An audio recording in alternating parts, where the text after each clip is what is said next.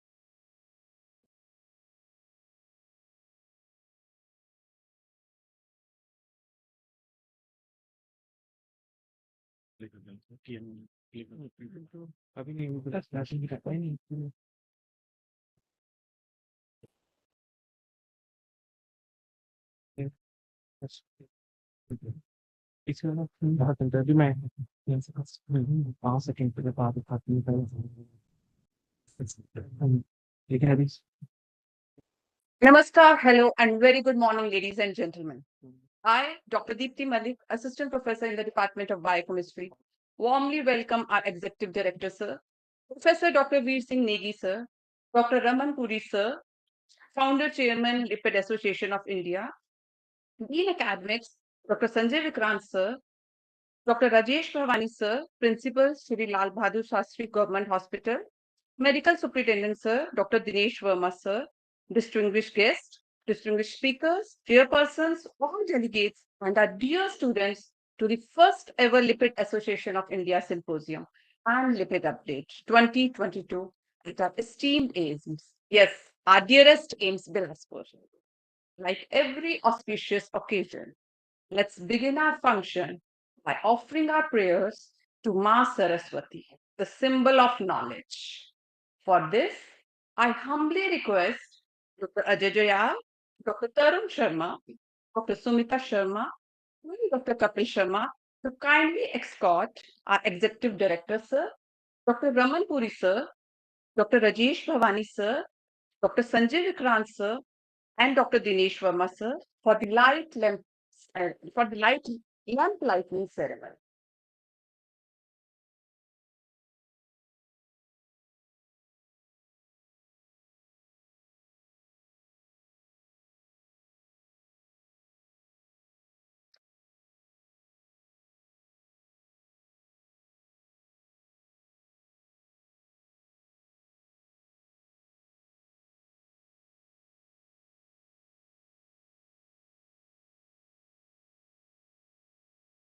Round of applause for us, sir.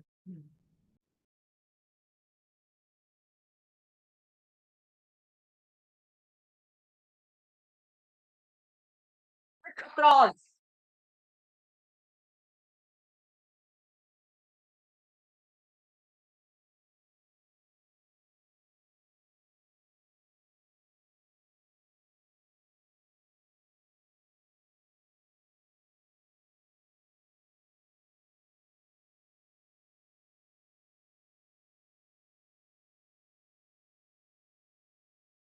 Thank you, respected faculty clinics.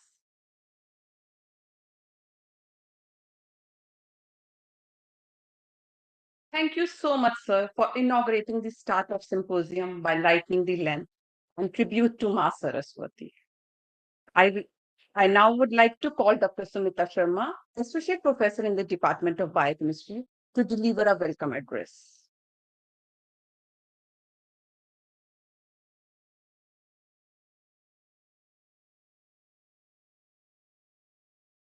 A very good morning to all. First and foremost, I would like to extend a warm welcome to Professor Dr. Veer Singh Negi, sir, our chief guest for this event. Sir is the founder executive director of AIIMS Bilaspur.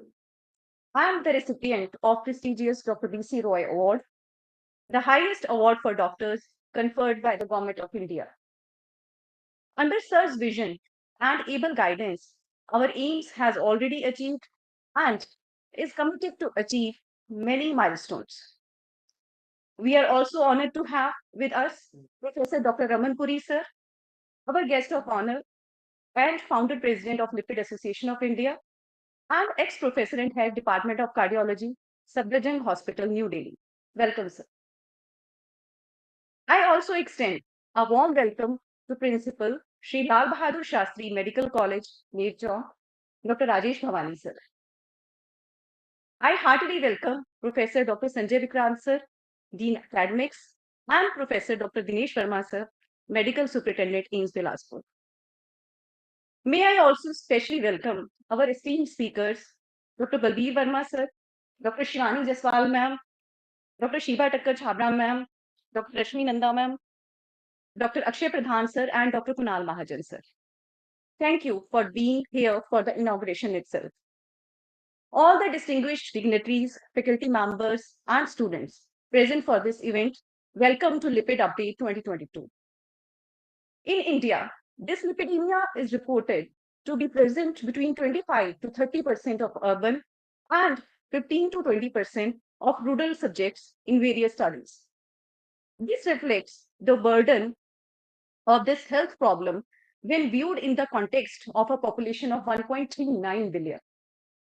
Studies have also shown that prevalence of atherogenic, small dense LDL, hypertriglyceridemia, and abnormally low HDL is significantly higher in Asian Indians as compared to the white proportions in USA.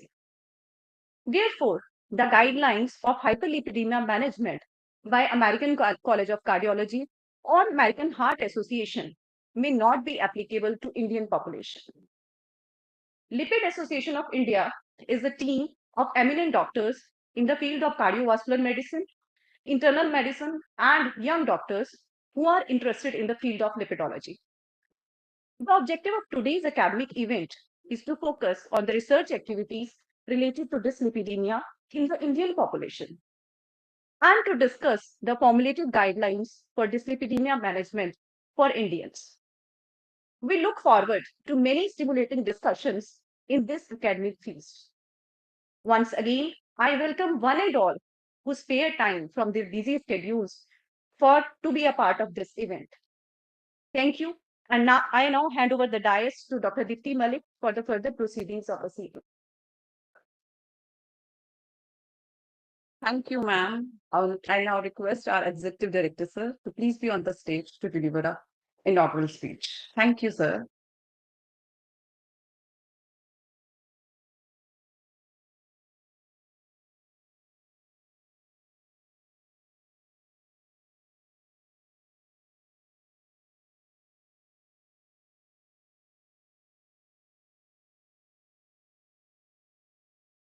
Good morning, Professor Ramanpuri, Founder Chairman, Lipid Association of India, the distinguished speakers, Dr. Kunal Mahajan, Professor Akshay Pradhan, Professor Shivaj Tavra, Professor Bharti Uppal, Professor Shivani Jaswal, Professor Balbir Verma, Dr. Rajesh Bhavani, our Dean, Professor Sanjay Vikram, the MS, Professor Dinesh Verma. On behalf of the AIIMS Bilaspur, the AIIMS faculty and the participants, I welcome you all to AIIMS Bilaspur for today's LAI Symposium and Lipid Update 2022. This scientific program has jointly been organized by the Department of Internal Medicine and Biochemistry of AIIMS Bilaspur, and I congratulate the organizers for putting up an excellent academic program with many eminent speakers. We could have held this particular program in our auditorium, but for two reasons. One, the attendance is not so good, and second, the auditorium of course is also not very good. So hope that in next scientific programs we will have better attendance and then we'll have it in the our beautiful auditorium also. As we know, the worldwide cardiovascular disease is the most common cause of death, responsible for millions of deaths each year. In India, the problem is even more severe. India is in the middle of an epidemic of atherosclerotic cardiovascular diseases, which seem to be increasing day by day. And they manifest almost a decade earlier in India as compared to Western countries, maybe because of our genetics, maybe because of our dietary habits. Further, the incidence of CAD is increasing more rapidly among patients younger than 40 years of age. About 10 to 25% of the myocardial infarctions in India occur before the age of 40 years, and more than 50% of CAD-associated deaths in India occur before the age of 50 years. The gravity of the problem has come to the light recently with the recent reports of deaths of many young celebrities at a very young age. Have read that in newspapers also. So lipids have an important role in majority of chronic illnesses related to systems of cardiology, diabetes, metabolism, endocrinology, neurology, nephrology, etc., and even in inflammatory disorders and cancers. Failure to treat dyslipidemia adequately is the number one cause of the high residual cardiovascular risk that persists in all regions of the world.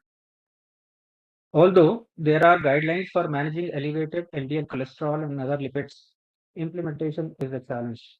Moreover, recent advances in knowledge, be it the genetics, be it the diagnostics, the knowledge, recommendations, and treatment options have necessitated an updated approach to these disorders. Now we know that the genetics determines many of these disorders, whether they could be monogenic or polygenic.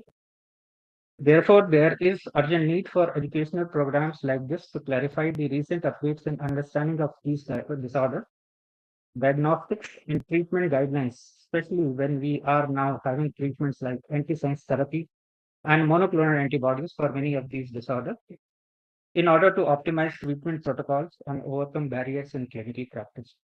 And I am sure today's symposium and update will be very helpful in this respect. Thank you, and Jai Hind.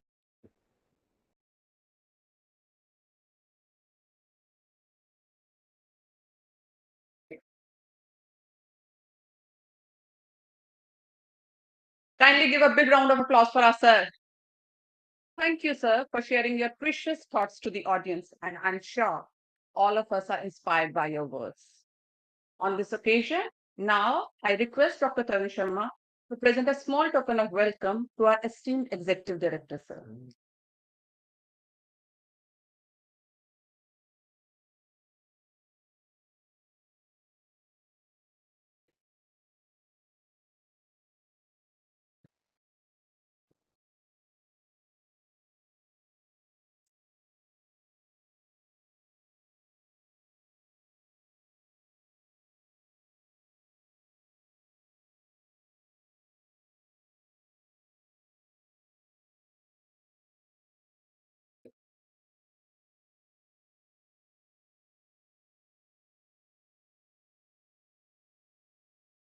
Big round of applause. Now I request Dr. Sumita Sharma to kindly felicitate Dr. Raman Puri, sir.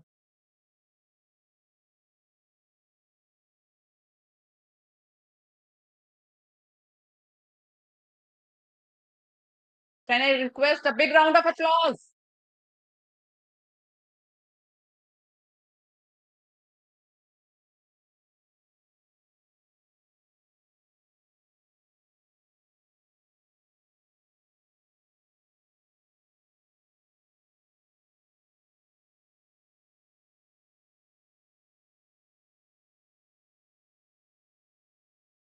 Now I request Dr. Kapil Sharma to present a small token of welcome to Dr. Rajesh Bhavani, sir.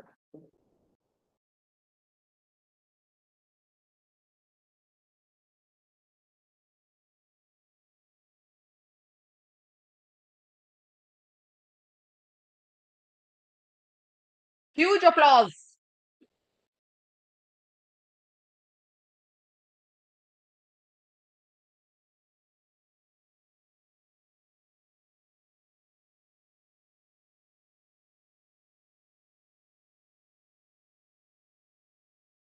Now I request Dr. Manish Kumar to please felicitate Dr. Sanjay Vikrant, sir.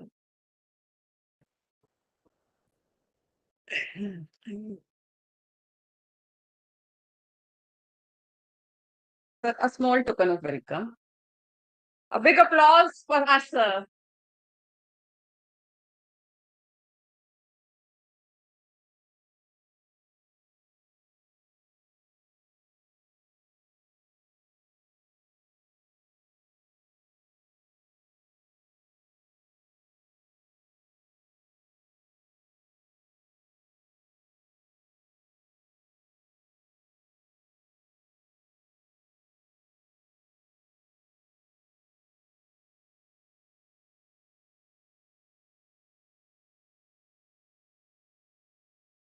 Now I request Dr. Onjal to present a small token of welcome to Dinesh Verma, sir.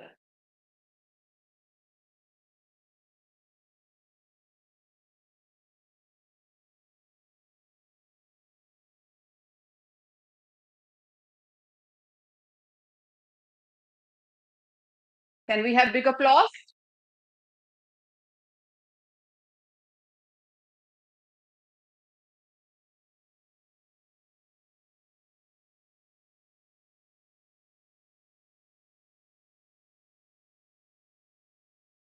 Thank you, everyone. Now, let's start with the much awaited session of our symposium. And to start with, we have with us Dr. Rashmi Nanda, Secretary, Lipid Association of India. She will be providing us with the glimpse on the achievements of Lipid Association of India. Thank you, ma'am.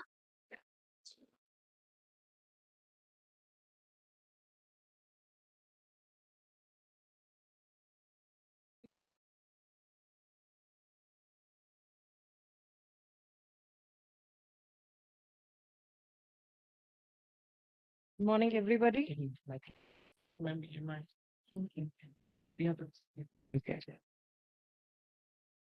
Good morning, everybody. I have to talk about the achievements of LAI and try to be as brief as I can.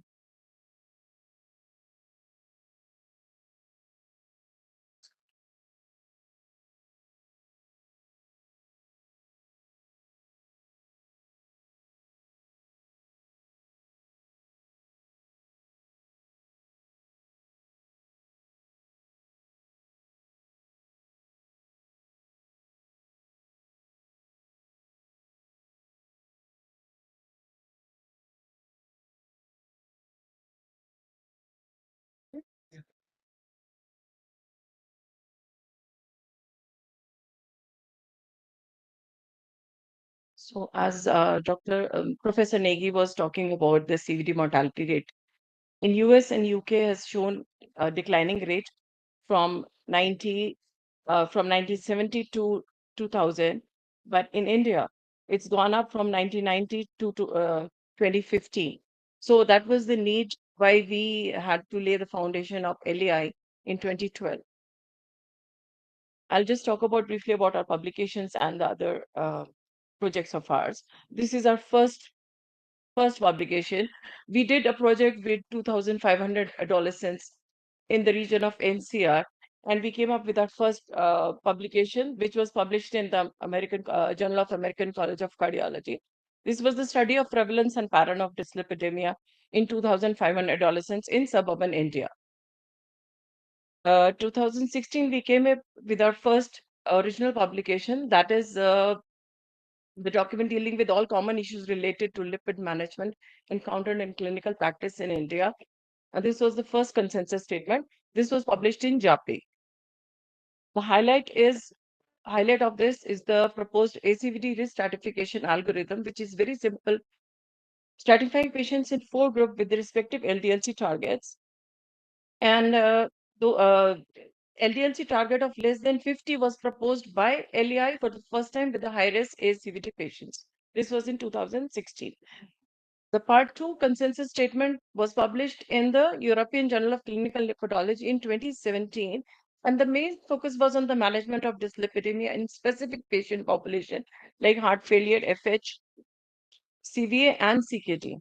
And the existing international KDIGO guidelines of dyslipidemia and CKD have been modified, keeping in mind the risk profile of Indian patients. Another publication in clinical lipidology in the Journal of Clinical Lipidology on the proposed low-density lipoprotein cholesterol goals in this. This is the third part of expert consensus statement, part 3, which was published in JAPI, and Dr. Kunal Mahajan is going to talk in detail about this statement.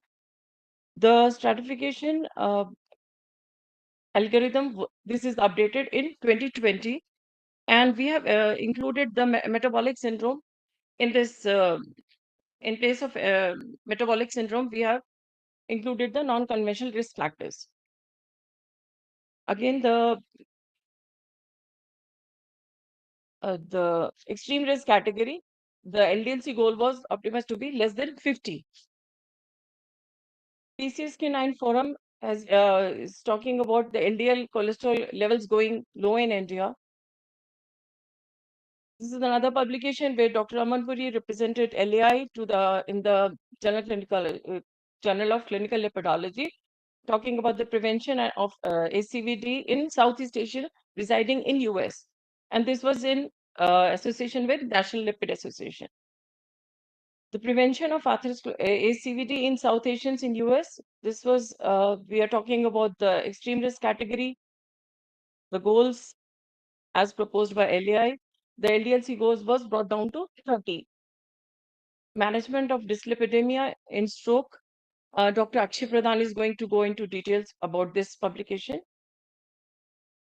And this is another recent of our publication with the evidence of intensive LDLC lowering for the ACS recommendations by LAI. This is another recent publication about the recommendations for the use of bempedoic usage as proposed by LAI. In Journal of Clinical Lipidology, we have diabetic dyslipidemia. This is shortly going to be published. It has been accepted. And Dr. Ramanpuri is going to talk about in detail. LAI has been associated with many of the international trials, including homozygous FH for PCSK9. The phase 3 trial is already complete. The SURF international trial, India is the leading participant in this registry. And we are shortly starting with the 4 clinical trials of novel anti-PCSK9 recombinant fusion, that is LIB003. It will be started shortly with the patient of heterozygous hypercholesteremia. And we have 3 recipients of the Lifetime Achievement Award in lipidology, including Dr. Devki Nair from UK. She is a very important part of LAI, very guide for us. Dr. Rajiv Gupta, who has worked very hard in India. Dr. S.S. Iyengar. We have been conducting lipidology certification course. And these are a few pictures of the recipients who have cleared this exam. This is a tough exam.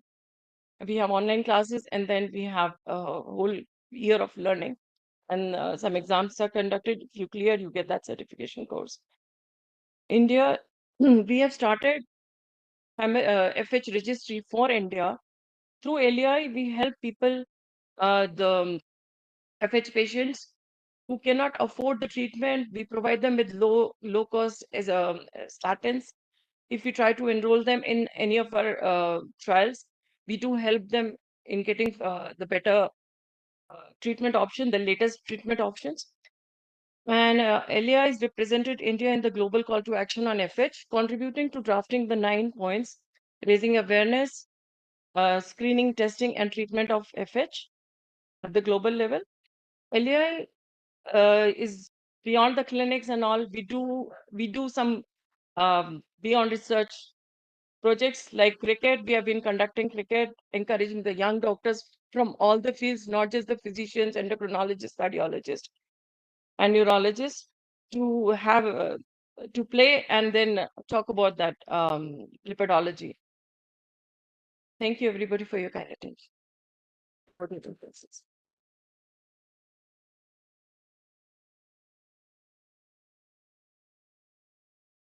Thank you, ma'am.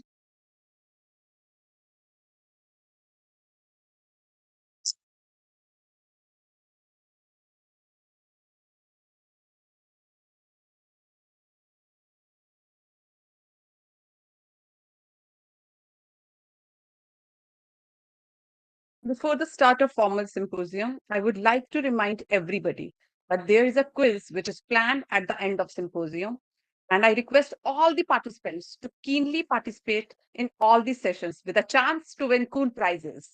Please keep on asking questions, make the session interactive. And now let's formally start the first scientific session of our symposium. To formally start the first session of our symposium, I invite Dean Academics, Dr. Sanjay Vikrant Sir, Professor and Head Department of Nephrology, AIIMS Bilaspur, Dr. Rajesh Bhavani Sir, Principal, Shri Lal Bahadur Shastri Government Hospital, Nerchong, Dr. Balbir Verma, Professor and Head Department of Internal Medicine, IGMC Shimla, Dr. Mukul Bhatnagar, Professor and Head Department of Cardiology, Dr. Rajendra Prasad Medical College, to lead and chair the first scientific session of our symposium. sir.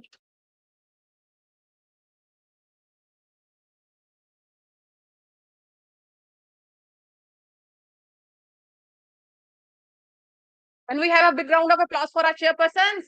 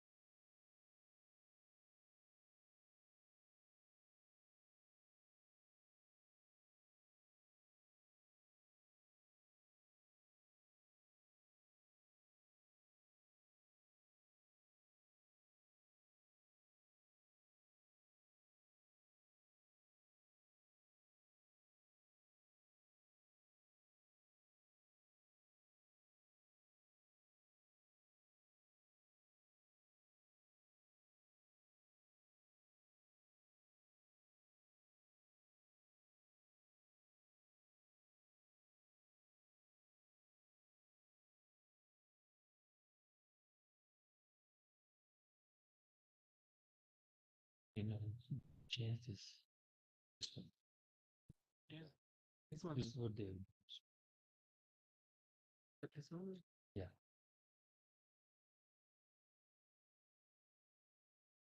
Yeah.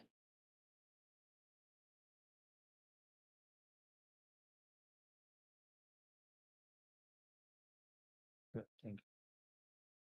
So, good morning, everyone, and I'll thank Kunal for inviting me here. It's a beautiful place, and I know Kunal since 2012, and he was the first prize winner of our quiz, which we normally have after our conference.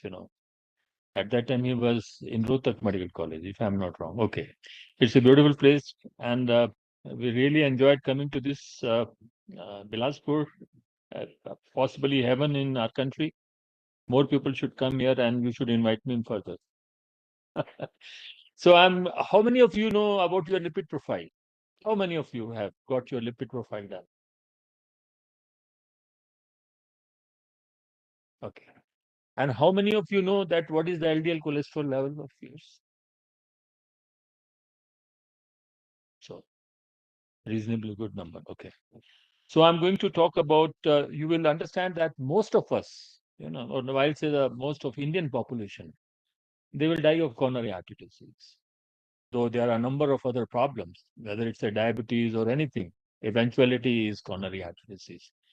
And something which is preventable and something which we don't bother. And as a result of this, many of us as a youngsters, although I am old, many premature coronary, deaths are there reported in our country. So first thing, whatever, you learn anything from this or not, but go and get your parents' lipid profile done and your lipid profile done and learn some of the important points which I'm going to tell you if you want to have a prolonged life. Free from coronary artery disease. If you ask me what is my LDL cholesterol, I'm keeping my LDL cholesterol less than 50 milligram for the last 20 years. So as a cardiologist, I know how important is LDL cholesterol. Now coming to evidence of intensive LDL cholesterol lowering. This is our publication. It was published about 6 months before in Journal of Clinical Lipidology, and we all know that acute coronary syndrome carries high morbidity and mortality. And if you see this graph slide, you can see that maximum in the first 1 month and more so in the first 15 days. Subsequently, of course, it still remains high as compared to stable coronary artery disease. But our real target is to reduce this mortality and morbidity during first month of post-ACS. So when the patient presents to you with acute coronary syndrome, nowadays we all do intervention and we treat culprit lesion. We put a stent there. But remember that acute coronary syndrome is a pan-coronary syndrome because the basic pathophysiology involves all the coronary arteries. It is not uncommon to find non-culprit vulnerable plaque. Vulnerable plaque means, I'll tell you that there are 3 important characteristics of a plaque. If it is present, it makes it prone to rupture. One, if the cap, it separates it from the blood circulation, which we call as a fibrous cap. If it is less than 65 micron, it has a tendency to rupture. If there is an increased plaque burden, more than 70%, it makes it vulnerable. And third is the luminal diameter. If it is less than 4 millimeter, it makes it vulnerable to, acute coronary syndrome. If all these 3 are present, as compared to when none of this is present, the chances of having coronary event goes up by 9 times. So the basic things now, and one should remember one thing, more important fact, that majority of heart attack occurs in a lesion which is less than 70%. So less than 70% means patient will not have any symptoms before acute coronary syndrome, before myocardial infarction. Therefore, you may see many examples. The person was fine, no history in the past, suddenly dies in the gym. So that is the reason. So if all of us have no symptom, it doesn't mean that we are not have an underlying coronary artery disease. We have to take care of that. And therefore, when we are treating acute coronary syndrome, then of course we have to take care of other non-culprit vulnerable plaque, because majority of subsequent cardiovascular event is because of these non-culprit vulnerable plaque, which we have not tackled when we have done primary angioplasty of the culprit vessel. Therefore, lipid-associated lipid management is extremely important. If you look into the Interheart study, which was a case control study, word, it was found that the population, the attributable risk due to dyslipidemia was 50% of 9 major risk factors, which accounts for 90% of acute myocardial infarction. Dyslipidemia was the commonest. 50% of these patients had dyslipidemia. So it's very important for us, and it is a treatable. Point is this, and very easily treatable, not like hypertension and diabetes where you take a lot of struggle to come to the targets. Now, before I go into details, you should remember one thing, that when we give statin is the most important drug in acute coronary syndrome. We have been using statin since 1994, and it has shown that in addition to its lipid lowering effect, LDL cholesterol lowering effect, it has a pleiotropic effect. It is said to have, it improves endothelial function. It is an antithrombotic, it's an anti-inflammatory, it is an antioxidant. So all these pleiotropic effects are very useful when you are treating a patients with vulnerable plaque. And we reduce LDL cholesterol by approximately 30% with, I'll say, the dose of the statin, 20 milligram of atorvastatin, which is very commonly given. And when we give high intensity statin, the LDL cholesterol reduction is 50%. When I combine high intensity statin with azetamide, the reduction of LDL cholesterol is by 65%. If I give PCSK9 inhibitor, I think that most of you must be aware of PCSK9. It is reduced by 60%. If I combine statin with PCSK9, the reduction of LDL goes up by 75%. And if I give PCSK9 plus statin plus azetamide, it goes up by 85%. You will be thinking that why I'm telling you all these things. But this is very important in management of acute coronary syndrome. Now, this is a summary of our paper, that how you should treat patients of acute coronary syndrome when they present to you in emergency ward. Now, when the patient comes to you, it may fall into one of the four group. One is that he was not on prior statin. Second, some of these patients may be on some dose of statin, commonly as in Indian, prescription, 10 milligram or 20 milligram of atorvastatin. Third, if patient goes to Kunal, definitely he puts high intensity statin. So the third group of patient will be high intensity statin. And number four, the patient is statin intolerant, means he's not able to tolerate statin because of some symptoms. So patient can be in any of these four risk groups. Statin groups. So what we advise, that as soon as patient comes with acute coronary syndrome, when we talk of acute coronary syndrome, it is an acute myocardial infarction or STEMI or patient with unstable angina. For the first time in international, there are no international recommendations which I'm going to speak about. According to us, as soon as patient comes to emergency trials, give him high intensity statin plus azetamide. Means you will give either 40 milligram of rosuvastatin or 80 milligram of atorvastatin plus 10 milligram of azetamide. Number two, when you are taking blood sample for cardiac biomarkers or for preparing patient for intervention, you should take lipid profile and extended lipid profile. What is extended lipid profile? Means we will take standard lipid profile and will include lipoprotein A into that in that assessment. And third, that you classify these patients into the ASCVD risk category, which of course I'll discuss later on. Once you classify the patients into ASCVD risk category, as Dr. Rashmi also told, you have a target, that what is the target of LDL cholesterol you have to achieve. Now at admission, you know that what category this patient belongs to and what is the LDL cholesterol target you have to achieve. But we don't have any basal LDL cholesterol value at present with us. So since we have sent this lipid profile and we have already started patient on high intensity statin, once we get lipid profile, we know that what is the LDL cholesterol. Now after this report, we know what is the LDL cholesterol, what is the target, because we have classified into patient into ASCVD risk category. So we know that how much LDL cholesterol reduction we have to achieve the target. Now, whatever I have said, 30%, 65%, 50%, you will be able to find out whether you require, in addition to high intensity statin plus azetamide, additional lipid lowering drug or not. Because if it is up to 65%, you have already taken care of by giving high intensity statin and azetamide. But if you think that there is an additional 20% LDL cholesterol required, this is all we are talking in emergency trials. We are not talking after 4 weeks or 6 weeks. We are talking at emergency trial. And if you think that we require additional 20%, you can add either bile acid sequestrant or bempedoic acid.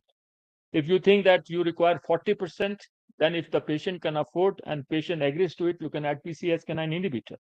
So with this, strategy, what we have recommended, you will be starting patient with those multiple lipid lowering drugs by which you will be able to achieve the LDL cholesterol to the target. Whether you achieve it or not, it's a number two part, Therefore, come and repeat lipid profile after 2 weeks. We differ from international guidelines because they recommend 4 weeks, we recommend 2 weeks. And why we recommend 2 weeks, we'll definitely discuss it later. And if, for example, the patient has achieved LDL cholesterol target, then continue same dose. No need to change. But if you think that patient has not achieved the goal, does require additional drug, you can add, bempedoic acid, as I said before, if you require additional 20%, or PCSK9 if you require additional LDL lowering more than 20%. So if this repeat lipid profile again, and by 4 weeks, majority of patients will achieve the LDL cholesterol target as per the ASCVD risk category. And if someone has not achieved, LDL cholesterol target, and if there are still some drug you have not given, you can always start that drug so as to give 4 drugs: high intensity statin plus ezetimibe plus bempedoic acid plus PCSK9 to achieve to the target, number one. And if, for example, patient's lipoprotein A is more than 50 milligram, then it becomes another indication for giving PCSK9 inhibitor. Now, coming to statin intolerance, which I have not discussed. So at admission, if the patient is on prior ezetimibe, continue that. If the patient is not on prior ezetimibe, you continue ezetimibe at that time. Then after the reports, if you think that patient require additional, then you can, most of the time we give PCSK9 inhibitor. But since now bempedoic acid has come, and if you think that by reducing LDL cholesterol by 40%, you'll be able to achieve target, then you can continue, you can add bempedoic acid. But if at 2 weeks, still the target is not achieved, it is justified to give a mild statin dose in these patients so that you can have additional, and they tolerate mild statin in those patients who are already diagnosed statin intolerance. I can understand that what I am discussing, majority of you may not be able to remember it, but of course you can always see these publication of ours. It's already published, and try to read it again and try to find out what exactly I have conveyed in my this treatment algorithm. So when you are treating ACS patients, it doesn't mean that you have to concentrate only on statin. You give another conventional, evidence-based treatment which is required for patients of ACS, and you should treat all modifiable risk factors. This is the summary of whatever I'm going to talk. Now I'll be talking about why we have, given justification for lower LDL cholesterol and statin. Why we are talking of statin. Now, if we look into the statin and ACS, there is one. This is a very important survey which shows that if statin was given within 24 hours, or patient admitted with ACS, as compared to those in which statin was not given, there was significant reduction in mortality, death rate in those patients in which statin was given.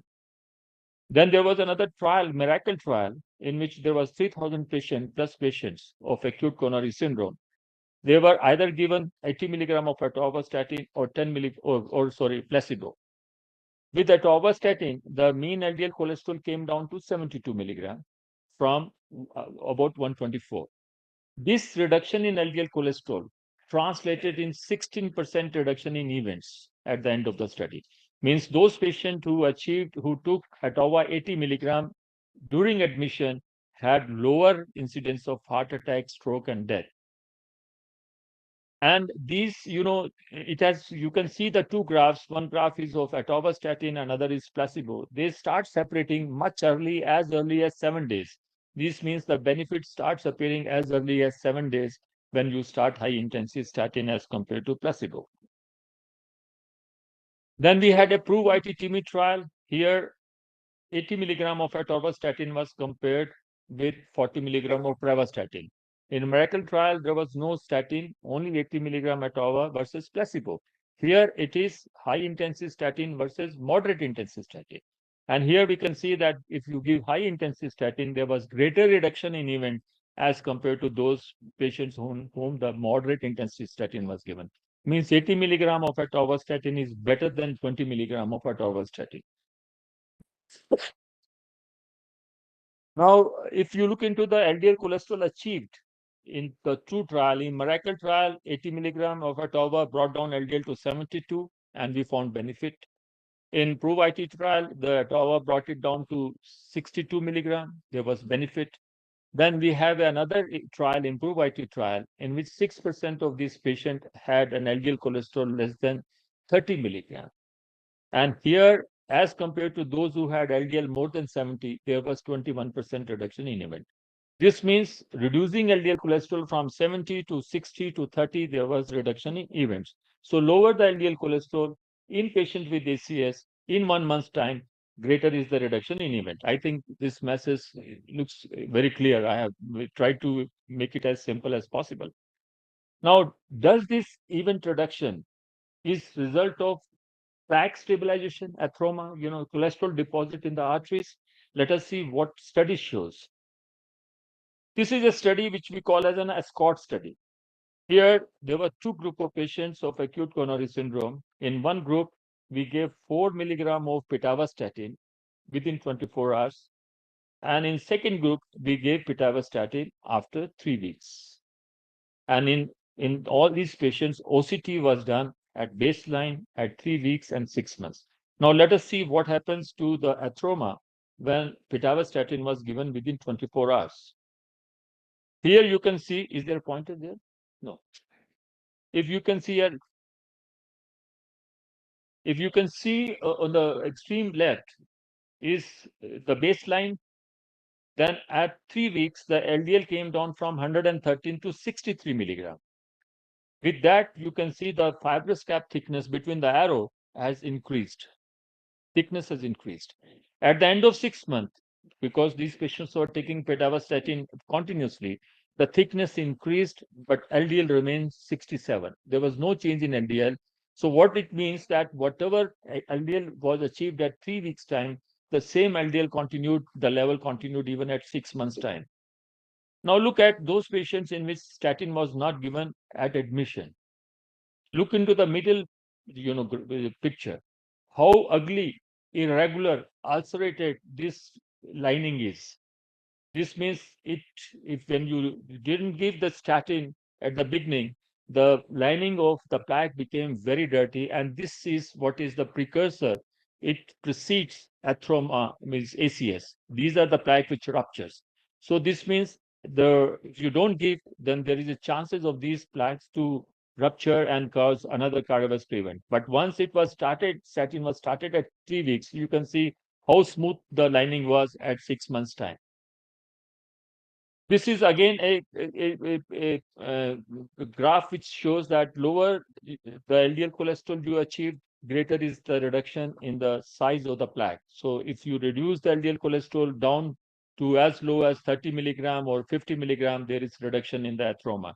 So this means there is plaque stabilization when you give patients statin, and earlier you started, earlier is the result, better is the result. Now, we have seen from the whatever I have discussed that if you lower LDL cholesterol and give statin in patient with ACS, you reduce cardiovascular event. Cardiovascular event means death, stroke, revascularization, and also there is a stabilization of plaque. Your plaque becomes better, it becomes stable, it will not rupture. Remember, a 90% block artery, 90% block atheroma causing 90% block. If it has a thick fibrous cap, it will never cause acute myocardial infarction. It will never cause acute myocardial infarction. It can give rise to symptoms. You may have pain chest on walking, but it will not cause acute heart attack, what we call ACS as an acute heart attack. But 30% block with thin fibrous cap can give heart attack. It will not cause angina. So this variation you have to understand, and you have to understand the importance of LDL cholesterol values. Now coming to PCSK9, I'll just try to tell you what PCSK9 is that normally there are number of LDL receptor in the hepatic surface. Circulating LDL particle comes, it binds with LDL receptor. This complex gets into the hepatocytes. Inside, the LDL is destroyed and LDL receptor comes back. This is the normal physiology, and one LDL receptor can recirculate about more than 200 times. It's about 6 hours time that, it can work for. Now, PCSK9 is a circulating antibody, body which binds with these LDL receptors and gets into the hepatocytes. And it's a suicide or lover's suicide both of them get disintegrated, both of them are broken down. As a result of this, the LDL receptor on liver surface comes down. When the LDL receptors on liver space comes down, then the cholesterol cannot be eliminated, because for cholesterol to be out from the circulation, you require LDL receptors. So the number of LDL receptor on liver surface comes down. Therefore, what we can do, what is the treatment strategy is this circulating PCSK9 particles. We give injection which is called PCSK9 inhibitor, which is a monoclonal.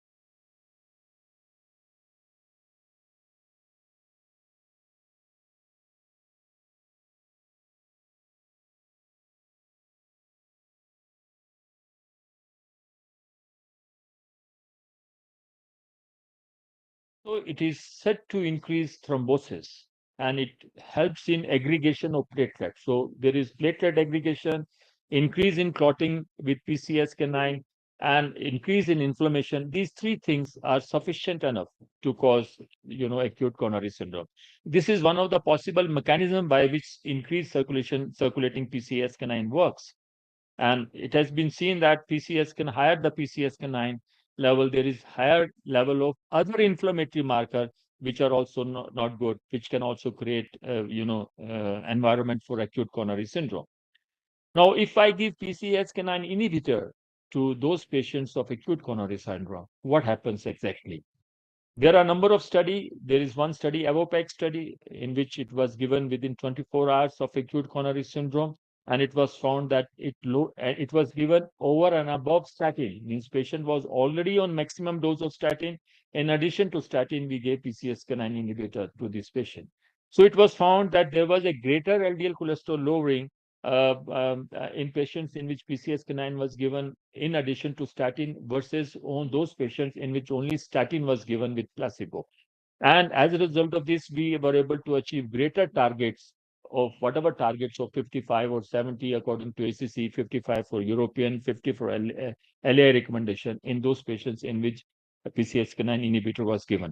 There was no clinical outcome. We are not talking about the benefit, but only I am saying that LDL came down and without any adverse effect. And here, EVAC study, it was seen that the greater targets were achieved within 7 days of giving PCSK9 over and above, statin dose. Then in another trial, it was seen that statin versus statin plus PCSK9 inhibitor was given. It was found that based upon OCT, there was greater increase in thickness of atheroma and decrease in macrophage in those patients in which PCSK9 plus statin was given versus in which only statin was given.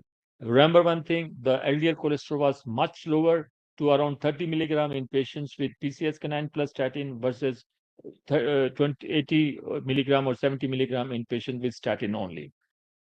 We have two recently published trials which again shows that if you bring down LDL cholesterol with PCSK9 inhibitor to the range of 24 or 28 milligram, there is a greater plaque stabilization. So greater plaque stabilization means less chances of having cardiovascular event. And going to lipoprotein small a, I'm not going to go into detail. There is a slight increase in lipoprotein A during acute ACS, and PCSK9 prevents this rise. And we all know that lipoprotein small a is not good for heart. It is proatherogenic, prothrombotic, and pro-inflammatory. And now coming to why we advise, lipid profile at emergency tries and why at 2 weeks. This is because we differ from all international guidelines. You talk of ACC guidelines, you talk of European guidelines, you talk of NICE guidelines. And whenever a person gets acute coronary syndrome, it's an acute phase reaction. The LDL cholesterol comes down, total cholesterol level comes down, triglyceride goes up, and HDL also comes down. And the fall starts anywhere within 24 hours, and it can continue for up to 14 days. So when you send lipid profile at 2 days, you will not get a true picture of LDL cholesterol. It will be at a lower level than what was the basal LDL cholesterol level. What we recommended in our recommendations, why we forcing emergency trial, that there will be minimum change in LDL cholesterol when you do in emergency trials, because before that you can't do it because patient doesn't have that.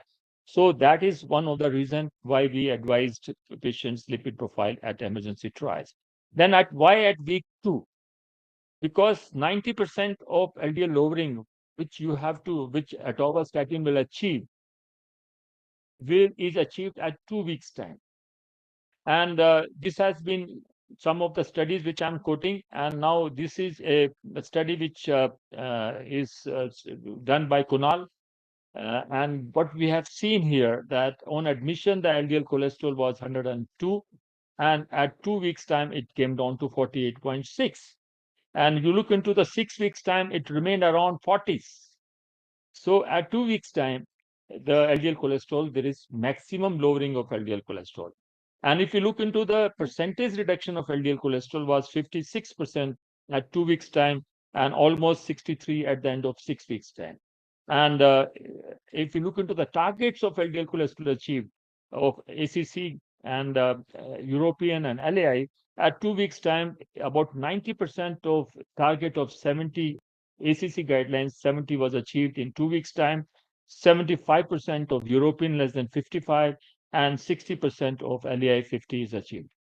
Now, why we said 2 weeks? Why we have not waited for 5 weeks? Now we can find out from these patients who have not achieved targets at 2 weeks time, where there is already physiological lowering of LDL cholesterol, which is an acute phase reaction.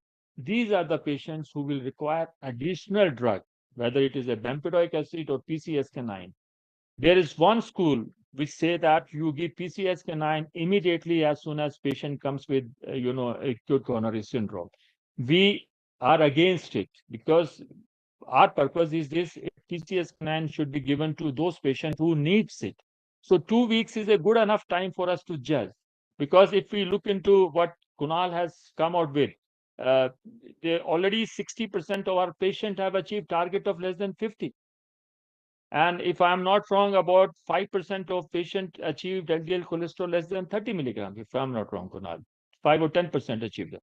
So we are able to achieve target in 2 weeks' time without PCSK9s. And why should we, add PCSK9 or bempedoic acid if it is not required? So this is the conclusion of my talk, is that as soon as patient comes with acute coronary syndrome, give high intensity statin plus ezetimibe. Remember, even if somebody's LDL comes down to 20 milligram, 15 milligram, don't worry about it. LDL is not required by our body. Each cell of our body is able to make cholesterol as per its own requirement.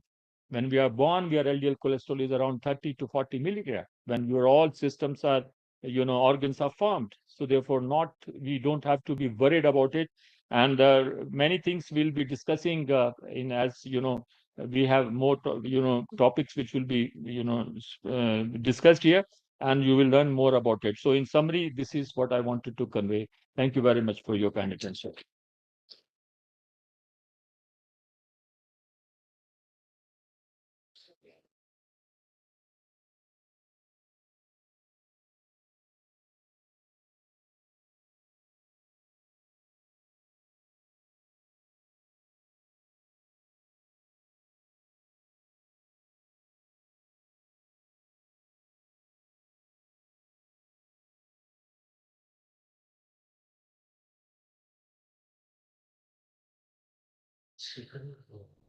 Other than Quran,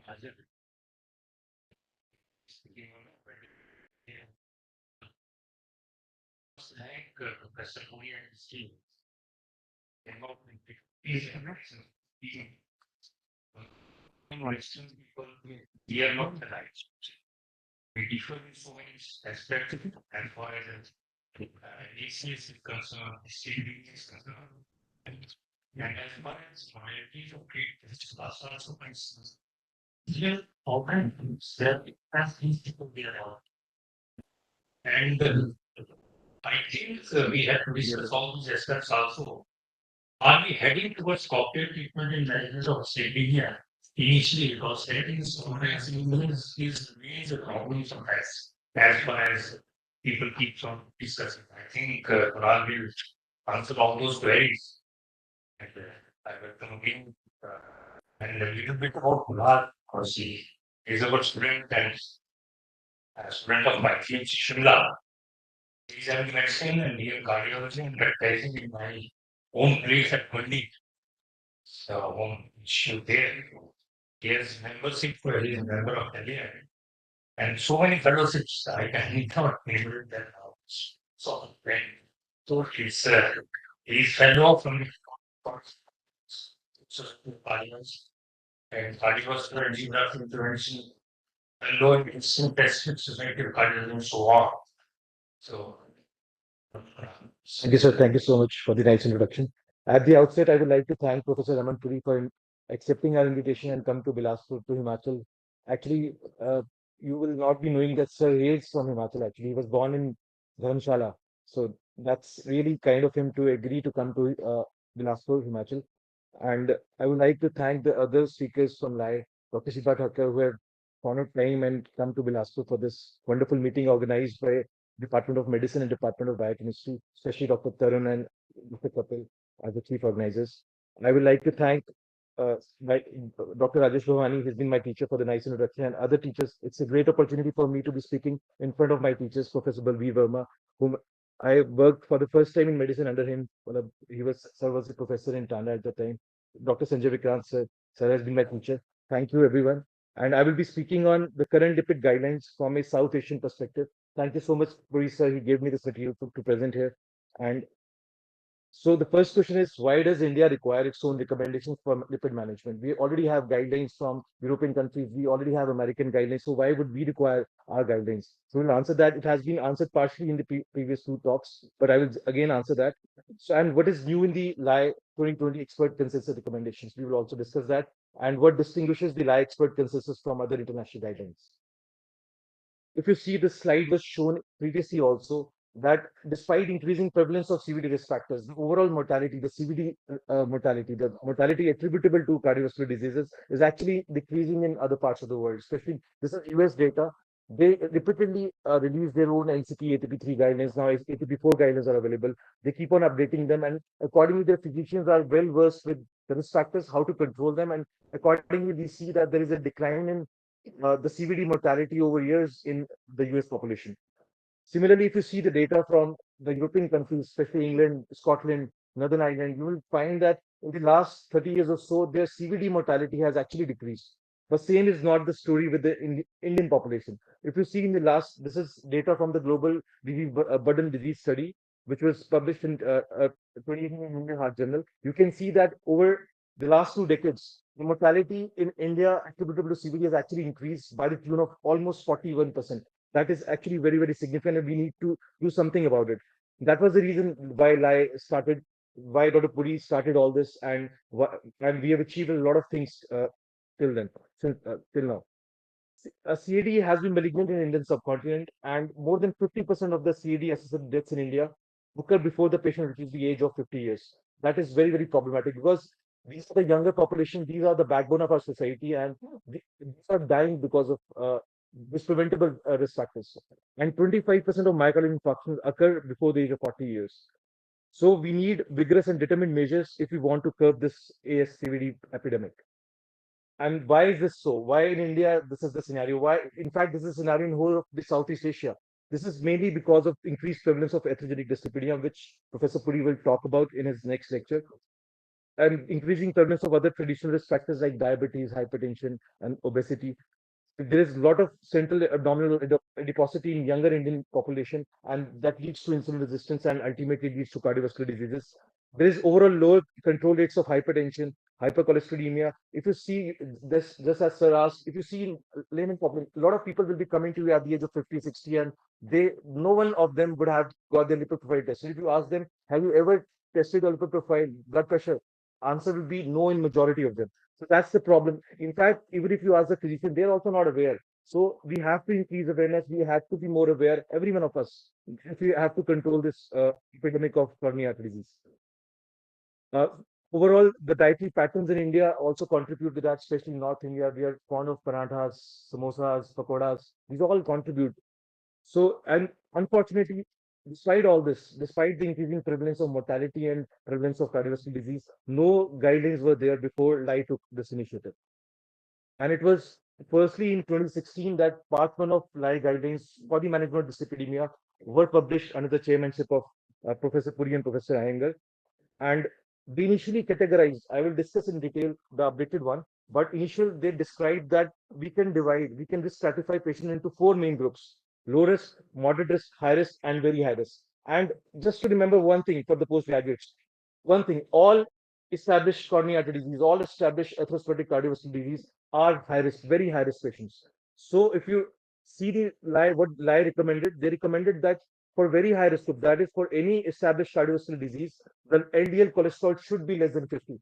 That's a very, very important take-home message, because majority of us still think that it's less than 70 because we read majority of American guidelines and just focus on them. But in Indian scenario, which this is what LAI recommends, and LAI was the first organization, first society which said that we should bring the LDL level, cholesterol levels down to less than 50.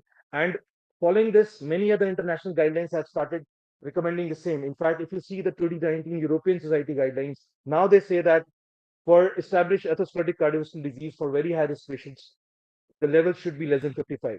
LAI in 2016 recommended that for patients who have diabetes with end organ damage or with two other major risk factors, they are very high risk group, irrespective of whether they have established coronary disease or not. And for them, the level should be less than 50. The Europeans again changed following the LAI guidelines.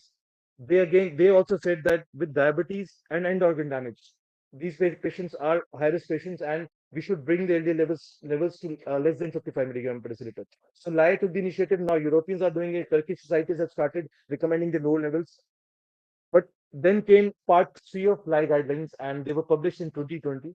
And now we'll be discussing how LAI stratifies the patients. So LAI recommends that first of all, we should look for five major ASCVD risk factors. These are age in males 45 or more, in females 55 or more. Second, family history of premature coronary artery disease. If it's by definition in males, if any family member, male less than 55, develops coronary artery disease or cardiovascular disease, it's positive family history. It doesn't mean that sometimes we ask whether you in any one of your family suffered from coronary artery disease, and someone says that yes, at the age of 80, his grandmother or grandfather. That's not positive family history. Positive family history is in if male member, if it suffers from coronary artery disease or cardiovascular disease at the age of less than 55. For females, it is less than 65. So if there is a positive family history. Third point is current cigarette smoking or tobacco use. It's a major risk factor.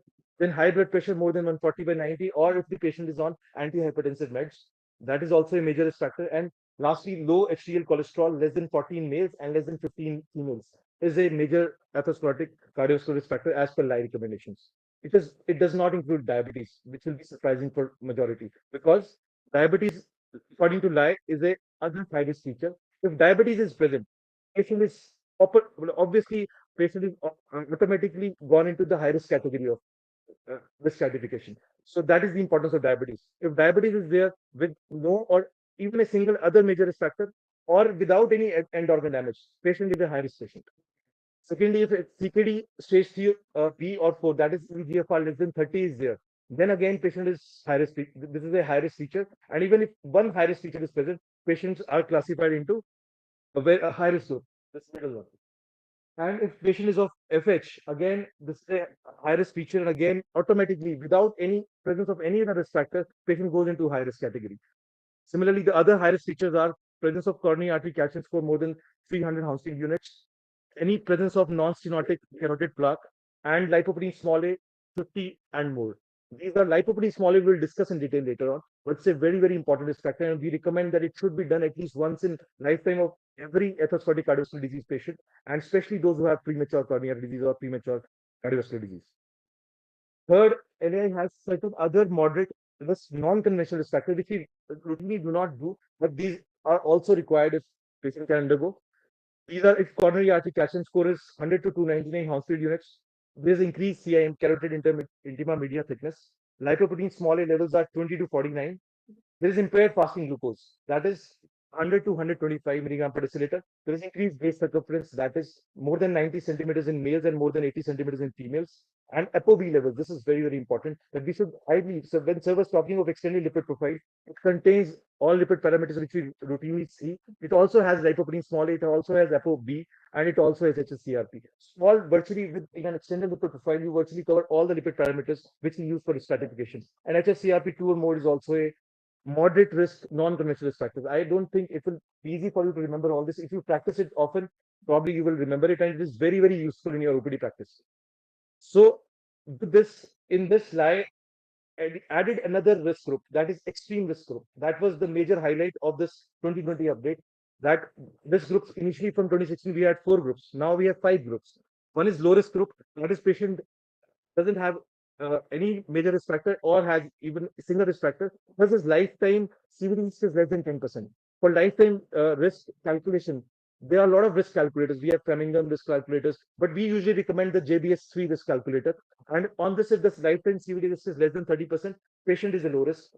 If patient has 2 major atherosclerotic cardiovascular disease risk factors and or low risk group with 1 or more moderate risk, let me just try to explain this. Suppose a patient is 50 years and he's a tobacco user. So he has, as per this, he has 2 major ASCD risk factors. And now, so by default, he is moderate risk patient. And for such a patient, LAI recommends that LDL levels should be less than 100. Suppose this patient, he gets his HSCRP tested and it is more than 2 milligrams. So low risk group who doesn't have any major risk factor, even if he has one moderate risk non-conventional risk factor, that is HSCRP more than 2 or slightly increased CIMT, he also fits into moderate risk category. Another example which I would like to give, suppose a patient low risk group, he has 0 or 1 major risk factor, has impaired fasting glucose, suppose 110. He also comes in moderate risk category of as per LAI. We want this primordial prevention. We want to focus on that. We want the risk factors to be controlled so that we can control why let the disease occur and then control it. That's the theme which LAI works upon. And after that, the high risk group. This is what I was talking about. If any of the other high risk features are present, patient automatically falls into this high risk category.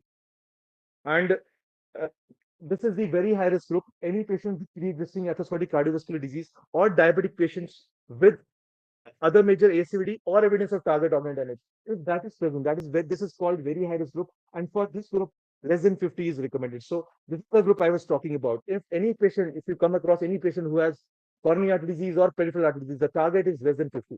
It's not less than 70, that's for sure. Because unfortunately, because of lack of awareness, majority of patients, if you see, even we have got surveys done, majority of the patients will be on 20 mg atorvastatin or 10 mg rosuvastatin, which is not fair. It doesn't recommend that. It doesn't believe in that actually, and LAI doesn't endorse that. The patients should be on moderate to high intensity, preferably high intensity statin therapy, and targets of any established coronary artery or peripheral artery disease patient, targets LDL levels should be less than 50 milligram per deciliter.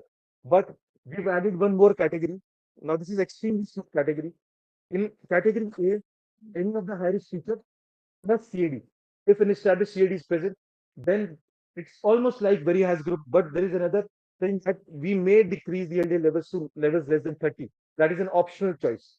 But for patients, the category B extreme risk, which mainly is characterized by CAD with one any very high risk group with CAD, or just to cut short, I think if a patient has polyvascular disease, suppose he has coronary artery disease, he has peripheral artery disease as well, which is very, very common in Indian scenario. If you come across, majority of our patients have associated disease of some other vascular bed. You will find that this is called the extreme risk group, category B, and for this, we recommend that the LDL level should be 30 or below. This is, and why we recommend that, I will just explain in the next few next slides.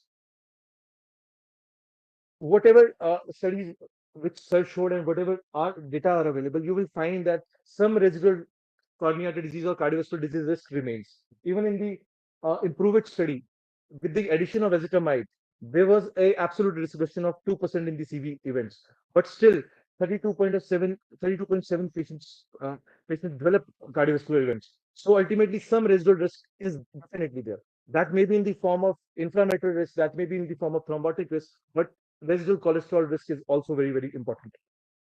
And why we introduce this extreme risk category? This is because this is a TB risk score for secondary prevention. And when this TB risk score, this is majority of the elements which are described in our high risk categories or other things. If you see if patient has, this is the post hoc analysis of IMPROVE-IT trial, and it shows that if these factors are 3 or more, you will find that the risk reduction was more with ezetimibe. When the risk factors are only 1 or 2, the absolute risk reduction was less. So the number needed to treat increased when the risk factors were lesser. Similarly, this is a diagram from the Odyssey outcome data. You will find that in this PCSK9 inhibitor is used in post ACS patients, and you will find this very clearly shows that higher the number of vascular beds were there. The upper one shows that when 3 vascular beds were involved, the number needed to treat to prevent one vascular event was only 8. While if only 1 vascular bed was involved, suppose only coronary was involved, then the number needed to treat was 71. So we had to treat 71 patients to prevent one cardiovascular event. While if 3 vascular beds, suppose patient had disease of peripheral carotids were also involved, and patient also has coronary artery disease. So only we needed to treat only 8 patients to bring to decrease one cardiovascular event. So the potency of the drugs increased by almost 9 times when more vascular events. So LDL reduction, the effect of LDL lowering LDL cholesterol really drastically improved if more vascular beds are. So that's the rationale for why we recommend levels less than 30 for polyvascular disease. Similarly, in the this is the 4-year trial where evolocumab was used, and again it shows very clearly shows that the absolute reduction in case of multivessel disease was 3.6, while when no multivessel disease was there, the absolute risk reduction was only 1.2. Similarly, the patients who had MI less than 2 years, or 2 or more episodes of MI, they were the ones who were maximally benefited. So these are the groups actually polyvascular disease, recurrent MI despite controlling LDL to less than 50 are the patients whom we classify in extreme high risk group category B. So according to the evidence, people with atherosclerotic cardiovascular disease are a heterogeneous population. We cannot treat all CD patients in the same way, with some having a higher risk than others. In these patients, further reducing the LDL cholesterol levels can reduce future CV events. So as a result, LAI experts felt that there is need for an extreme group, this group, and that is why it was created. So why levels of less than 30 were selected? We have a lot of justification, a lot of randomized Fourier trials showed it. We have a lot of post-hoc analysis, meta-analysis, which have clearly shown it. Just in brief, sir has already elaborated this. Just a brief summary that in Fourier trial with evolocumab, the median LDL cholesterol levels achieved were 30. And we had a significant risk reduction in the CV events by the tune of almost 2% absolute risk reduction. Similarly, this is the CTT meta-analysis, which included a large number of patients, and it showed that for every 20 mg per deciliter decrease in LDL cholesterol, you decrease the coronary death or non-fatal MI by 13%, you decrease the revascularization rates by 19%, and you decrease the ischemic stroke risk by 16%. That is a huge, huge decrease. So we should focus on bringing the LDL cholesterol levels to as low as possible. Again, there were concerns that what will happen if baseline cholesterols are very less? Suppose a patient has a cholesterol of less than 70 at the baseline. This will be reduced further. So this post-hoc analysis from the Fourier trial clearly demonstrated even if the baseline LDL cholesterol levels were less than 70. So if you lower the LDL cholesterol levels, and in this subset, the LDL cholesterol levels decreased to median of 21 milligram per deciliter. Again, there was a significant reduction in the CV events, and the net clinical benefit was in favor of LDL reduction. And as sir has already told that there is a regression of atherosclerotic plaques when we I heard one of the lectures from Dr. Raman Puri in LAICON, and I remember that, and I still practice that. That if you bring the levels LDL cholesterol levels to less than 50, you will probably halt the process of atherosclerosis. And if you can bring it to levels less than 30, probably you will start retarding atherosclerosis. It will regress. And we have data to show that. This, we have got OCT data, IVUS data, which clearly show that with if you can bring the LDL cholesterol levels to levels less than 30 degree and 30 milligram per deciliter, probably you will lead the plaques to stabilize or even regress. So LAI experts recommend that LDL cholesterol 30 or below should be the target in extreme risk group category B and an optional target in extreme risk group category A. So what about the safety of lipid lowering drugs? This is probably my last slide. And so statin therapy is remarkably safe. And this is another slide borrowed from Sir that if we treat 1 lakh patients for 5 years with a standard statin regime, you are going to prevent 1,000 major vascular events in secondary prevention and 500 major vascular events in primary prevention. But there will be side effects, but they will be very, very less. You will be only causing 5 cases of myopathy. You will be only causing 50 to 100 new cases of diabetes. So the net clinical benefit clearly favors the use of statins. There is no reason to be afraid of them. And as Sir already told, there is no level of LDL cholesterol below which we can say that it is not safe or below which that there is no clinical benefit. You bring it down, there will be definitely clinical benefit. So this was the story about LDL cholesterol. Just a brief about the triglyceride levels that we should check for both fasting and non-fasting lipid profiles are important for managing Indian patients with dyslipidemia. For routine screening, a fasting lipid profile is not mandatory. This is also another myth which is prevalent that only fasting lipid profile should be done. All patients with hypertriglyceridemia should be evaluated for atherosclerotic cardiovascular disease risk, and we should try to maintain TG levels below 150, preferably below 100. In patients with elevated TG, we should rule out other causes of hypertriglyceridemia. And if levels are more than 500, we should focus first on bringing them down. If levels are up to 500, 150 to 500, we should stratify patients according to their severity as per the LAI guidelines. And we should start patients on statins plus ezetimibe, not on statins plus fibrate to start with. If patients, if you have brought down the LDL levels to the desirable levels, and if still TGs are high, then you can add icosapentaenoic acid or fibrates, but not to start with. And regarding the non-HDL cholesterol, it is as important as LDL cholesterol. LDL cholesterol is our first primary target. The second target which we try to achieve is non-HDL cholesterol. And the third target which we try to achieve is ApoB levels. And especially in high-risk group, we will recommend that all these things should be done. And if patient has already achieved LDL cholesterol, we should further test for non-HDL cholesterol. It should also be controlled as per the recommended levels here. And we should also try to control the ApoB levels as per the recommended levels. If all three are controlled, then you can be assured that your patient will not have progression of atherosclerosis. So, and this is the regarding the lipoprotein small a. This is very, very important emerging risk factor. World has started to recognize it. Even day has been attributed to this lipoprotein small a. And we recommend that initial screening should be done at 20 years of age or earlier if positive family history is there, especially in patients with premature atherosclerotic cardiovascular disease, in patients with familial hypercholesterolemia, in patients with positive family history of premature CVD, in patients with recurrent atherosclerotic events, in patients with poor response to maximal lipid loading therapy, in patients of ischemic stroke of uncertain etiology, and in patients with calcified aortic valve stenosis. So, summary of LAI expert consensus guidelines: we should try to encourage people to get their lipid profile screened at the age of 20 years of college entry. This is our main message, that we should try to encourage people and we should try at least advise this. We should try to rule out secondary causes of dyslipidemia before starting treatment. We should assess ACD risks using the LAI algorithm, which I highlighted and which is available in our publications. Impaired fasting glucose, waist circumference, ApoB more than 110, HSCRP 2 or more are incorporated as moderate non-conventional risk factors. We should assess lifetime risk score, preferably with JBS3 risk score, especially in patients with who are 20 to 30 up to 50 years of age. Primary target of treatment is LDL cholesterol. It must be monitored during treatment, and the secondary targets are non-HDL cholesterol and ApoB.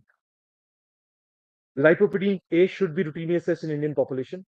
And HSCRP has modest benefits in reclassifying moderate risk patients in primary prevention. Lifestyle interventions are an integral part and an essential part of management. We should practice and focus more on primordial prevention rather than the secondary prevention. Thank you so much.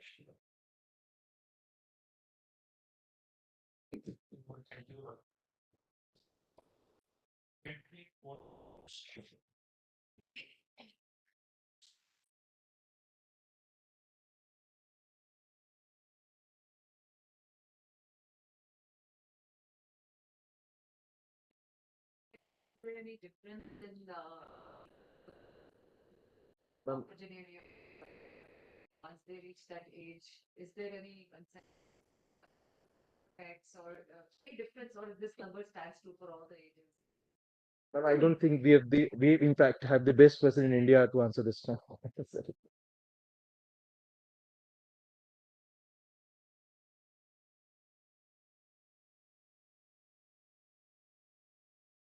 First, that there is no difference in the target. 80-year-old man with ASCVD, the target will remain the same. Second, there is no study which shows that there is a cognitive result. Rather, some of the Taiwan is a country where every person on statin, it has to be they have to register, And we have data from millions of people from that. It has shown that rather there is improvement in cognition when we get started and decrease in Alzheimer and though there are no scientific RCTs which documents it. But rest assured, there is no cognitive dysfunction. Rather, a 4-year study, there was a sub-study, AIIMS study, which only looked into this matter, and there was no cognitive dysfunction. Sorry, just came back because I have to ask some questions. Sir, what about patients who have renal failure? Because we have classified patients with stage who are in stage 3B and 4 to be at elevated risk. But sir, how should we approach patients? Suppose the ACS patient comes and his baseline creatinine is 3. So how should we approach? What should be the dose of statins and what should we add ezetimibe in such patient? Yeah. See, once patient comes with ACS, whether he has any other comorbidity will not be a criteria. You have to treat aggressively, as aggressively as I have reported, Now, if the patient is stabilized, and if the GFR, of course, will be less than 15, if you are talking of creatinine of 3. So here, normally we keep maximum dose of rosuvastatin by 5 to 10 milligram. And rosuvastatin, there is no, problem with the renal dysfunctions can be given, even up to 80 milligram if required. But you can always see a moderate dose in the situation. But most important part is that CKD itself is considered as a CKD equivalent. So if a person has coronary artery disease with CKD, he should treat them aggressively. And should not be a criteria for not giving medicines because he will die. He will not die of coronary artery CKD. He will die of coronary artery disease. So that's very extremely important. Rather, we are going to update LAI recommendations for CKD. And this is, I think today on way to this case, I told Akshay to prepare a draft of this. We have already published in 2016 and 17. It was an update. So if somebody has GFR of less than 60, and if his age is more than 40, statin is justified. But this is in contrast to KDIGO, where they take 50 years away, we take it as 50. Another important point is hemodialysis. What normally, especially this patient who has a creatinine high, what Americans and Canadians say, as per KDIGO, that they should not be given statin if patient is statin naive on hemodialysis.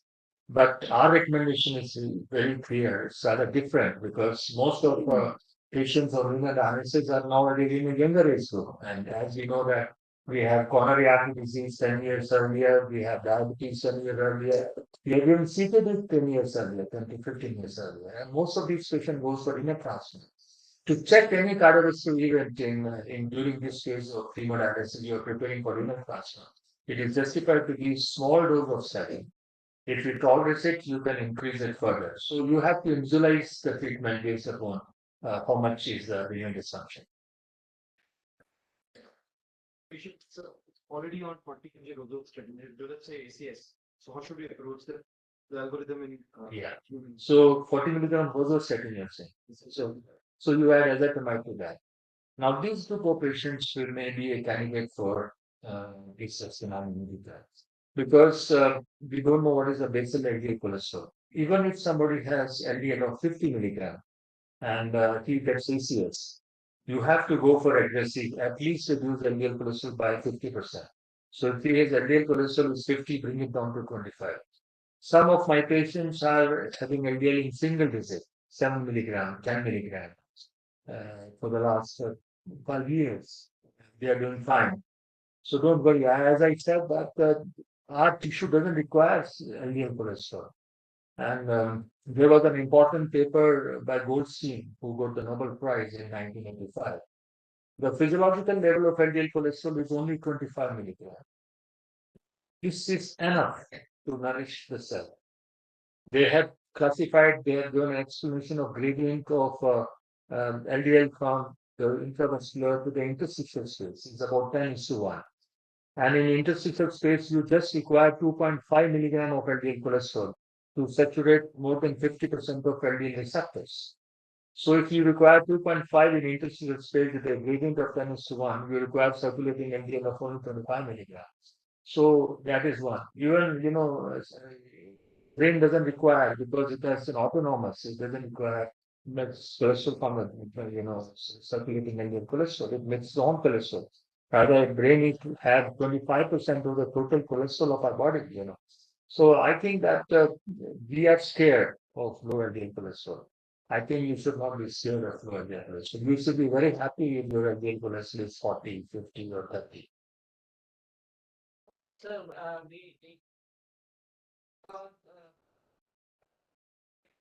are living in that sense that we are very unphysiological situation. No? For so many years, the cholesterol level became considered to be all right was 200, no? Like this. And now the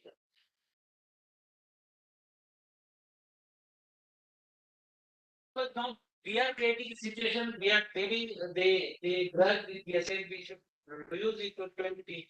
So why not eliminate cholesterol from the diet itself? No, if that is the culprit which has created this situation, then why have to do the drugging on the or anti-pharmacological intervention? Why not intervention of dietary intervention, which eliminates the trans fats or conditions in the diet, and we should have some kind of intervention like unsaturated fatty acid kind of thing, so that the bone digestion is not going to be also.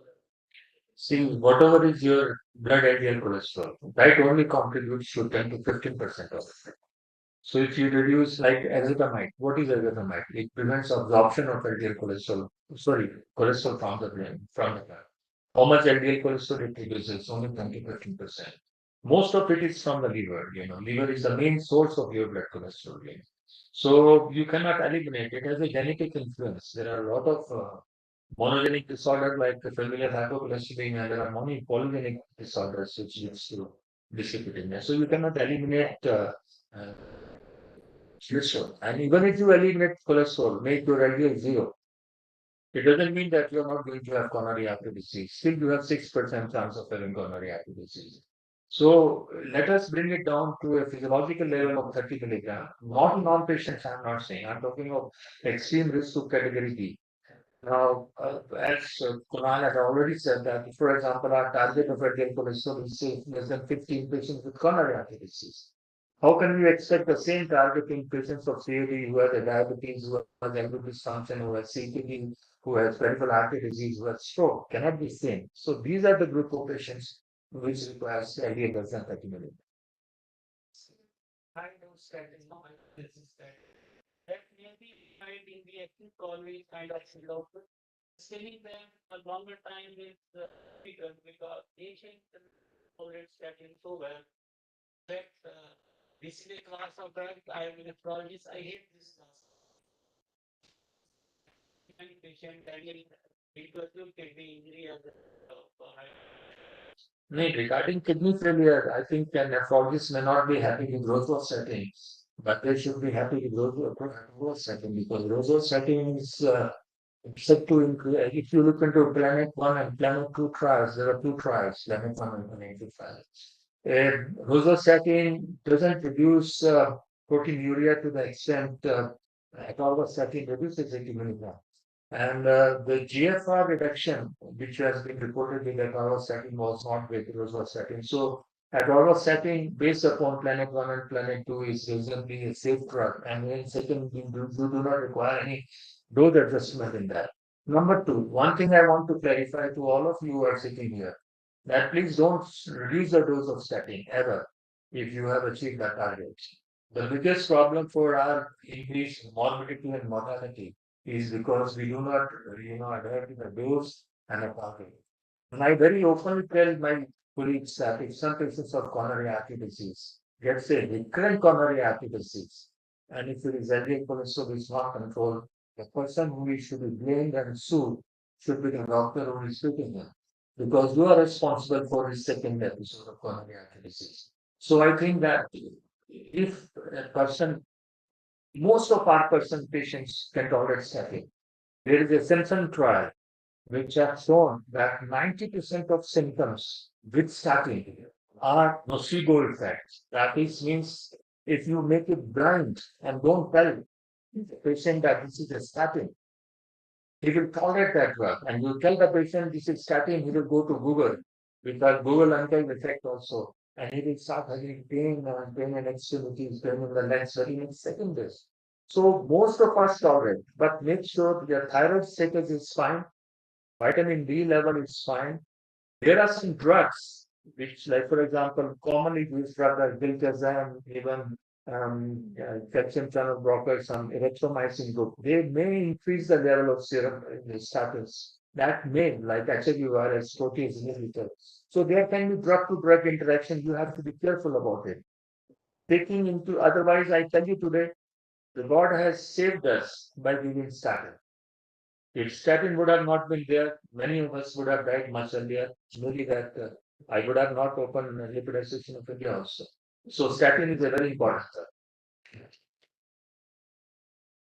Thank you very much. Thank you. Thank you very much.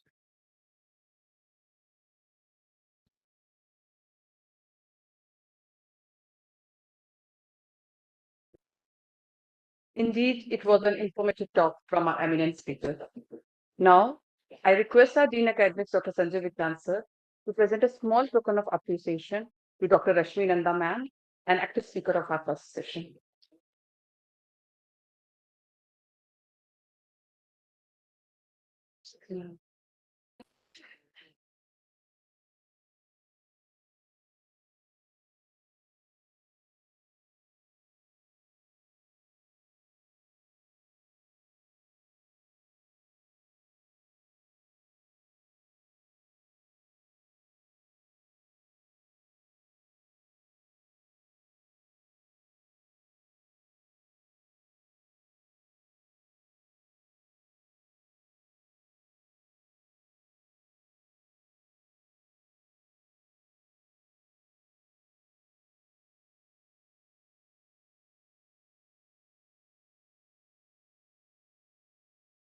Now I request Dr. Rajesh Bhavani sir to facilitate Dr. Kunal Mahajan, a dynamic speaker of our first session.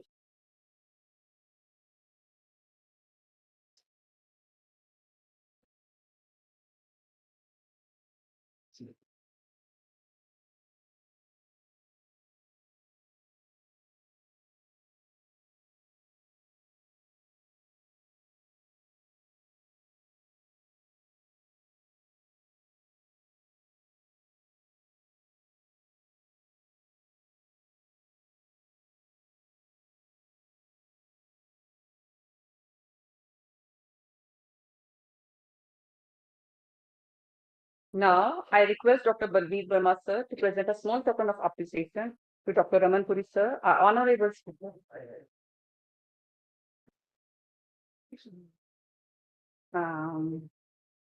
As we are running late, we need to continue with the same scientific session, and let's keep this same spirit going and keep this session interactive. I request you, sir, Dr. Rajesh Bhavani sir, Dr. Baldeep Verma sir, and Dr. Mukul Nagar sir to please lead and chair the same previous session. I think organizers want that we share in us. Okay, we'll take a break for hygiene for 10 minutes.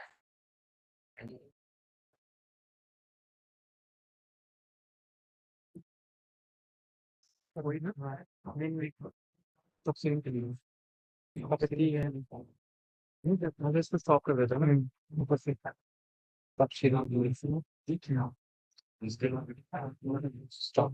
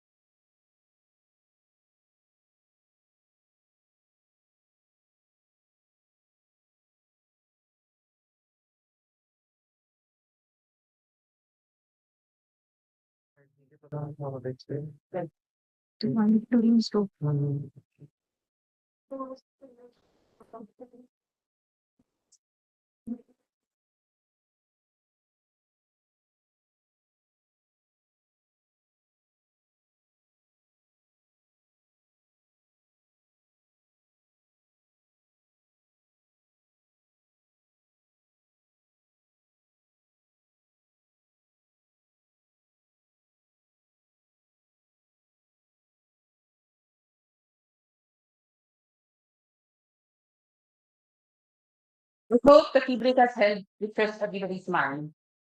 Continuing with the same scientific session, let's keep the same spirit going and keep the session in track.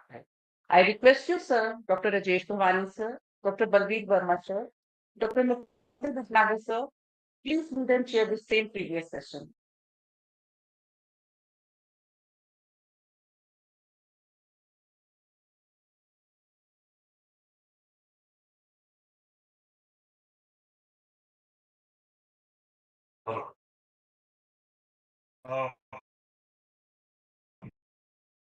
Welcome to the session, and we invite our students, Dr. Akshay Pradhan, the Vice Professor of Cardiology, Associate Professor, Department of Cardiology, St. John's Medical University, Lucknow. The member of the ECC, SCI, the ACU, PSIC, got more than 140 publications here reviewed and indexed at the national and international levels. Is a part of the National Guideline Review Committee of CSI and LAI, part of the multi-center international and national city and history, member of the executive committee of VPCSI, organizing secretary, midterm VPCI and scientific program coordinator. He'll be speaking on lipid loading score. Over to Dr. Akshay Pradhan, please. Thank you so much, sir, for the kind words, and thank you so much to the organizing team of AIIMS Bilaspur and Dr. Puri, sir. So I'll talk on a different facet. When you think of CVD, generally you think of CAD, but stroke is also a neglected stepbrother of ASCVD or CAD. And whenever you think of stroke, generally lipid lowering has not been so successful, or rather has not been so popular, despite its success. And most of the major guidelines have skirted the issue of lipid lowering when it comes to stroke. And I'm fortunate to say that under the leadership of LAI and Dr. Puri, we are probably the first world's guideline or a consensus statement on lipid lowering in stroke.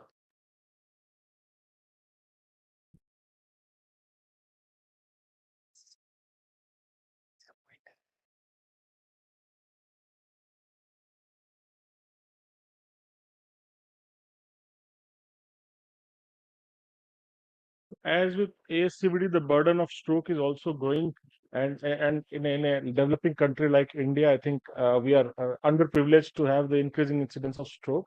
But I'll again say that there is paucity of data regarding stroke in our country.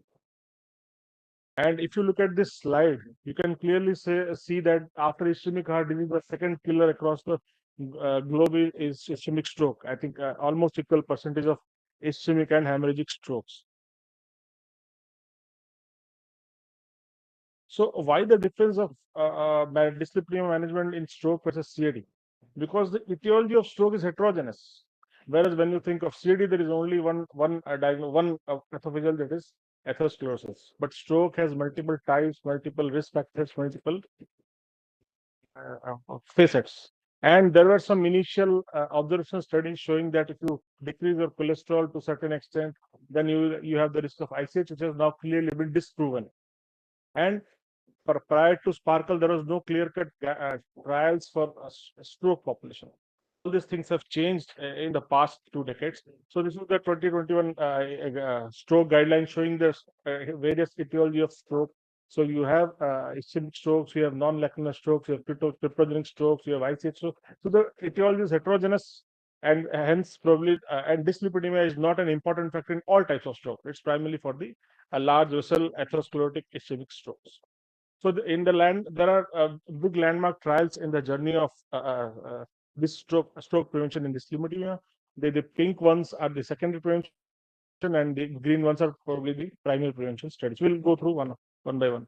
So with respect to primary prevention, we all remember the interstroke study similar to the interheart study, which Professor Puri alluded to, where 10 risk factors almost control the 80%, 88% of the stroke development.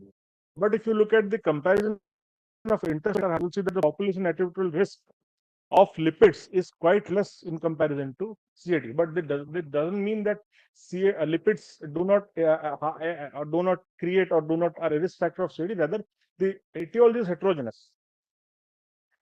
But if you restrict ischemic stroke, we are go somewhere around again 50 to 60%. And to prove this, if you look at the CTT trial meta-analysis in primary prevention trials, the benefits or the hazards reduction in stroke is almost similar to what you get in non-fatal MI. That is the 20% lines. So whether it is any stroke, whether it is ischemic stroke, the benefit with similar to what you get with non-fatal MI.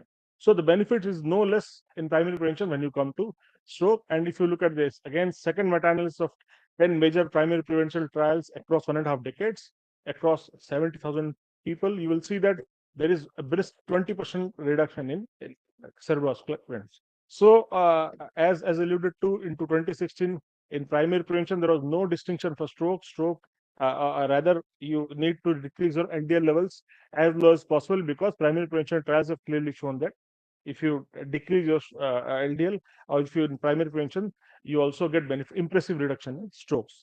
And while looking at this LAI 2016 statement, we forget that at that time the contemporary targets by other guidelines were very liberal. LAI was the first guideline in 2016 to say that the statin, the LDL goal should be less than 50. So primary prevention, the data is very clear. What about secondary prevention? There are no big trials, were no big trials prior to Sparkle. Sparkle was the first big trial in almost 5,000 patients of strokes without any history of CAD. It was a long trial, good follow-up, and there was a 20% risk reduction in ischemic stroke, and with 80 milligrams statin, the LDL achieved was around 73. So non-fatal stroke, so fatal stroke, non-fatal or fatal stroke, stroke RTA, all were briskly reduced. And despite enrolling a population without CD, you can see that the coronary events were reduced by 100%. So if you treat CAD, you get benefit in stroke. If you treat stroke, you get benefit in CAD, because these are all interlinked. And the number needed to treat at 5 years are very impressive, compared to which aspirin is a very popular drug. Its NNT is almost 143. So we are probably underutilizing statin therapy. And not only the first stroke events, the recurrent stroke events are also prevented if you continue high dose statins in a population of stroke. So the total event reduction was almost double of the first stroke reduction. Then after a gap of 10-15 years, there was a treat to stroke trial. Now, Sparkle tested a strategy of high dose statins or drugs, whereas treat to stroke target actually achieved or compared to different goals. So there was an intensive arm where you were supposed to get your LDL below 70, and there was a liberal arm where LDL between 90 to 100 was tolerable, and you could use statin or ezetimibe. And again, if you reduced your LDL below 70, you again got almost 22% reduction in composite primary events. And the benefits started again appearing soon. Then there was a large IMPROVE-IT study, which we all discussed. Though it was ACS trial, there was a 21% reduction in ischemic stroke without any increase in hemorrhagic stroke. And patients who had prior stroke had almost 50% reduction in stroke events. But even at such low LDL levels, there was no increase in hemorrhage. This is what the observational studies, the old observational studies have told, that if your LDL goes below 50, there is a risk of ischemic hemorrhage. But this study of almost 18,000 patients did not show risk of ICH. Either you had prior stroke or you had no stroke. So based on this IMPROVE-IT, LAI guidelines have proposed a guideline of LDL less than 50. If you look at the PCSK9 trials, again, a trial of 18,000 patients, mean LDL around 50. And again, there is no increase in hemorrhagic stroke, whereas there is again a 21% reduction in ischemic strokes. And again, if you look at very low LDL levels, again, there is no increase in hemorrhagic risk. So by that time, now after these PCSK9 trials, the ESC guidelines had proposed lower LDL goals of less than 50, but LA had already done that in 2016. Again, 4-year trial, still bigger trial of PCSK9, mean LDL was around 30, and you still got a 21% reduction in ischemic stroke. And again, there was no increase in hemorrhagic stroke. People with prior stroke from 4-year, again, there was significant reduction, and there was no increase in hemorrhagic stroke. So if you look at three big trials of almost 60,000 patients, even if your LDL goes somewhere around 30 to 50, there is no increase in hemorrhagic risk, and there is a consistent 21% reduction in ischemic stroke. I think this is again a new LAI 2020 algorithm, and we understood that, as Dr. Kunal said, ACVD or stroke is heterogeneous group. You cannot treat all strokes together. So there are extreme risk groups, as in CAD. You have a very high risk group, that is a CVD patients without any risk factors. If you have high risk features, as Dr. Kunal said, or you have PAD or CAD, then you are extreme risk group. And if you have CAD and PD both together, or you have recurrent MI, then you get extreme risk group. So basically, and goals, as Dr. Kunal said, the goals are less than 50 for the very high risk, and less than 50 for extreme, and optional goal of less than 30, and in extreme risk goal of less than 30. What about acute stroke? Can we give statins in acute stroke?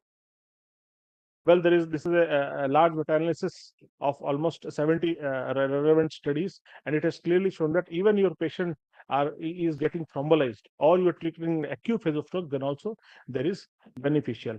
And if you try to withdraw statin from patients fearing the then worse, or patients who are not adherent to statin, if they suffer from stroke, then their outcomes are worst. The most controversial part, statins and ICH, as we have seen from the three primary prevention trials, that even at the LDL of 30, there is no increase in hemorrhagic risk. What about secondary prevention trials? I think the one thing is important is that ICH has again different etiologies. So there could be important risk factors which are not related to atherosclerosis. So Sparkle was the first trial where there was a almost 65% increase in ICH incidence, and patients who had ICH did not benefit from treatment. However, if you look at the number needed to treat, which is almost 3 times lesser than what number needed to harm is, and there was no relation between ICH and LDL lowering. So there were some extra factors which probably produced ICH. And the beauty is that the Sparkle trial allowed patients with prior ICH to enter this study. So most of the patients who had ICH are those patients who had prior ICH. And risk was larger in lacunar stroke patients rather than large atherosclerotic vessel patients. So large artery stroke patients had no risk in stroke. So prior ICH, male sex, elderly, uncontrolled hypertension, small vessel disease, amyloid angiopathy. These are the major risk factors for statin-induced ICH. And degree of LDL is not related to actually risk of ICH. So if you look at this large meta-analysis of 23 trials, no, there is no evidence that statins increase the risk of ICH. And if you try to discontinue statins even in ICH patients, your outcomes are also worse. In acute ischemic stroke, if you withdraw statin, your outcomes are worse. Even in ICH patients who are on prior statins, if you try to withdraw statin, your outcomes become worse. So statins should not be discontinued. Initiation of statin, again, there are no large studies, but there are multiple studies, small studies, which have shown that if you actually add statin in hospital or just after that, your outcomes are improved. And again, there is no evidence that if you give statin to patients of ICH, their recurrence is higher. And this question has already been answered. If low LDL does not increase the risk of ICH, we have seen the CTT meta-analysis, we have seen the IMPROVE-IT, you have seen the Odyssey, you have seen the Fourier. If you combine all those things, all those 4 trials, you get almost 2 lakh patients where LDL as low as 30 did not produce a risk of ICH. With respect to lipophilic or hydrophilic statins, well, there was some data to suggest that probably lipophilic statins would be had high risk of ICH, but the data was not significant. Cardioembolic stroke, because cardioembolic stroke is one area where you don't per se implicate atherosclerosis, but again, 2 large Korean studies have clearly shown that if you continue statins in cardioembolic stroke also, you also get benefits not only in stroke but other events like MI and vascular death. So LI continues to recommend initiate statin treatment in cardioembolic stroke based on the baseline ASCVD risk. If they're having statin prior, continue them, don't stop them, or don't withdraw statins. So previously, I think ACC guidelines were silent, but recently the 2021 stroke guidelines had a section on dyslipidemia, but again, they are still hovering around a goal of 70 to 100, and they are far away from the goal of 50, which we propose. So to summarize, in primary prevention, statin therapy is recommended. You achieve your LDL targets as per your ASCVD, that is your low risk, moderate risk, very high risk, or high risk, you taper or initiate your statin dose according to your ACVD risk. For secondary prevention, statin therapy is recommended. Even in acute ischemic stroke, you should start statin, you should not stop statin, and they are indicated even if the patient is being thrombolized. An acute hemorrhage, if the patient is not on prior statin, then generally don't initiate statin in the acute stage. Stabilize the patient, control the other risk factors like hypertension, etc. And then you can think of initiating statin based upon their ASCVD risk. Even in prior hemorrhage also, you can also initiate statin based on their ASCVD risk group. And in previous lobar hemorrhage, that's lobar hemorrhage is one population or patient with cerebral amyloid angiopathy. These are the two risk groups where probably even if you initiate statin in ICH, you are not going to get much benefit, whether it is ICH or whether it is ischemic stroke.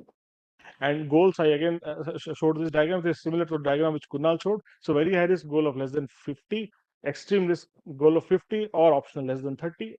Otherwise, in extreme category group B, goal is less than 30. This is again the risk stratification category A. These are the goals. And how to achieve that? Start with high intensity statin, add ezetimibe, and if your goal is not controlled, then probably because this was written when bempedoic was not approved, so you can add bempedoic or PCSK9. And again, what should you expect? This is again, sir has already shown. If you give moderate to high intensity statins, you get 30 to 50% reduction. With ezetimibe, combination of these two drugs, you will get 65%. PCSK9 alone 60. If you combine with statin, 75. And if you combine all these three, 85%. And if you want to read it, then read this. This is a good read, the management of dyslipidemia in prevention of stroke. It's a good guideline covering all aspects of stroke reduction. So to summarize, stroke burden continues to increase lower income countries. Primary prevention studies have clearly and unequivocally shown that stroke reduction is almost proportional to what you get MI reduction. So aggressive LDL lowering with high intensity statin is indicated for secondary prevention. Very low LDL levels are not associated with ICH risk. You can see from Improve IT, Fourier, and Odyssey combined across 60,000 patients. In acute ischemic stroke, statin therapy is helpful even after thrombolysis. Don't withdraw statins and continue statins. In ICH patients, statin should be initiated unless only after they are stabilized. If they are already on statins, continue them. Lobar hemorrhage and lacunar stroke are the two gray areas where caution needs to be exercised. But recent studies also have shown that even in lacunar stroke, statin helps. Thank you.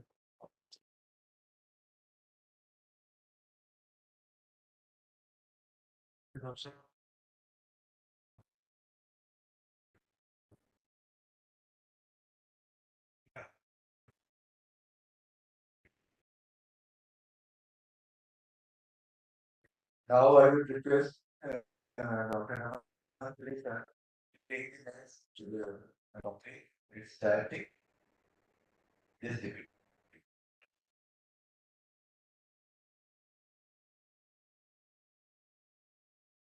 So, this one also. Management of diabetes. Okay. Yes, this one. Okay.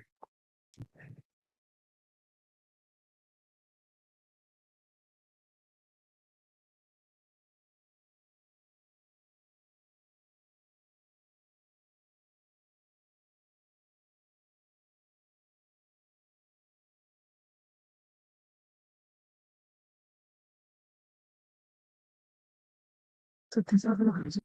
This is also, this one is a desert. Thank you. Good morning, everyone. And I'll ask one question from all of you, that when will you start statin in a patient of diabetes?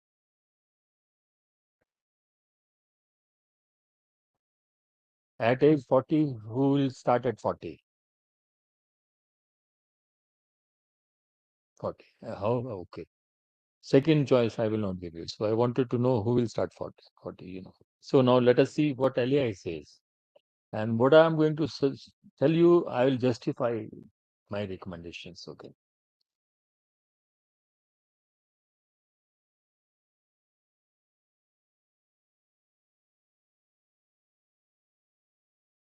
We all know that the prevalence of diabetes has increased to 8.9% by 2019 in India. and we expect about 125 million diabetic patients by 2045. And it is estimated that more than 50% with diabetic patients in India are undiagnosed. Remember one thing, last statement, mortality in diabetes, 70% are because of cardiovascular disease, because of macrovascular disease, not with microvascular disease. Very important for us to understand that. Now, there are some unique features of Indian diabetes. So let us see what are those unique features of Indian diabetic, which will say no to 40 years, as some of you have asked, you have agreed for 40. Who will say no to 40 years? One, on average, we develop diabetes, 10 to 20 years earlier than Western population. This is based upon ICMR Diabetes study, and its age is around 25 to 34 years. And in another one multinational study, it was found that the highest prevalence of diabetes was in Asian Indians. And again, the peak prevalence was 10 years earlier as compared to Chinese and Japanese. They come into Southeast Asian. We are talking of South Asians now. This is one of the study from United States where they compared South Asians living in the United States with Native Americans and other ethnic groups. If you look into the prevalence of diabetes in Native Indians, it is higher than Native Americans, 29 versus 18. Metabolic syndrome is higher in Indian as compared to Native, 37% versus 34. Lower HDL, 37, 19 with Native Americans. High triglyceride, 70% in South Asian versus 28% in Native Americans. ApoB to ApoA1 ratio, 61% versus data not available. This is despite BMI lower than Americans, prevalence of 28% versus 78%. This triad of high incidence prevalence of metabolic syndrome and diabetes with high prevalence of atherogenic dyslipidemia, because HDL is high, low, triglyceride is high, ApoB is high. So this is an atherogenic dyslipidemia. In addition to those population which have lower BMI, is what is called as South Asian phenotype. This South Asian phenotype is, commonly described as elevated body fat mass with normal body weight and BMI, with insulin resistance, dyslipidemia, and increased risk of type 2 diabetes. So if somebody is thin, so don't get confused. He may be diabetic, he may have insulin resistance. So you have to be very careful. And another important feature of Indian diabetes is that we all know that before diabetes manifests, there is 5 to 10 years of pre-diabetic state. And there is, in Indian ethnicity, there is a rapid progression of pre-diabetic to diabetic. In one of the small study, of course, 14% from pre-diabetic became to diabetic as compared to only 2% in the United States. This is a study which we even Dr. Rashmi has talked about. We did in 2015, and we studied about 2,500 school-going children in the age group of 14 to 18. And we found that there was high prevalence of low HDL, high triglyceride with almost 12% increased LDL cholesterol. What is this? This is what is atherogenic dyslipidemia. What age we are detecting it? In a younger age. This may be one of the reasons of pre-diabetes, increased prevalence of metabolic syndrome, increased prevalence of coronary artery disease in Indian subcontinent. This is very important. Insulin resistance plays a very role. This again an Indian trial, Cindy 2 trial. Here it was found that recently diagnosed diabetes, there was high prevalence of AS risks like hypertension, dyslipidemia. If you look into 10 years risk of CVD and CHD, impaired fasting glucose, so we may call as a pre-diabetic state, you can see it has clearly shown that if we compare it with the normal fasting glucose, the incidence patients who are not diabetic were just impaired fasting glucose. So this This means disease starts or CVD in manifest. And even in metabolic syndrome, there are 5 components. If all CVD go times, hazard ratio goes to 6 to 7 times as compared to those population which doesn't have any component. And incidence metabolic syndrome is somewhere around 30 to 40% in population. This is a study done by V. Mohan in Chennai. This is called as Chennai Urban Population Study. Remember, see 9.1% with the normal glucose tolerance had CAD, jumps to 15% those who had an impaired glucose tolerance, and jumps to 21% with diabetes.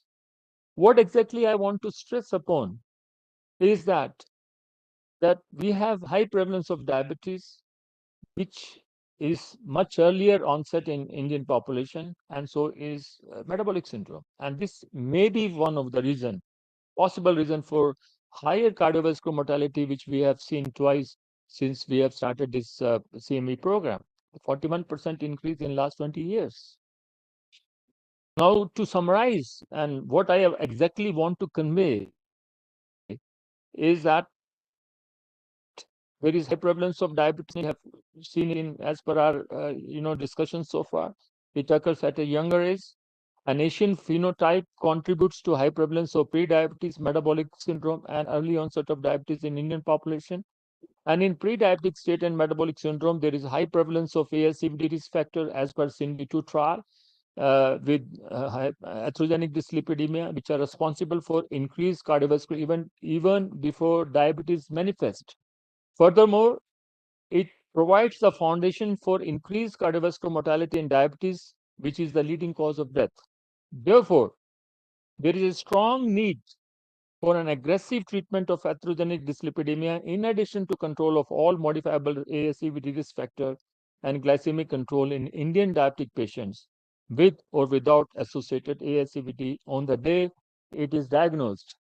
But the day you see that your patient has come with impaired fasting glucose, patient falls into metabolic syndrome, patient has diagnosed diabetes, please don't hesitate in starting the treatment for dyslipidemia. Starting is most important.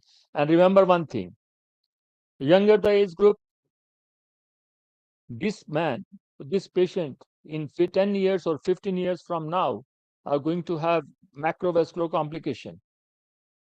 If you will delay in starting treatment, you will definitely not protect him against this macrovascular complication. So therefore, there is a strong need in Indian population that we should start treatment of dyslipidemia. The 40 years is not valid in our country. When we develop 10 to 20 years earlier diabetes as compared to Western population. And the 40 number in ACC guidelines or European guidelines is based upon CARDS trial, in which the people who were enrolled for the trial was 40 year plus. And there was so much of benefit that it was prematurely terminated.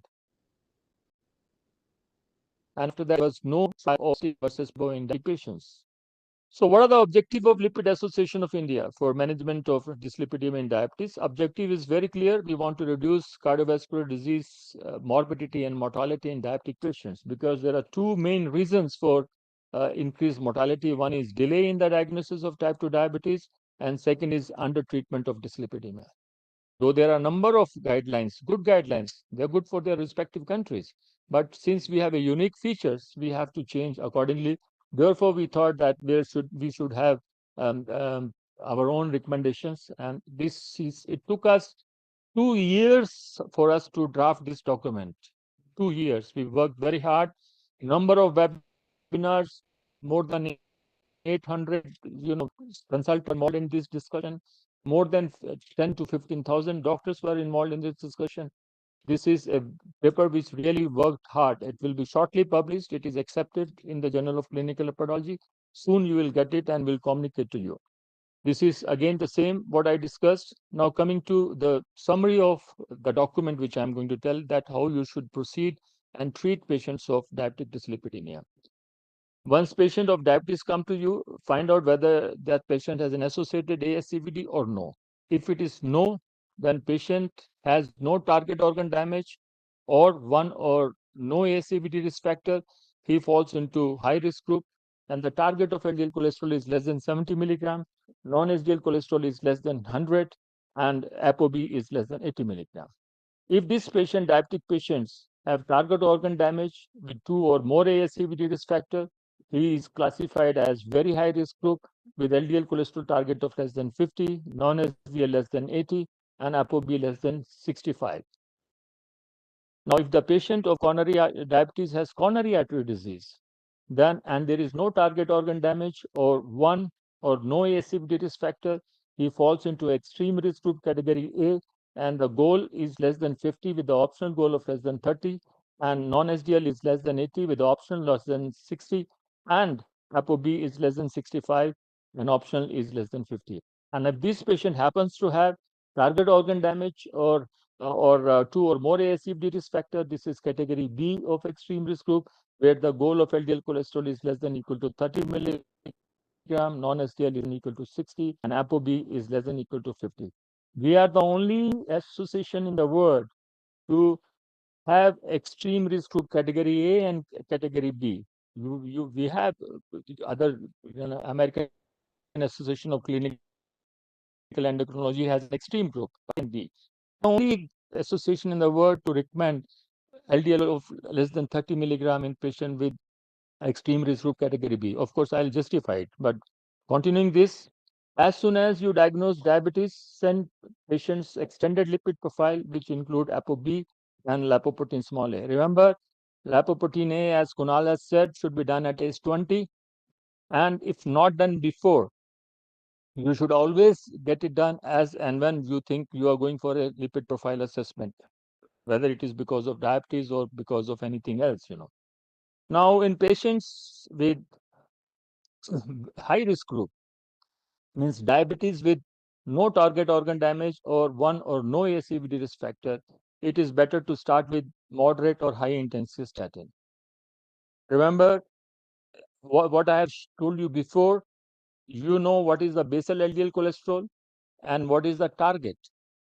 Based upon that, you can combine lipid lowering drug to achieve that target. So though we have described it for the for the discussion purpose, but what I will advise you, that if you think that you can control this target or come to the target with a high intensity, moderate intensity statin, give moderate intensity statin. If you think that you can achieve this target with high intensity statin, you give high intensity statin. If you think you require more than 65% LDL cholesterol reduction, add ezetimibe to high intensity statin. If you require 75% reduction, you add bempedoic to ezetimibe. Start it immediately. There is no point in watching, cricket match. When there will be a sixer, because by the time you're looking for sixer in diabetes management, already the patient will be out. There is no point. You're harming this person. So based upon that, but for the purpose of discussion, I've just put it like this, that so in a patients with high risk group, give moderate intensity statin plus high intensity statin. And in patients who are in high risk group and extreme risk group, start with high intensity statin plus ezetimibe, like the way is. And if the patient's triglyceride is more than 500, start fibrate. That's very important for us. Don't, if the triglyceride is high, you start fibrate, forget about statin. Please don't do that. You start, statin plus fibrate. Remember, with fibrate also, you get about additional 8 to 10% or 12% LDL cholesterol lowering that will add to your, LDL cholesterol reduction. Now here you repeat lipid profile after 4 weeks. In ACS, we said 2 weeks, but since it is a stable condition, so we are not interested, because almost 100% LDL cholesterol reduction will be achieved by 4 weeks time. So repeat it. And if, for example, LDL cholesterol goal is not achieved, and if you have some drug like bempedoic acid or PCSK9 you think can be added and you can achieve the target, start that. And if you have already achieved it, continue the same treatment. Now, if, for example, you have achieved the LDL cholesterol target and non-HDL cholesterol, which is a co-primary target, and ApoB target is not achieved, then in those patients in which you have already started fibrate initially, you can add icosapent ethyl ester, which reduced trial has shown. And if it was not started before, you can start now. Repeat lipid profile after 4 weeks. And if, for example, you have started fibrate in the previous week, then add icosapent pentothioester ester. Remember, with this drug, combination of high intensity statin plus ezetimibe plus minus bempedoic acid plus minus PCSK9 inhibitor plus fibrate, practically in all patients, you will achieve LDL cholesterol target, non-HDL cholesterol target, and ApoB target. Now, question comes, we all talk about triglyceride, remnant cholesterol.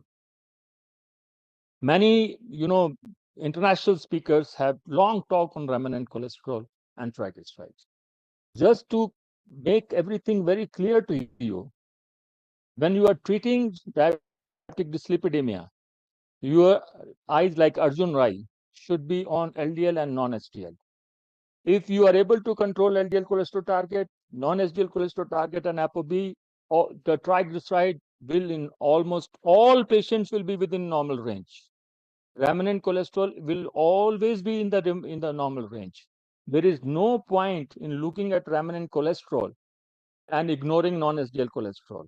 Please look into LDL target, non-HDL cholesterol target, and ApoB target. If triglyceride is still high, then it is a monogenic hypertriglyceridemia. It's a genetic dyslipidemia, which needs another sort of treatment. So that is what I want to clarify in my discussion, because there are a lot of talks on triglyceride and remnant cholesterol. Please listen to them, but always treat LDL cholesterol target to non-HDL and ApoB. Forget about triglyceride and and remnant cholesterol when you are treating diabetic dyslipidemia. If somebody says, you can say that you can contact Dr. Puri, because he told to us that we should not bother about it. Now coming to the justification of this recommendation. Now, why extreme risk group A and B? Why LDL cholesterol less than 30? Although Kunal has made my task very simple because he has already done, but I'll try to explain you in some detail, further detail. Now there are two important facts. Fact number one: at any level of achieved LDL cholesterol, a diabetic patient associated with coronary artery disease has higher CV events. So if there is diabetes plus CAD, the events will be diabetes. Number two, regardless of LDL cholesterol level, diabetes and CAD have been shown to increase events if they are associated with other comorbidities. Means diabetes event X, diabetes with CAD X plus, diabetes plus CAD with other comorbidities XX. The events will go up. Now let us go into the first statement. Now these are all trials are coronary artery disease trial. Now if you look into, there are some patients with diabetes with coronary artery disease and some are diabetes without coronary artery disease. Now look into those patients of CAD with no diabetes. In this CARE trial, pravastatin 40 milligram was given and LDL achieved was 98. What was the events, residual events? 94%. Went up to 28.7% when the patient had diabetes. This was achieved LDL cholesterol of 98. PNT trial, 80 milligram of atorvastatin was given versus 10 milligram of atorvastatin. Mean LDL cholesterol achieved 77. LDL events 7.8% in patients no diabetes. Went up to 13.8% with diabetes. So this means at any level of LDL cholesterol, associated diabetes, coronary artery disease has higher events. That's very important for you to understand. Now come to IMPROVE-IT trial. With simvastatin and ezetimibe, LDL cholesterol achieved was 53. Now green line denotes 53 in those patients with CAD with no diabetes, and yellow line shows events at 53 with CAD with diabetes. You can see the gap. There is increased event even in those patients when you brought down LDL to 53. from 98 to 72, 72 to 53, we have seen that increase in the event when diabetes was associated with coronary artery disease. Now let us go to the 4-year trial, where mean LDL cholesterol was 30. What you can see that those who had diabetes, they had 14.4% events, and those who didn't have diabetes, they had 11.4% event. 3% more event in those patients who had diabetes with coronary artery disease. At what level of LDL cholesterol? 30 milligram of LDL cholesterol. This means the risk still remains higher when the diabetes was there, even when the achieved LDL cholesterol was 30 milligram. Now coming to CAD plus diabetes plus comorbidity. This is again, I go to the IMPROVE-IT trial. CAD, 30% event, CAD plus diabetes, 40% event, and when there was peripheral artery disease, the event went up to 56%. So if you see all these things, you will understand one thing very clearly, that if the target of LDL cholesterol is 50 milligram for CAD, how can it be same for CAD plus diabetes? How can it be same for CAD plus diabetes and peripheral artery disease? And remember one thing, from 50 to 30 is difference of 20 milligram. If I reduce LDL cholesterol by 20 milligram, as per CTT meta-analysis, which Kunal has also shown, I reduce events by 16%. So if I reduce LDL from 50 to 30, I expect that I'll reduce event by 16%. So why not to take advantage of that? Events are more important for those who suffer from it. The person who die and suffer from event, it is important for him to, how important is 30 milligram. Now, this is another trial. Why I am stressing upon the trial is that just we want to tell all of you that our recommendations are a strong scientific basis. It is not that we thought about it and we really worked hard to come out with these targets. Here you can see that these are all patients with acute myocardial infarction who underwent PCA. PTCA was done, stenting was done. Here you can say in hospital mortality, 6-month mortality and 1-year mortality was highest in those patients with CAD with diabetes plus hypertension. Less than that was CAD plus diabetes. Less than that was CAD plus hypertension. And least was with CAD patients. So you can understand these are all heterogeneous group. You cannot have one target for all of them. So this was the basis for our category, and these are our goals.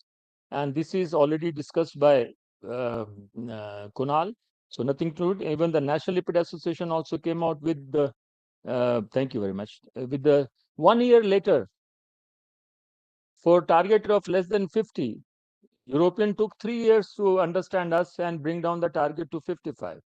National Lipid Association was intelligent enough to realize that less than 30 is important. So 1 year after our publication, National Lipid Association also came out with a consensus statement for South Asian, and in which I was also one of the co-author, and they took into consideration LAI recommendation to create an extreme risk group in which they also gave LDL cholesterol of less than 30 in patients with CAD and diabetes.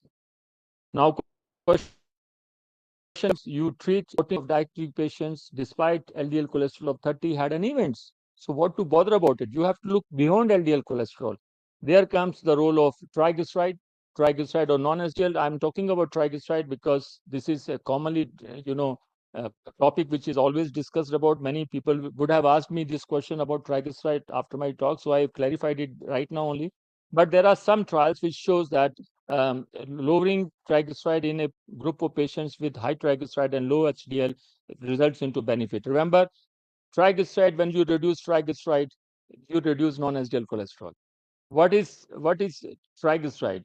This is, remember one thing, triglyceride never cause atherosclerosis. Never cause atherosclerosis. It can cause inflammation. But remnant cholesterol or cholesterol content of these triglyceride-rich lipoprotein, like VLD and calcium, they are atherogenic. So when we talk of triglyceride, not because of the triglyceride component, it is because of the cholesterol content of these VLDL remnant, and chylomicron remnant, which are responsible for it. So it's not the triglyceride of these molecules; it's the remnant cholesterol of these molecules. So we had a lot of hopes with pemafibrate. It was shattered because it was prematurely terminated, because it was expected that it is not going to reduce the event. Expected, as I said, triglyceride doesn't cause reduction in event. It doesn't cause atherosclerosis. Now, reduced trial is a trial which showed that given in patients with on statin, patients with diabetes with one or more risk factor reduces mortality by 20% at par with what statin has done without any relations to triglyceride lowering.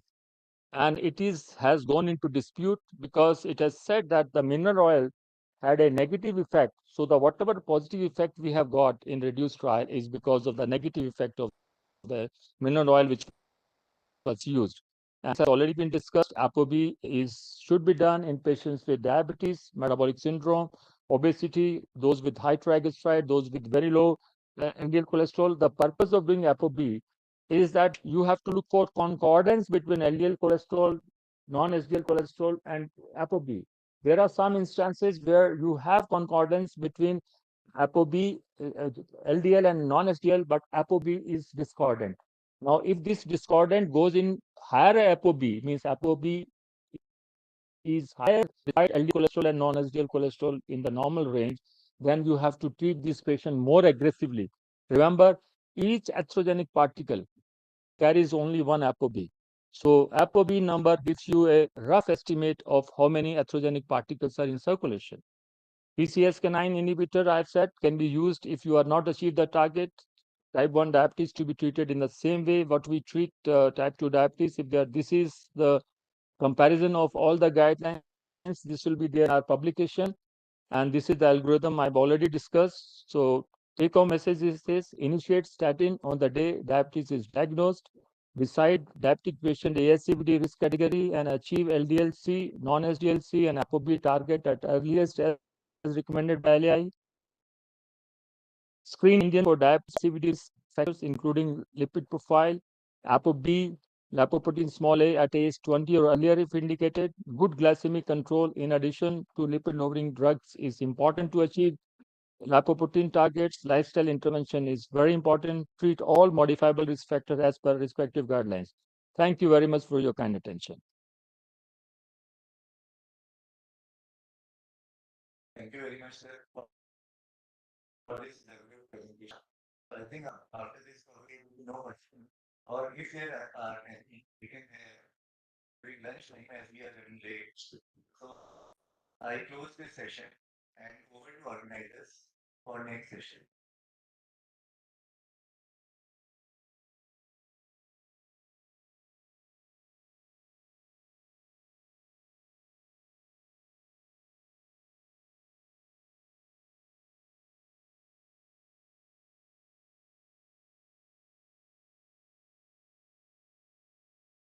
Indeed, it was an informative session. Thank you to all respected dignitaries. Now I request Dr. Mukti Bhattacharya sir to present a small token of appreciation. Shri Pradhan sir.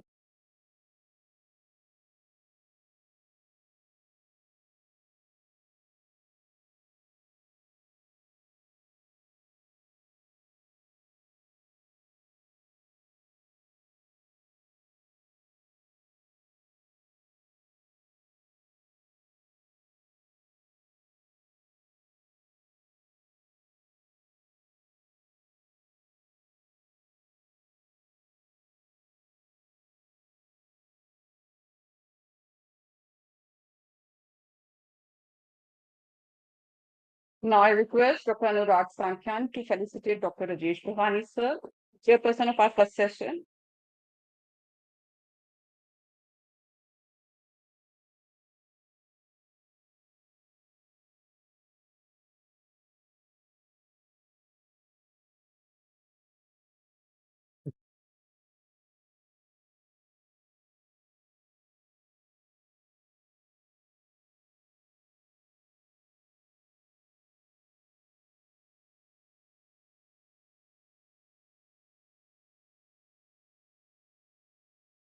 I request Dr. Anupama Dhiman to felicitate Dr. Bilbir Verma sir.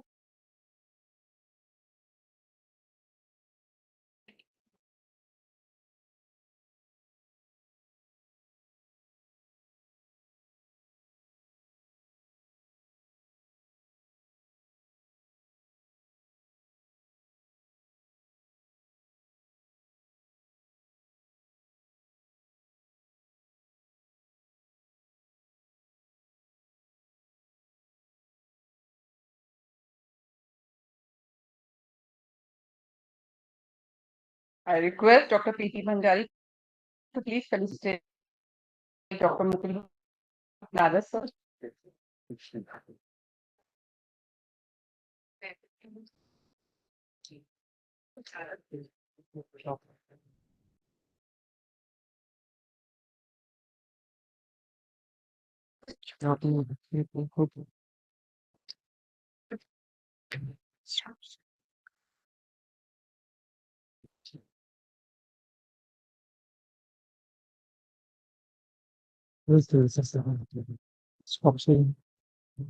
Once again, I request everyone for a big round of applause for our students.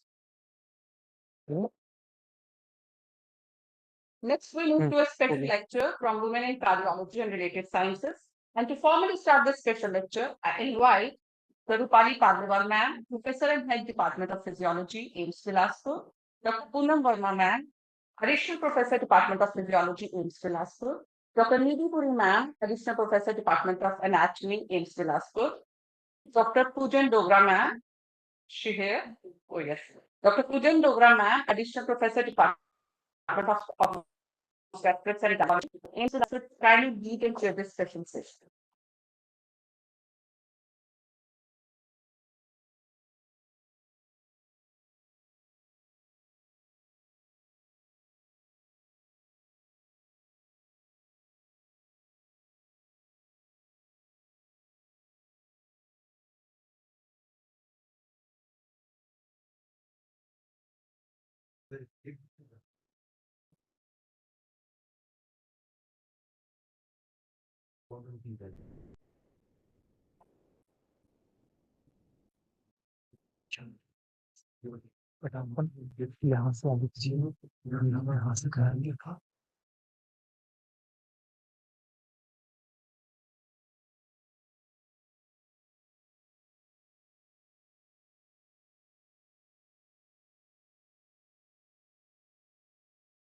Punjab, awarded by Dr. Dinesh Award, CSI 2017, awarded by CSI 2018, Cardiac Health Awareness Amongst Women, presenting for at Ocean Care Center, trends over the last 15 years. She's also awarded with SCI COM 2020. Then Tavi is a calcified bicuspid aortic stenosis with severe LV dysfunction. She is a chief editor of a book, Clinical Approach and Management Strategies of Medical Ailments in Women. She's editor of the Indian Journal of Cardiovascular Disease in Women. She's the organizing secretary of WCC 2020 and secretary of PINCAS Association. Oh, she has a great work on gender bias in children presenting for cardiac surgeries in North under National Rural Health Mission. It's Thank you so much for the kind words, ma'am. A very good afternoon to all of you. At the offset, I would like to thank all the organizers who have given me an opportunity to be here amongst all of you. I would like to thank Dr. Kunal in particular. With his chirpy smile, he's always been able to get come, come, come. You know, he has that kind of wit and energy. And he told me that I'll be meeting Dr. Ramanpuri today and was very enthusiastic and he made it particular. Thanks to Kapil and thanks to all the organizers who've had me here to talk on something which is very dear to my heart, and there is a reason for that. So, talking about coronary artery disease in women, what's different? So, men and women are different, and so are their hearts. We know that women are different, they've got smaller hearts, they age in a different way, they've got higher incidences of heart failure with preserved ejection fraction. The diastolic compliance is affected in them earlier. They've got higher parasympathetic activities and variant metabolic profiles, and also higher in women, inflammation occurs in the postmenopausal state. We are also aware that coronary, when we talk of something, we have to understand the anatomy and the pathophysiology. So the coronary arteries in women are also different. They are relatively smaller and they supply a lesser area of myocardium vis-a-vis men who've got larger coronary arteries which supply a larger area of myocardium. Having said that, this means that when we talk of FFR, which is being done in most of the patients nowadays, even with a smaller coronary artery, the FFR which would be there, it would be higher in a woman as compared to man. Moreover, we are also aware that women are different. They've got longer QTCs. Diabetes increases the risk 4 times of CAD as comparison to men. Less women have hypertension. Their stroke volumes are lower. So women are different. And there are variant cardiovascular risk factors in women. The tendency of getting afflicted by ischemic heart disease is at the age 10 years elder. This is what we've always believed, and we say that once the postmenopausal stage is achieved, the risk for cardiovascular disease becomes equivalent. Most of the traditional scores that we are having around, they underscore the cardiovascular risk in women.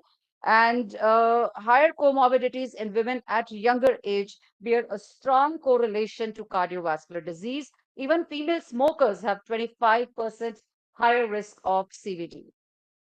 Having said that, we understand that there are some risk factors which are common to men and women. The traditional factors, age, sex, hypertension, dyslipidemia, diabetes, diet, physical inactivity, alcohol consumption, and so on.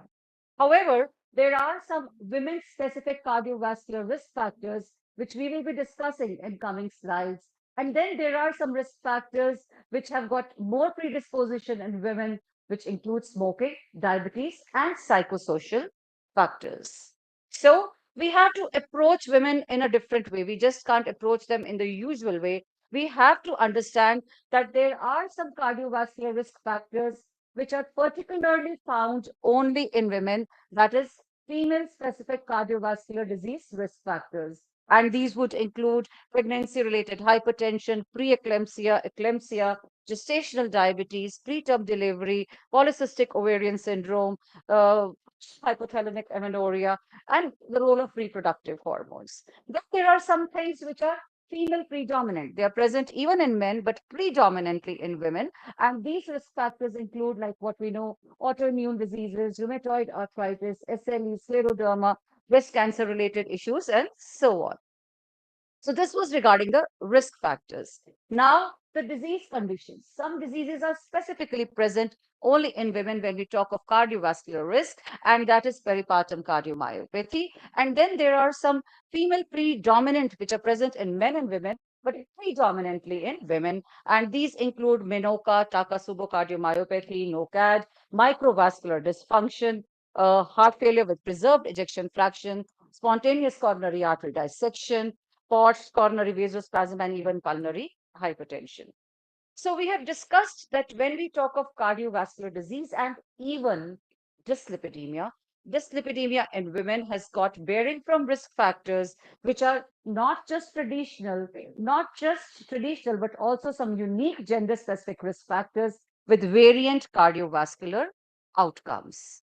And in women, besides all these factors that we discussed, the traditional, the non-traditional, the hormonal, there are several social determinants and psychological factors which have a bearing. Social determinants like where she lives, what ethnicity is there, what is the status of education, income, living conditions, and psychosocial factors like depression, anxiety, loneliness, perceived stress, and all these risk factors ultimately culminate to the birth.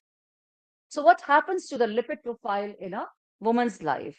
So, women experience hormonal changes right from puberty, reproductive age, and perimenopause to menopause. And this is what happens to the lipid profile.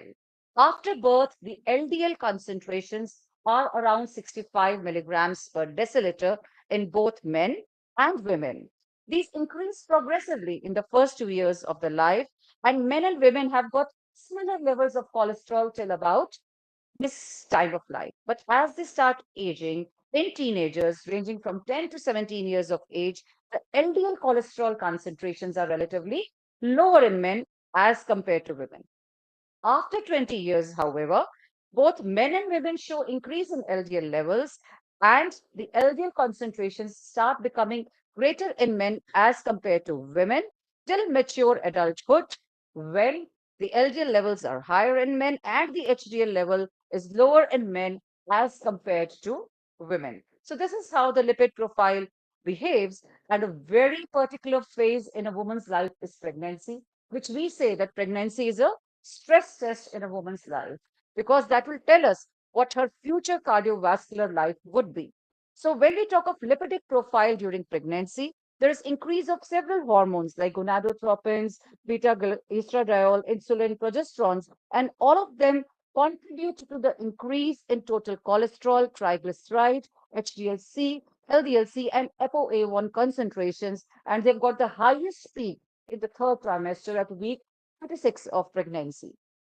In high-risk pregnancies, dyslipidemia is related to 3.6 times the risk of preeclampsia, and also preeclampsia has got a strict relationship with pre-pregnancy dyslipidemia. So pre-pregnancy dyslipidemia is also associated with preeclampsia. In fact, hypertriglyceridemia has also been reported to be related to 1.6 probability increase in preeclampsia, and we are all aware that eclampsia and preeclampsia in itself have a bearing in future cardiovascular events in women. And what is the direct mechanism? Well, it has been postulated that probably endothelial dysfunction is the cause of that. So several studies, there has been a Mexican study which found very high rise of triglycerides and VLDL particles in preeclamptic patients. And in third trimester of high-risk pregnancies, around 83.9% patients in a study were found to be having severe alterations in their lipid metabolism. PCOS, we all know, is associated with increase in LDL-C, decrease of HDL, and increase in triglyceride concentrations. Having said that, we know that when we talk of a woman, we talk of protective effects, we talk of estrogen, and estrogen acts through receptors. So there's an ER alpha and a beta receptor. Alpha receptor has got a key role in cardiovascular system, and beta receptor causes vasodilation, neovascularization, and inhibition of cellular apoptosis in the myocardium. So the polymorphism of this estrogenic alpha receptor has been considered to be having some kinds of genotypes, especially there's a genotype PUL-TT, which was prone to weight increase, hypertension, diabetes, and ultimately a later cardiovascular outcome.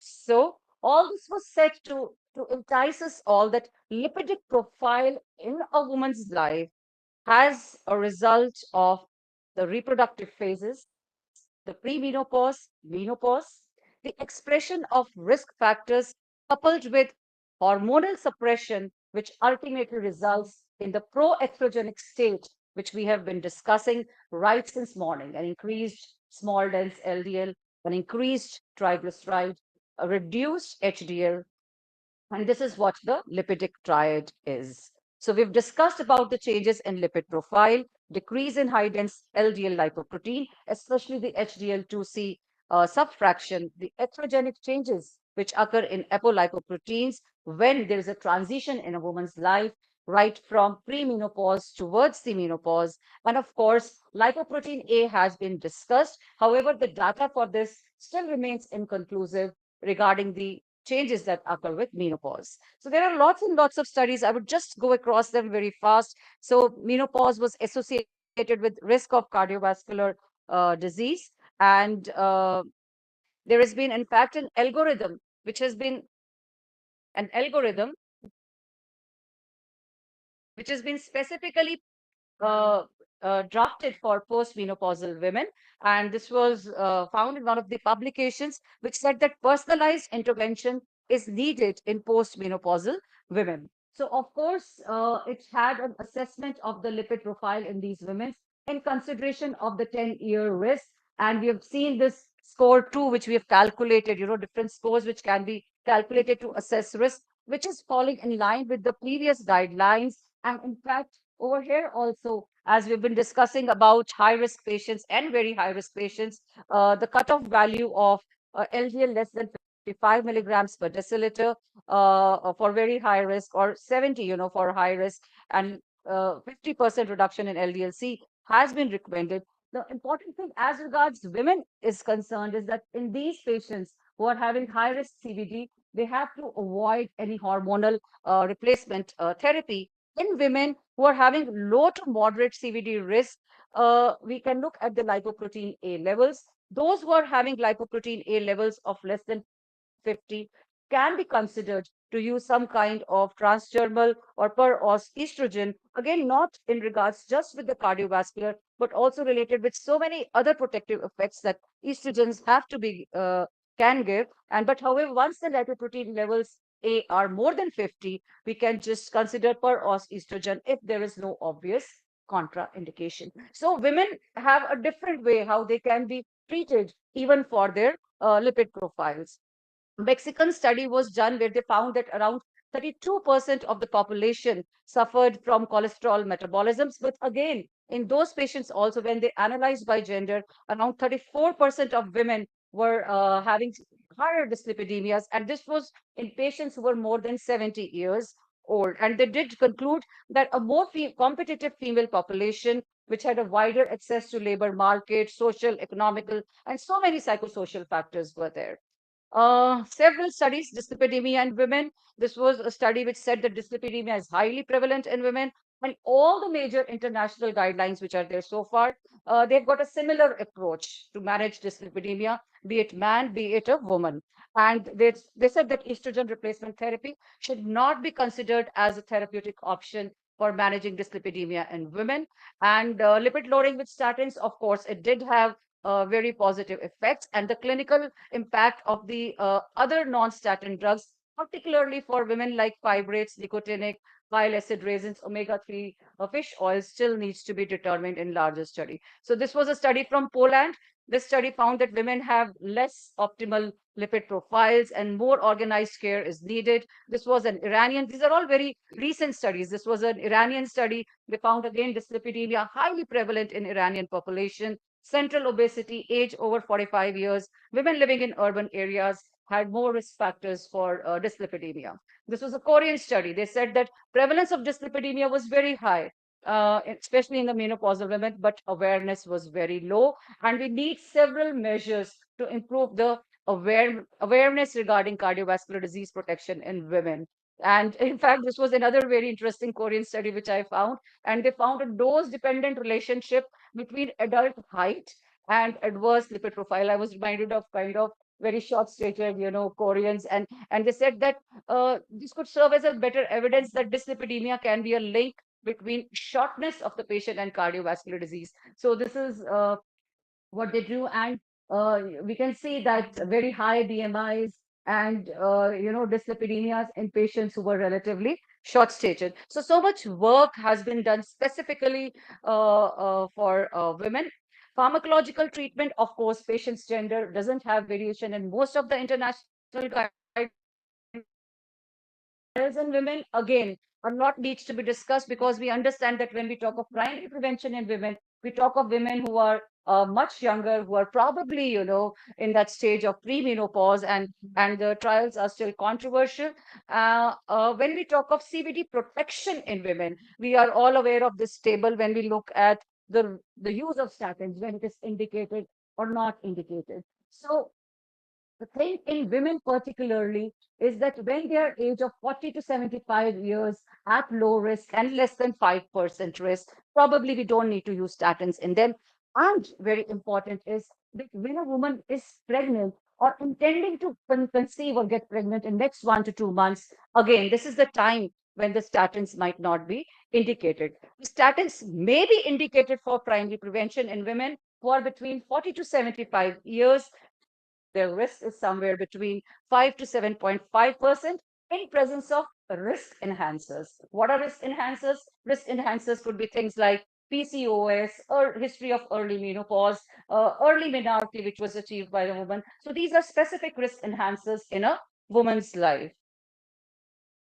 So, of course, the drugs have been used in men and women with equivalent results, probably like PCSK inhibitors.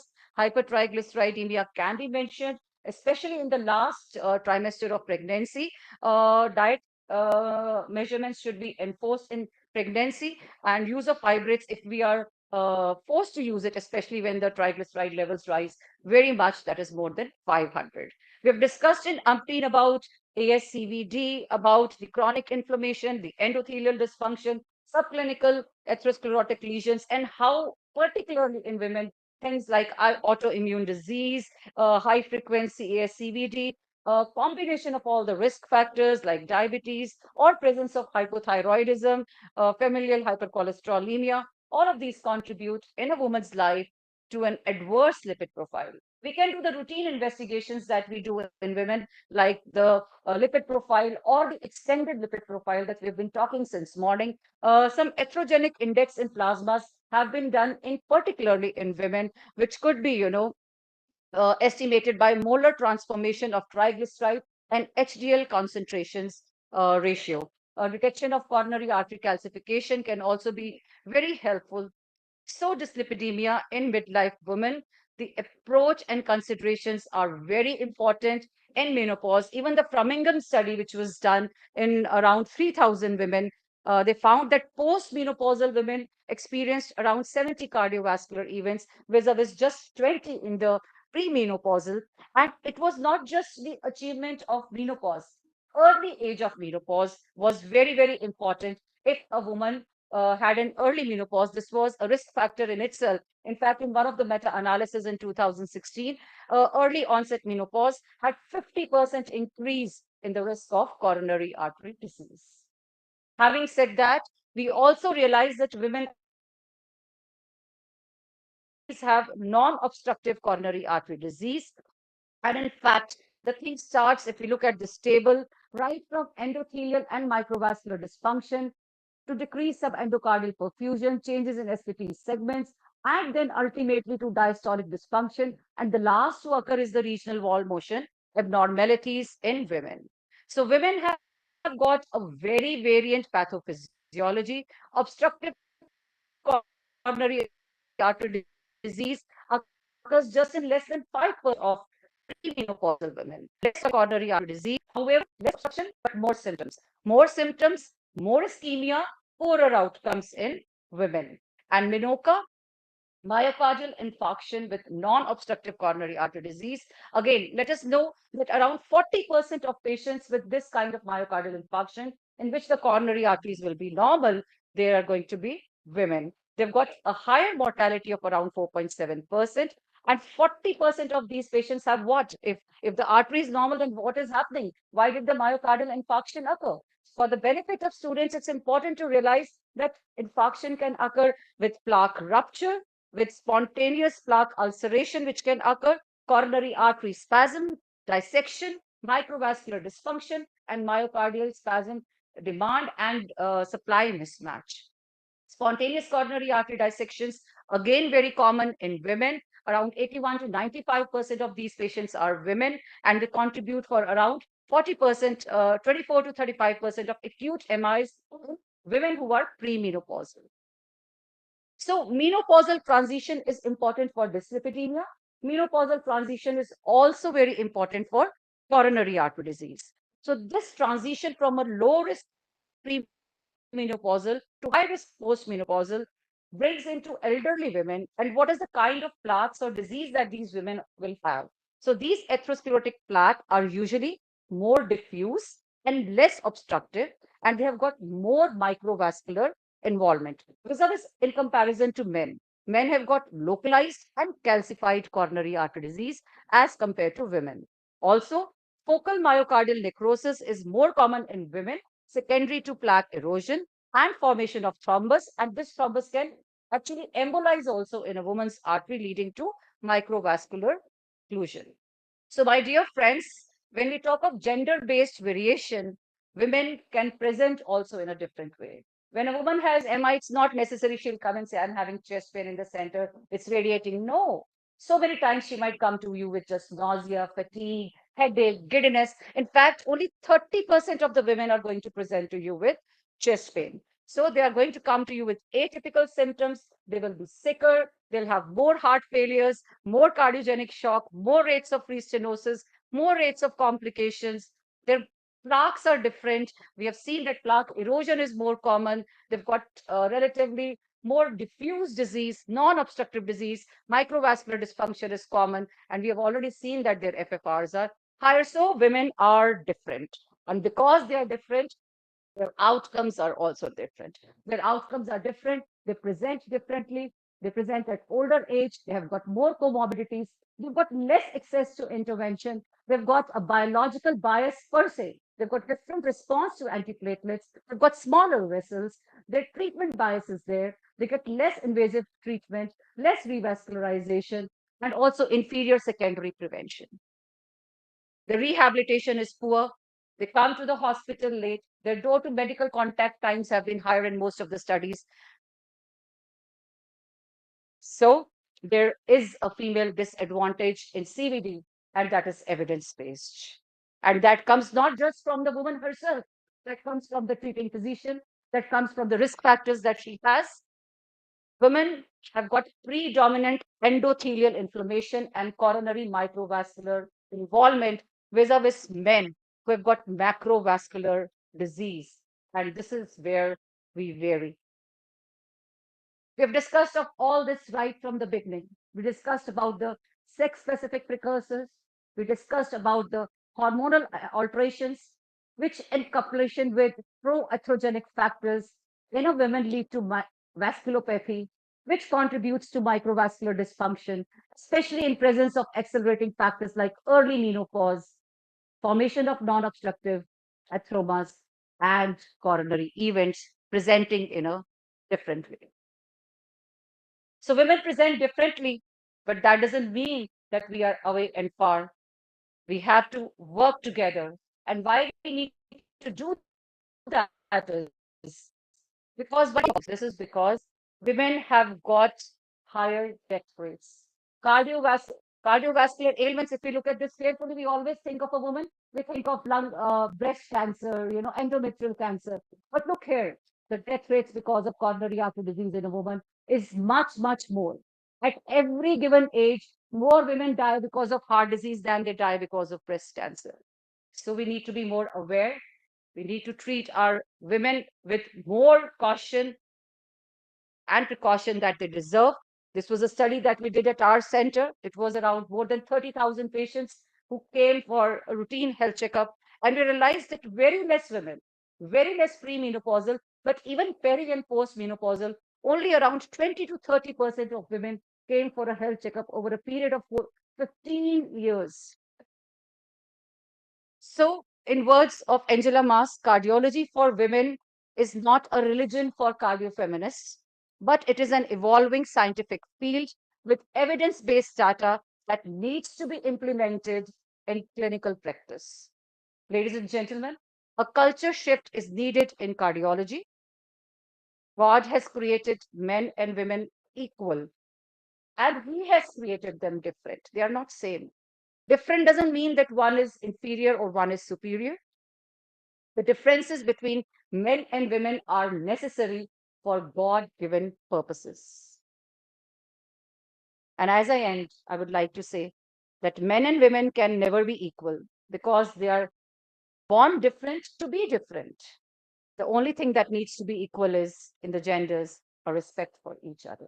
Thank you very much.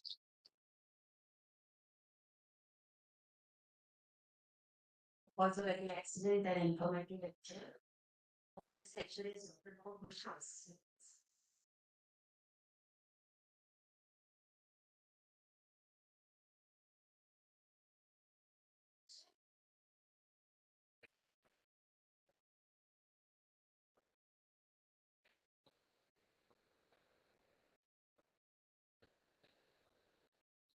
Specific age from where we should say that we start playing for the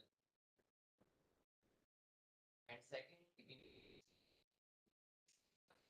lipid profile anytime or is it fasting? So I have seen many times fasting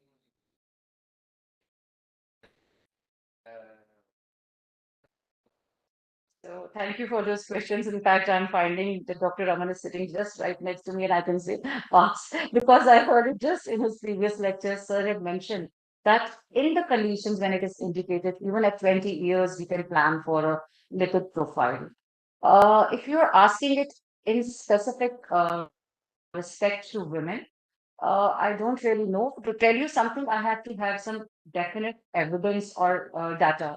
But I do believe that if a woman has got a very strong family history of coronary artery disease, early coronary, premature coronary artery disease, or if there is some, history which suggests familial hypercholesterolemia or familial dyslipidemias, or if a woman is achieved a very early premenopause, or if it is a patient of polycystic ovarian disease, or some kind of ovarian insufficiency which has been diagnosed in a woman, maybe when she was being looked up for infertility. Probably these are the patients where I would like to screen and get an early lipid profile done.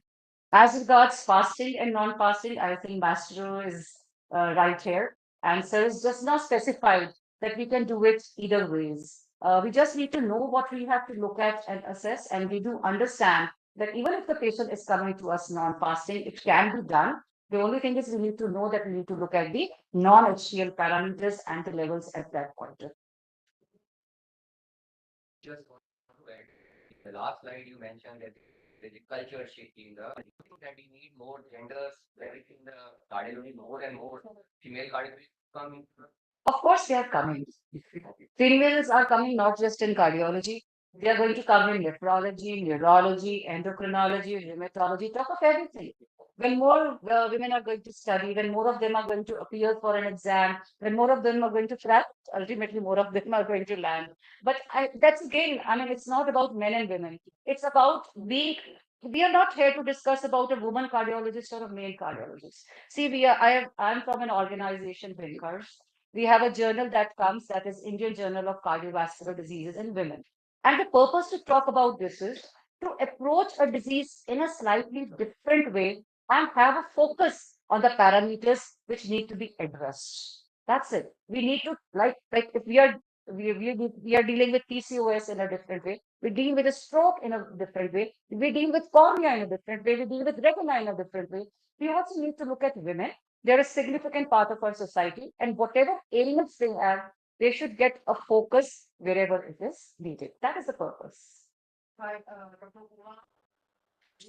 So, just to add, actually said, is the pre-eclampsia is one of the major root causes where they are taking into consideration for these high risk factors, even for your coronary artery disease later on in life.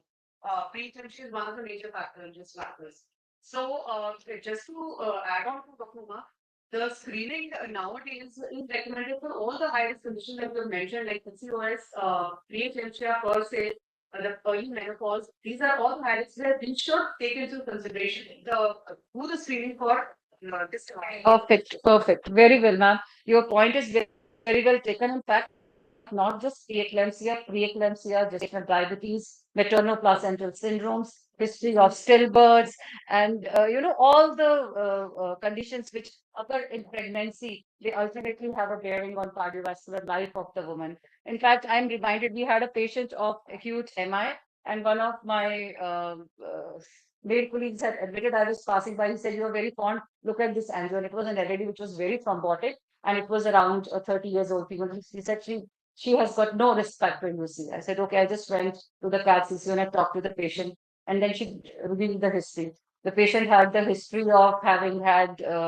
4 abortions around 10 years back, and this time when she conceived, she was diagnosed to have gestational diabetes. She was managed. She had a son, and after 1 year, she came and she landed up with an MI, with an ACS direct. And that history of gestational diabetes, none of us, so many of the times we tend to, ignore. But these things are important. And had it been diagnosed in time, had she been followed up, maybe, we could have picked up some kind of risk factors and have helped that young woman, young family. Cardiovascular health.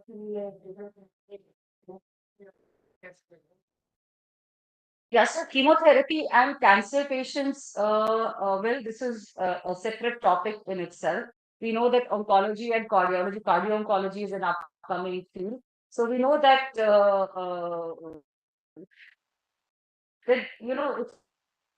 it's when they're getting chemotherapy, we know that they can be on drugs which can have adverse effect on the cardiovascular functions. So a regular echocardiogram when the chemotherapy is going on needs to be looked at, and if there is a variation in the lipid profile in a patient who's on chemotherapy and medical. I'm not sure about the data. Maybe I did not find across. Maybe we can go and check if in a patient on chemotherapy, any performance of lipid profiles. I'm not really sure if there is. Yeah. Yes. Yes. Yeah.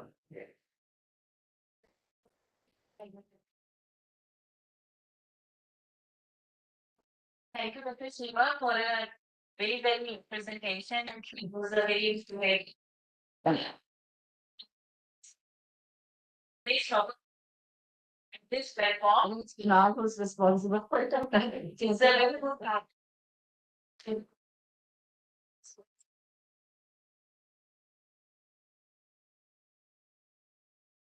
Sorry to finish.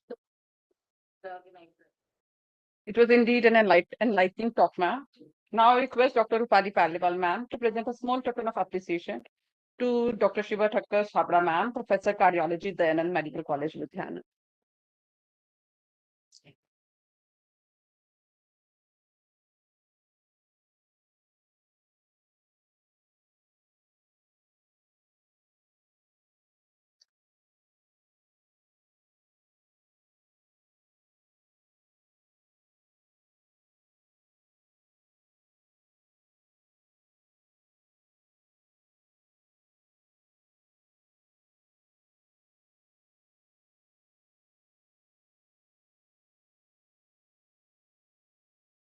Now I request Dr. Maninder Negi to facilitate Dr. Rupali Paliwal, ma'am.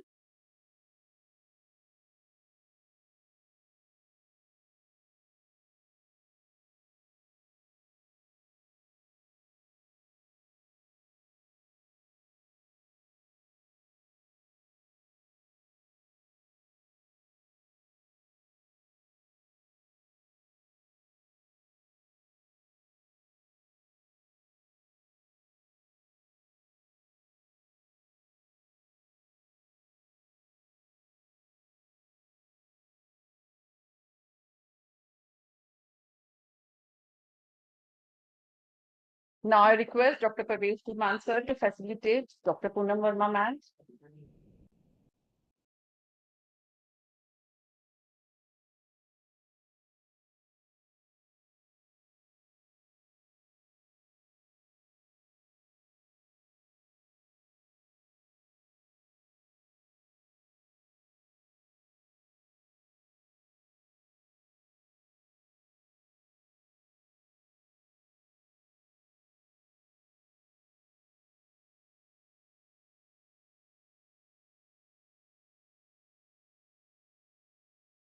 Now I request Dr. Umakant to please facilitate Dr. Nidhi Puri, ma'am.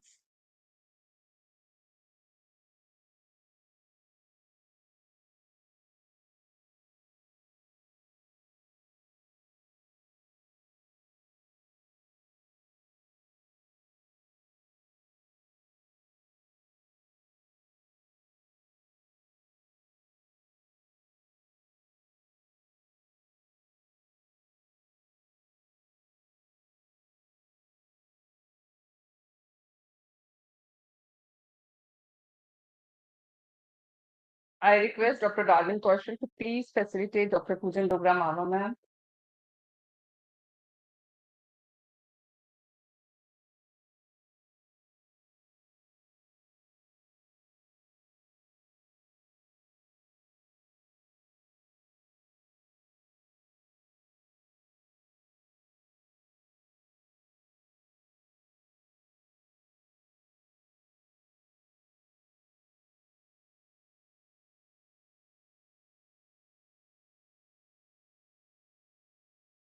Thank you, sir.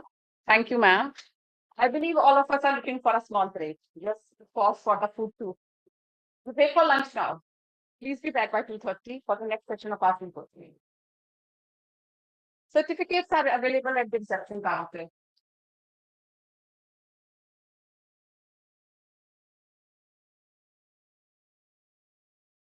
नहीं आप केवल ना presentation में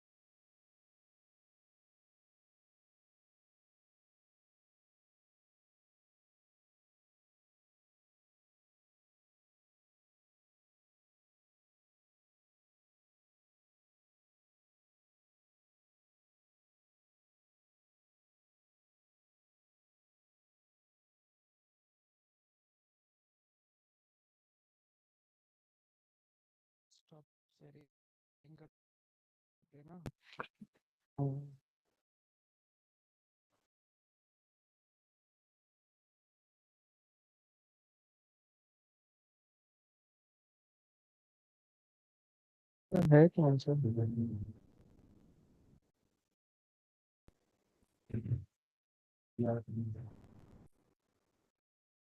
video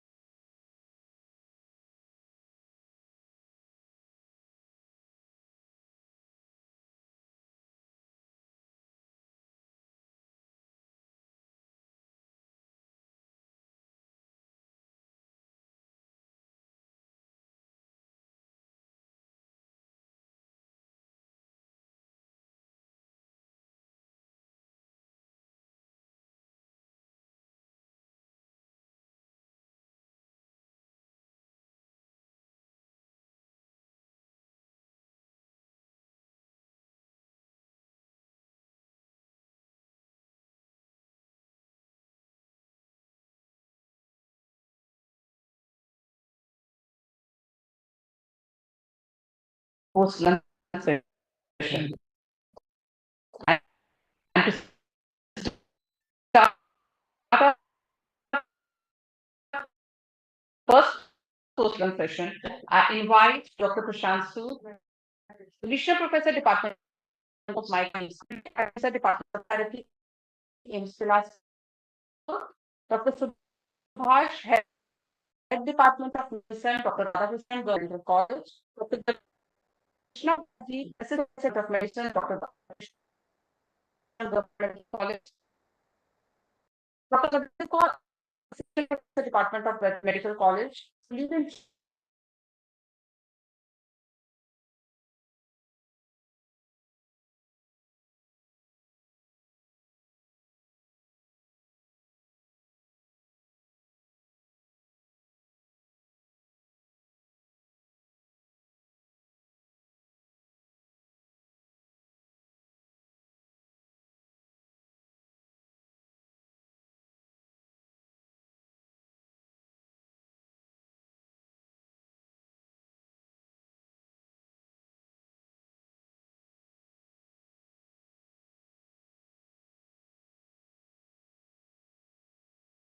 Afternoon, everyone.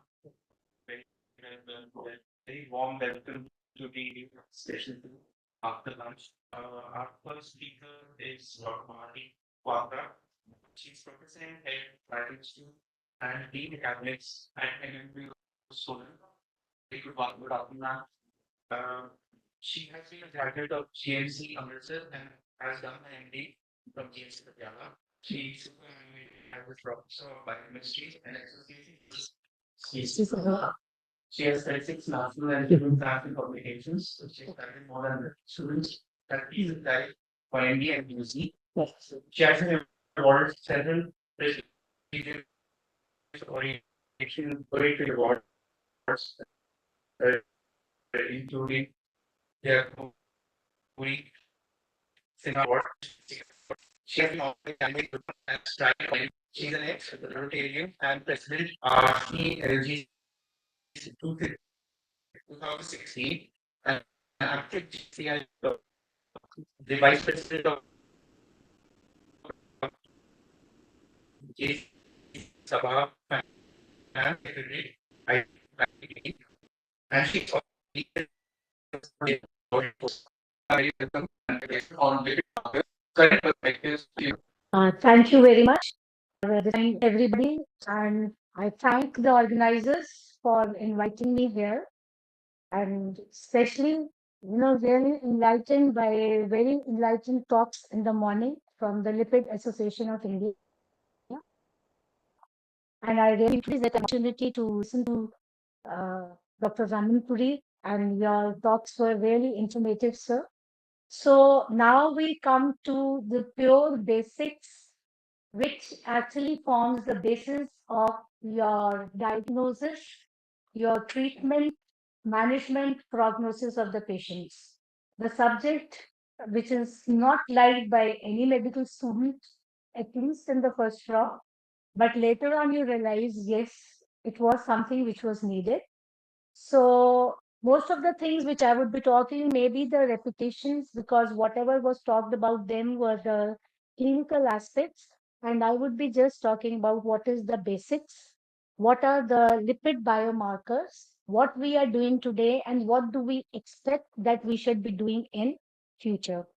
So before starting, let's know what a biomarker is, because I see few students also sitting here. A biomarker is just any biological molecule which is found in blood or any other body fluid or tissues that is a sign of normal or abnormal processes. That means that marker would always be present in those body fluids or tissues.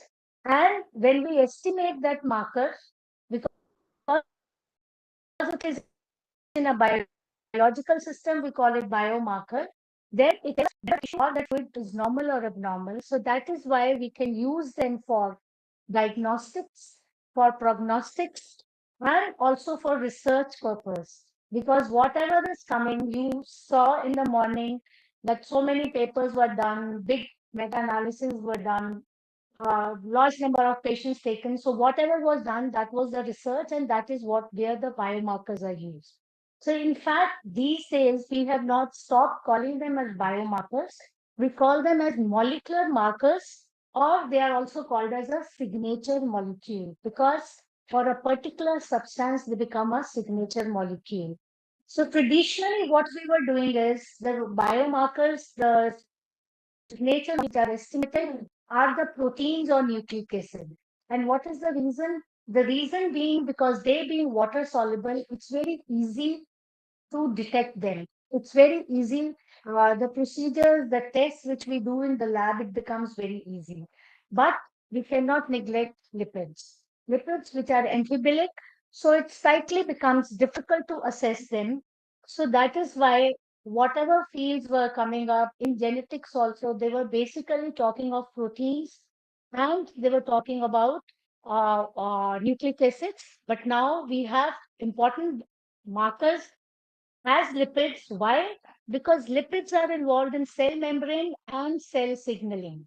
The signals from the cell are being given by the lipids. Hence, detection of this is now associated both with infectious and non-infectious diseases. Non-infectious diseases, NICDs, which are becoming common, about which lot has been talked about in the morning session. The what is ACS or CAD or MI, that is a NICD. But now also lipid markers as for detection of infectious diseases, and of those the most important is tuberculosis. We in India are still facing the epidemic of tuberculosis. It's very, very common in Himachal. When I joined Himachal, then I came to know how common tuberculosis is here in this area. So there also the lipid markers are becoming very important. That is what is the future. People say there are good lipids, there are bad lipids. Actually, lipids are lipids. We do need them. And sir, I would like to differ with you at this point that we should stop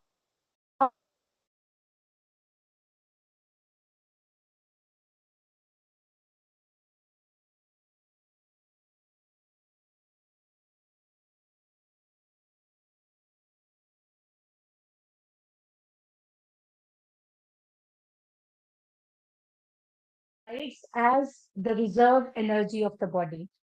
They are the structural components of the cell membrane in the form of phospholipids and cholesterol. They are metabolic regulators in the form of steroid hormones. Now, when we are making it zero cholesterol, no cholesterol, no cholesterol, you see how much the incidence of infertility, both among males and females, is increasing. Besides other factors in the lifestyle, delayed or late marriages, late planning of family, one of the more important factors is they are having lesser amounts of the steroid hormones, which are basically the sex hormones. Then prostaglandins, which are again very important. Then they are electrolyte insulators of neurons. They protect us from cold, needed subcutaneous fat. So you can see I am having good subcutaneous fat, and I think I am the only one without a sweater over here. I'm getting shield from my fats. Then absorption of fat soluble vitamins.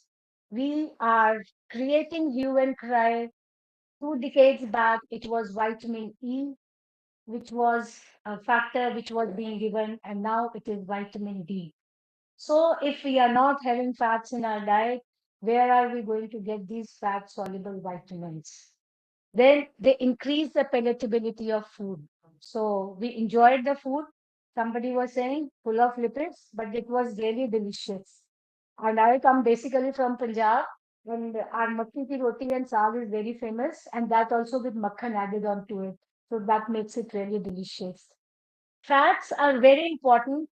Plastic surgeons and cosmetic surgeons, they use it to give body contouring. So they are the ones which are giving contours to our body also. But as excess of everything is bad, what does excess of contouring do? It leads to obesity. And obesity can lead to so many diseases like type 2 diabetes, hyperlipidemias, then there may be obstructive sleep apnea, and also added to it, the high composition of triglycerides and cholesterol is associated with the declining lung function.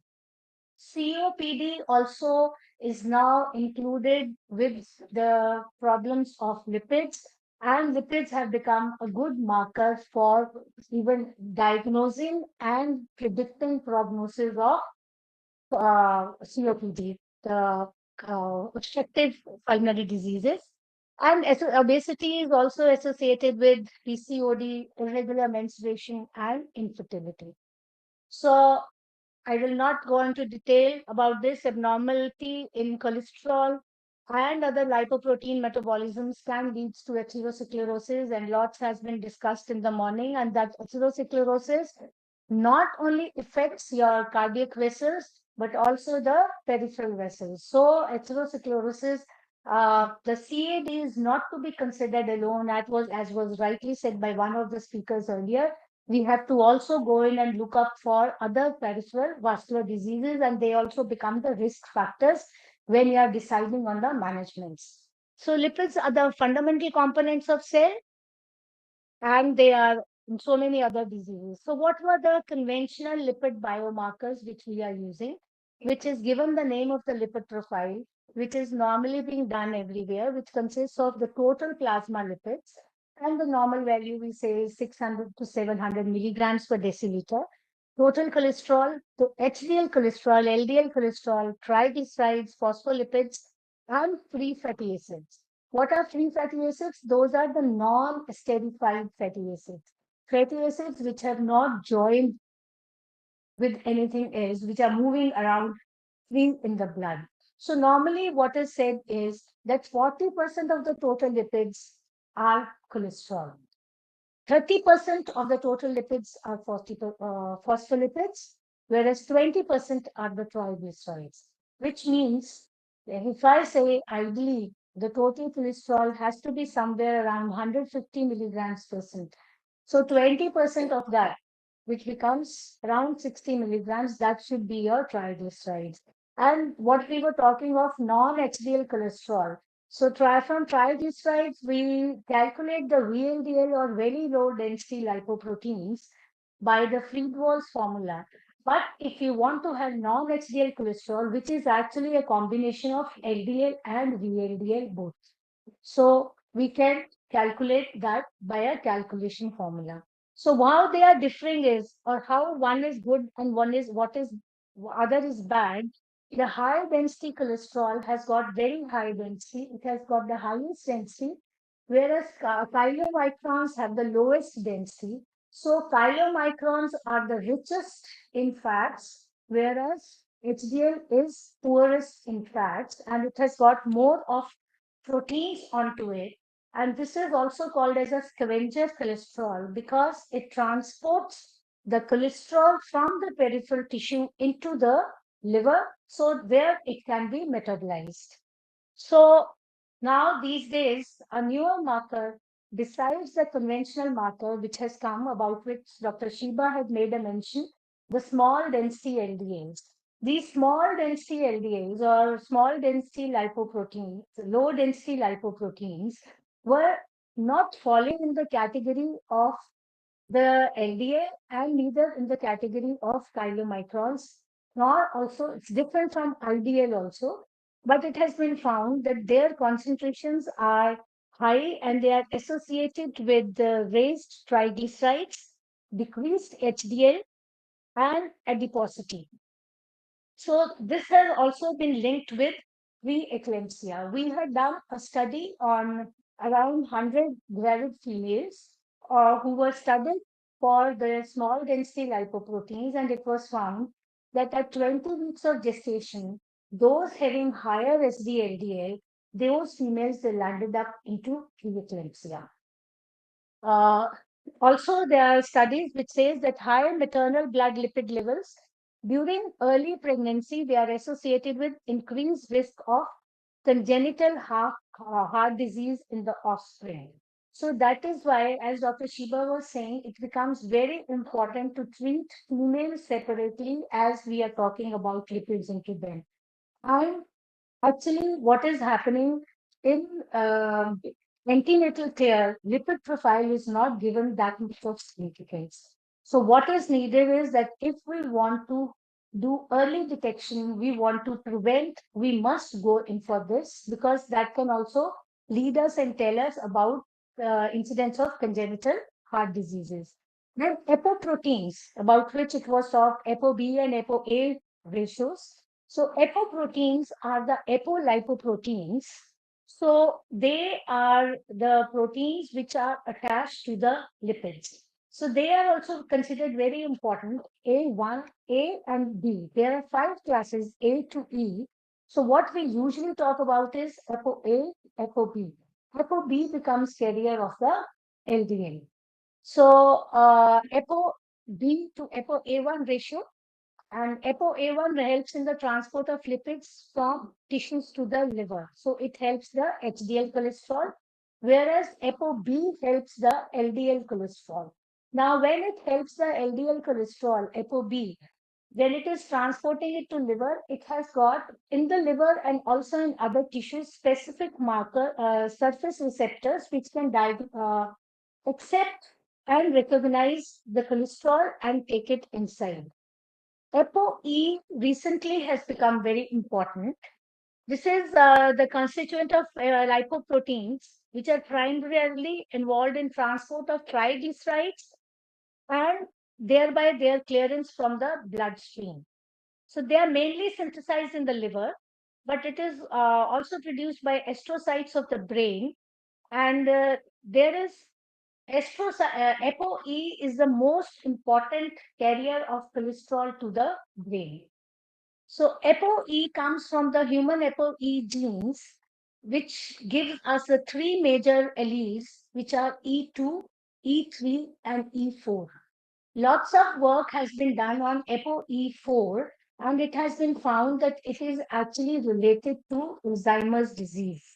So ApoE4, the genetic constituent finding this allele in Alzheimer's disease, we have been able to, we can use it as a predictor of Alzheimer and then later on uh, for prognosis of the disease.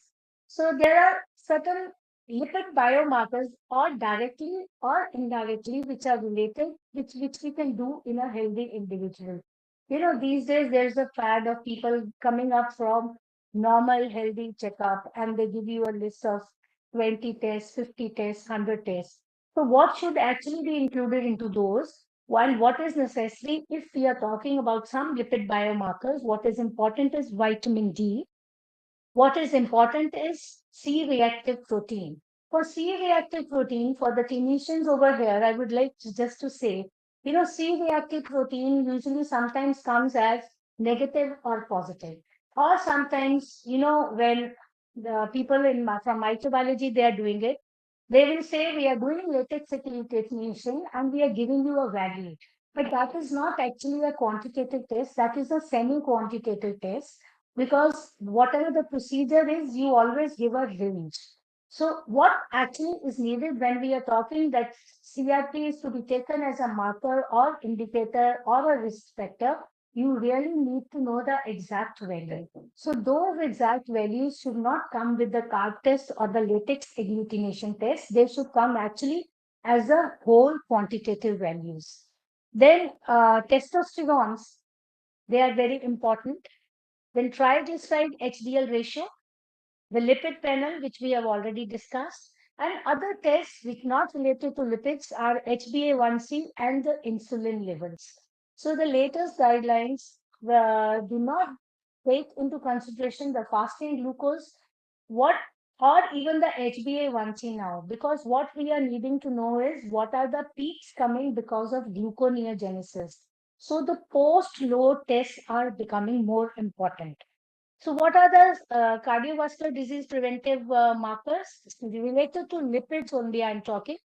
The lipid panel and the lipoprotein A. These are the two which have been highlighted. BNP is also becoming important because it is very important to differentiate between heart failure. Because for heart failure, BNP would be high. Heart failure or COPD, for the differentiation, we need to go for BNP, which are the natriuretic markers. In cardiac disease, traditional, it's again a repetition. We are doing ApoB and A and also lipoprotein A.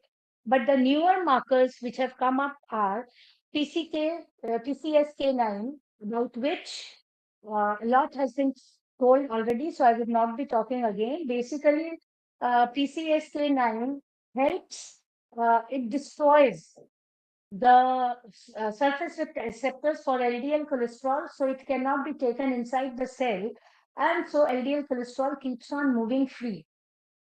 So it develops a relationship with PCSK, so they both have a nice time moving around. So what that is what the inhibitors do. That is why they have come as drugs. Then the other markers which are coming are ApoC3, small dense lipoproteins, and FOE4. These are the newer markers which are coming. So as I said earlier, Alzheimer's disease E4 has become very important. So there has been a discovery and confirmation of diagnostic serum lipid biomarkers for Alzheimer's. This is one of the articles which has said that ApoE fraction, E4, is found deranged, and there is high sterols, lysophosphocholine, diacylglycerols, glycerophosphocholine, and triglycerides associated with Alzheimer's disease. So we can conveniently use them for early diagnosis or prognosis of Alzheimer's. Or if we can decrease the amount as we are managing those patients, we can even bring it retrogradely. So markers which are lipid markers for COPD. So lipid dysregulation is associated with COPD. High compositions of triglycerides and cholesterol are associated with declining lung function and increased morbidity. Phospholipids in the form of are they acting as lung surfactants? So their amount is decreased. So as more will be decreased, COPD will be more detrimental for the patient.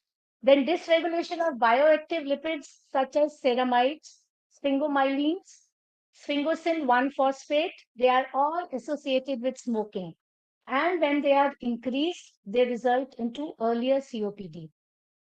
So infectious diseases, lipid markers are associated with tuberculosis, and it has been found that plasma phospholipids are decreased, the cholesterol esters are increased, and sphingomyelins are also increased. So if we keep on doing them as a routine parameter, we can do an early detection of tuberculosis.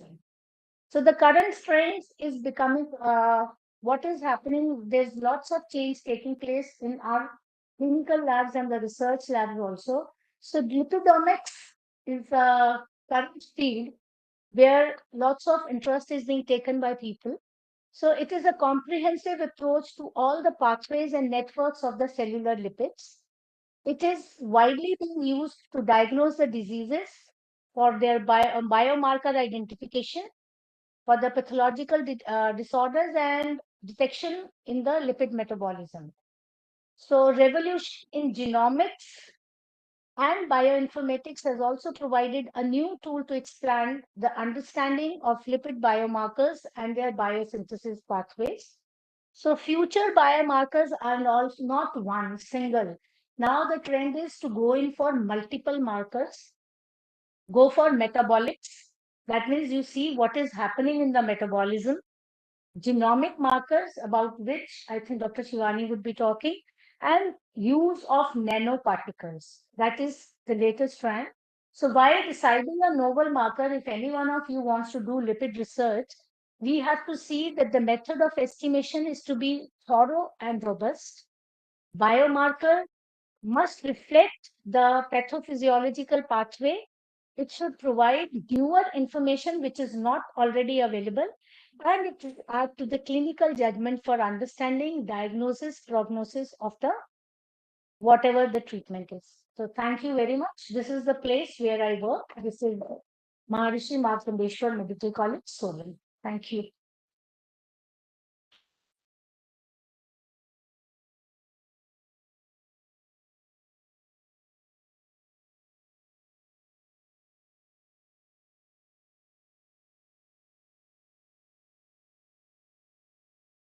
Speaker is Dr. Shivani just one. She is presently working as a professor in Department of Biochemistry, Government Medical College in Chennai. She did her really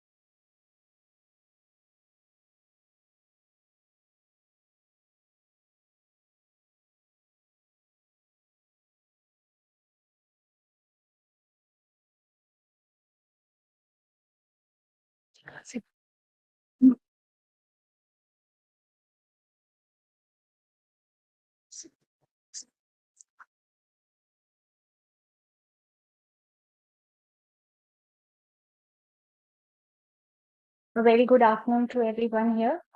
And at the outset, I would like to thank the organizers for giving me this opportunity. It has been a wonderful academic event, and I congratulate all of you here today. So, in this session, we will briefly discuss about the genetics of dyslipidemias and the available genetic tests to diagnose the genetic disorders associated with dyslipidemia. So, this again is basically going to be a basic sciences session. Um, so, a lot has been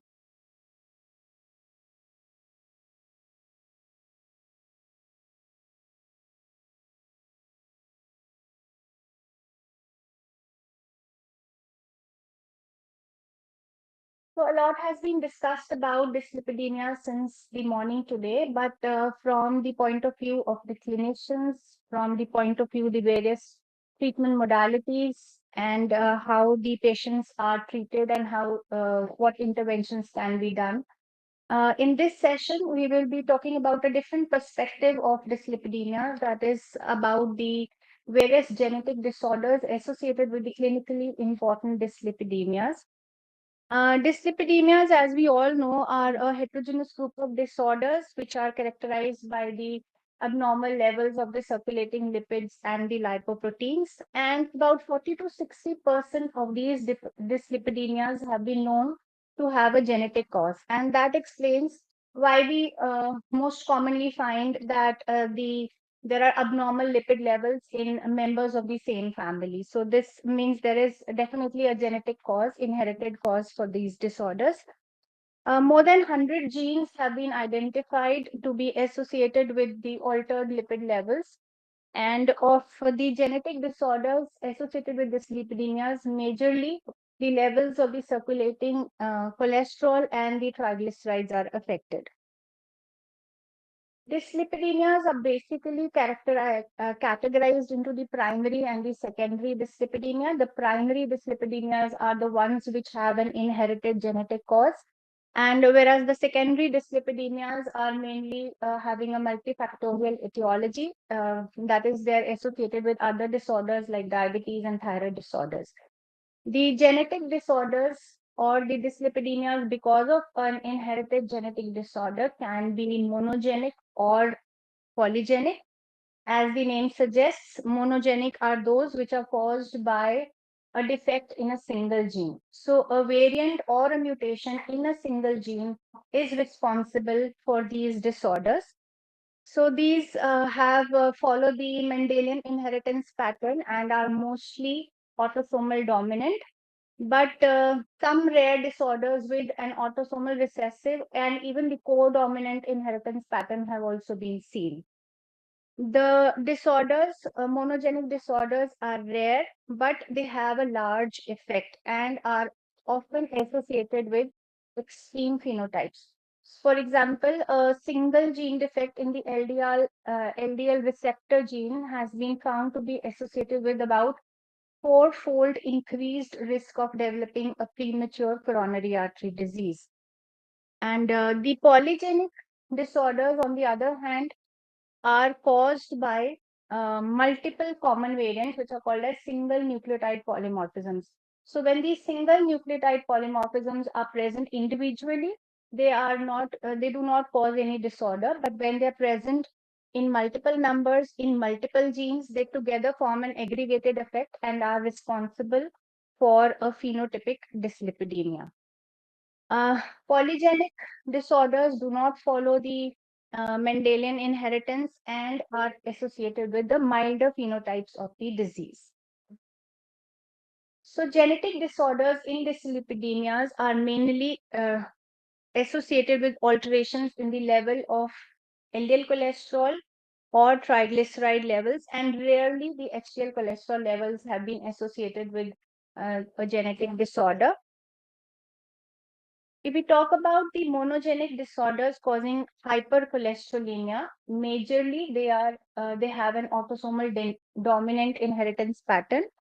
Although few rare disorders with autosomal recessive have also been reported. There are three main genes which are responsible for these monogenic hypercholesterolemia, namely the LDL receptor gene, the ApoB100 gene, and the PCSK9 gene. Patients with an autosomal dominant hypercholesterolemia are usually have a very high level of circulating LDL cholesterol and a very high risk of developing the coronary artery disease. So mutations in the LDL receptor gene, how do they cause this dyslipidemia? So the prevalence for the heterozygous form of this LDL receptor gene defect is high, commonly seen 1 in 250 to 500, depending on the population across the globe. And although the homozygous or the compound heterozygous forms are rare, the mutation in the LDL receptor gene causes a dysfunctional LDL receptor, and therefore, if the LDL receptor is dysfunctional, there will be decreased uptake of the circulating LDL, and therefore leading to increased LDL levels. So LDL cholesterol is increased.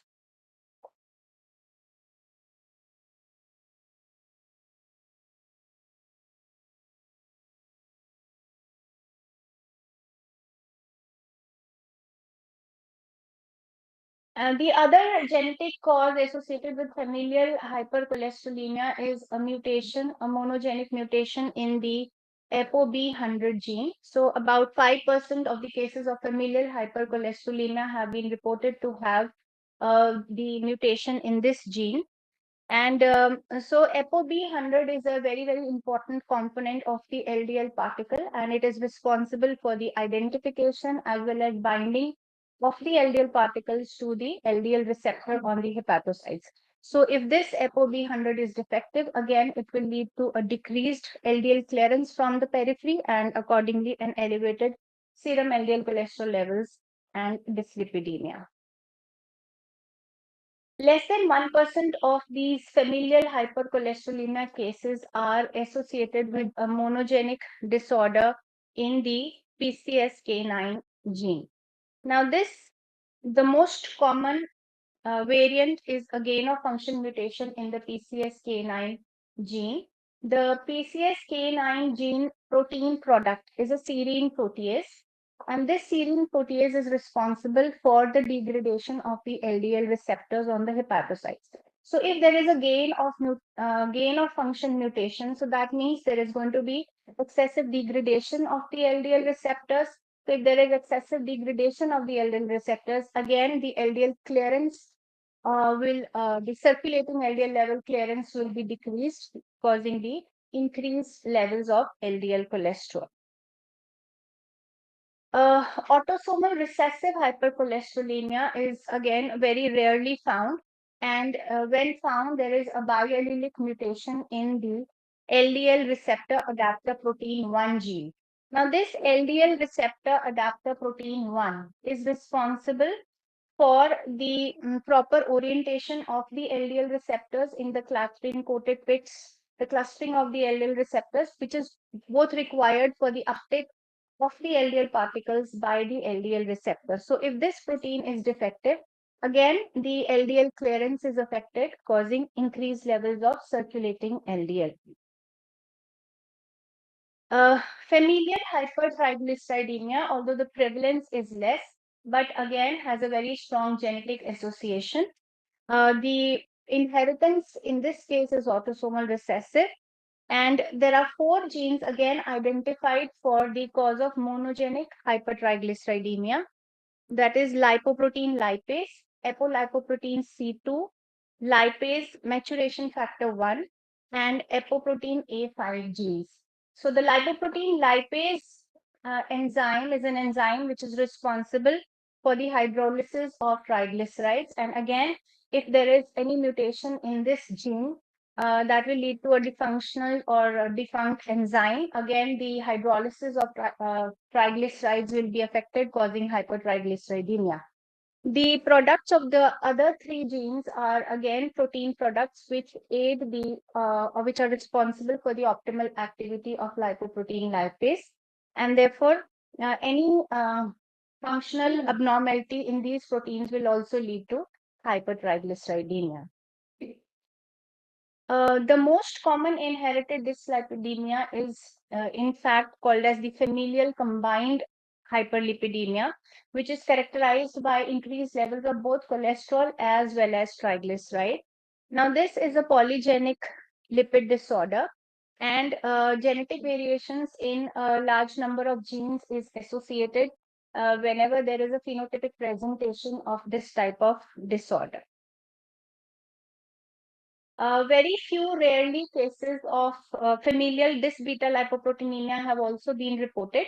And these are caused by, again, a biallelic ApoE2 presentation and decreased cholesterol remnant removal, leading to be the cause of dyslipidemia. So whatever be the cause of the genetic mutation, there is seen a lot of phenotypic variation in the clinical presentation of the patients, and it has been found that this clinical presentation or the phenotypic presentation of dyslipidemia is dependent on the type of mutation that is seen in these patients. So the homozygous forms of the genetic disorders are associated with the more severe form of the disease as compared to the heterozygotes. And it has also been found that the variation in the phenotypic expression is seen not only because of the genotype variation, that is not only because each disorder may have a different genetic mutation, but it is also seen that the expression of the same mutation varies between individuals of the same family or individuals in the same population. So even if the genetic mutation is the same, one person may have a different phenotypic expression as compared to the other person, although both are from the same family, although both are carriers of the same mutation.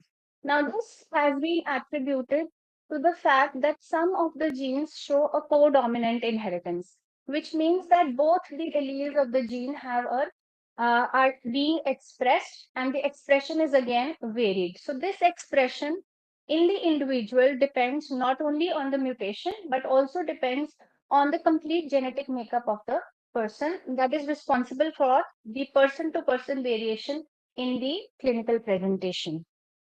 And this has also been attributed to the effect of other independent genetic variants present in that individual, which may interact with with the mutation and cause a different clinical presentation.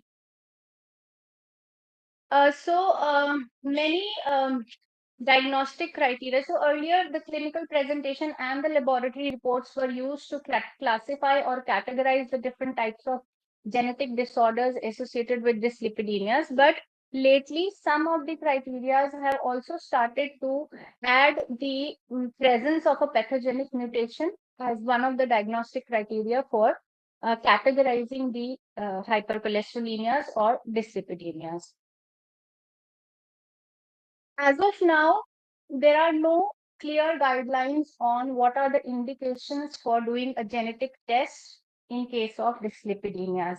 So there is again very less evidence on how this is going to basically affect the treatment modality or the intervention required in the patient. So if the genetic diagnosis tells us whether this is a polygenic disease or the monogenic disorder, the treatment basically still remains the same, which has been emphasized and reinforced in all the morning sessions, that the primary treatment is to decrease the LDL cholesterol levels. But again, genetic testing can still be done or can be considered whenever there is a clinical suspicion of monogenic dyslipidemia, especially in smaller children coming to the pediatric OPDs with a presence of syndromic clinical presentation. So in those cases, yes, we can opt for genetic diagnosis of the disorders. If there is a strong family history of dyslipidemia and its complications. And again, as of now, there is still no evidence whether the genetic test or the diagnosis that we get upon doing a genetic test will guide the treatment or the intervention. But still, these can be done if there is some evidence that this testing may change the treatment profile or may change the management of the patients. Some researchers have also said that prenatal testing may be given, an option for this may be given in families that have a very, very strong history of coronary artery disease or dyslipidemias. But again, this is highly debatable because the implication and the interpretation guidelines are still being formulated and there are still no clear-cut guidelines.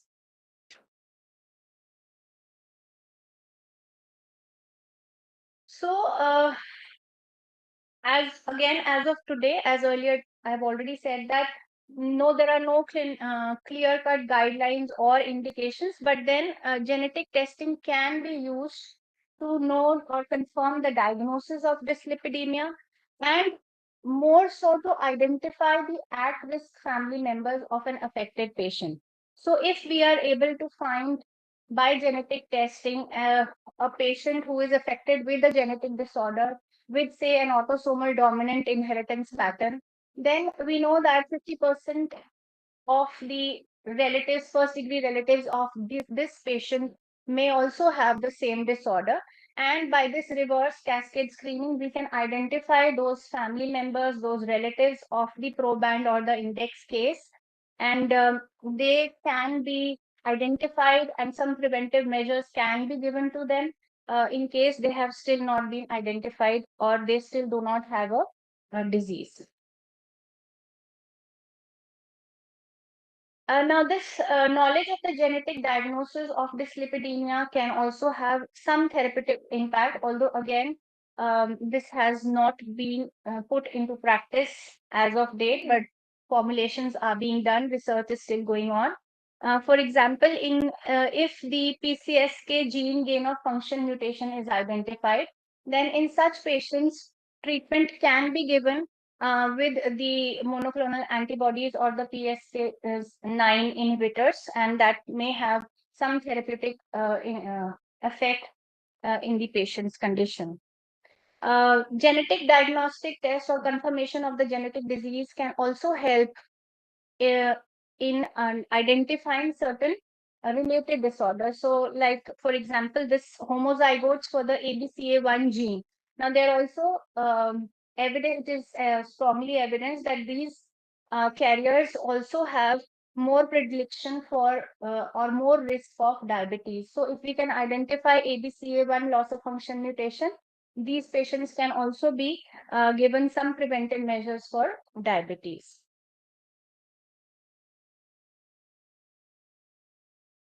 The various genetic tests that are available for the genetic diagnostics of dyslipidemia, in fact, for all other disorders also, are the first and foremost is the targeted gene sequencing. And in targeted gene sequencing, we sequence or look for variations in the known genes. So if the genes or the genetic variations are known, only those genes are sequenced and any variants are identified. So for the clinical diagnosis of dyslipidemias, a panel of 4 genes is being used. That is for LDL receptor genes, ApoB gene, PCSK9 gene, and the LDL receptor AP1 gene. So these are the genes which are targeted, and these genes are sequenced using the either the Sanger sequencing techniques or the next-gen sequencing techniques. And any variations in these, if identified, can lead to the confirmed diagnosis of hypercholesterolemia. If no variant is found in these 4 commonly associated genes, the next step is to sequence the whole exome. So the whole exome sequences all the protein coding regions of the genome, and from here other variants which may be rare or which may be identified for the first time in an individual, so those variants can also be identified. Now, the genetic testing for dyslipidemias is again in the very, very primitive stages. But with the progression of more genetic diagnostic tests, with the progression or formulation of better guidelines, we may be progressing into genomic medicine, personalized medicine, or even the predictive and the preventive medicines. So in genomic medicine, at present, what we are doing is we are sequencing either the targeted gene, that is our gene of interest, or we are sequencing the whole exome, which contributes only to 1% of the total genome. But if we do the whole genome sequencing, we will be able to find variants in the other intronic regions also, which may have some regulatory elements that are responsible for the genetic variation. But again, the implications, the data analysis, the interpretations are very, very complicated, and there is still a lot of time before anything can be formulated in this region. So information from the whole genome sequencing, the information about the single nucleotide polymorphism can all be used to create some predictive scores, and that may help in the formulation or may help us towards the predictive medicine. So in conclusion, I would say that clinically important primary dyslipidemias can have a genetic basis that can be monogenic or polygenic, and the knowledge of the genetic disorder can aid in knowing about the molecular basis of that disease, in confirmation of the diagnosis, as well as the assessment of the enhanced risk. And it can also aid in the early detection of the affected family members through the cascade screening. Thank you.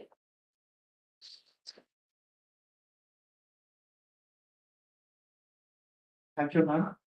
In the interest of saving time, we are going to move on to the next session and then open questions in the discussion round.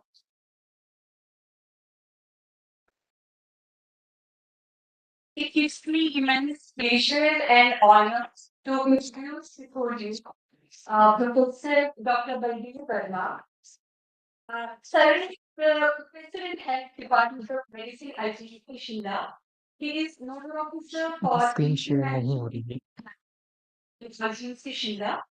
Sir is a member of Association of Physicians of India, and he is also newly elected chairperson of the Association of Physicians in Himachal. इसको काटिए With 25 यहाँ से in national and international channels. काट दीजिए So us देखो about the isotropic effects of statins. Dr. Baldev Verma. Thank you, Bhavishna, for the content introduction. At the onset, I would like to thank the organizers, Dr. Tarun, Dr. Kapil, and Dr. Kunal, for giving me this opportunity to be speaking in front of you. And it has been a pleasure to hear to Dr. Puri today. And as I was saying to Dr. Puri, Virender Sehwag was an aggressive batsman, and here we have the Lipid Association of India equally aggressive. And we have our guidelines not following the Western world, but we have our own guidelines. And it's a very proud thing to say that we are playing on the front foot rather than just following the European or this one. And it gives us immense pride that we are catering to our needs. We are catering to the Indian needs. So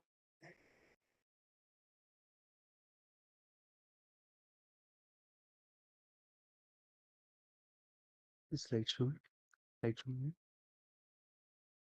this one sir here you will see the next slide नहीं slide show में कर दूं this is slide show for right अच्छा इधर slide show Yeah. ठीक है so this is one is the next Yeah. So today I'm talking on the pleiotropic effect of statins. What is so my talk will be first I'll try to define pleiotropy, then I will give what are the pleiotropic effects of statins, and then we'll look at what is the evidence for pleiotropy, evidence for and evidence against pleiotropy, and then I'll conclude.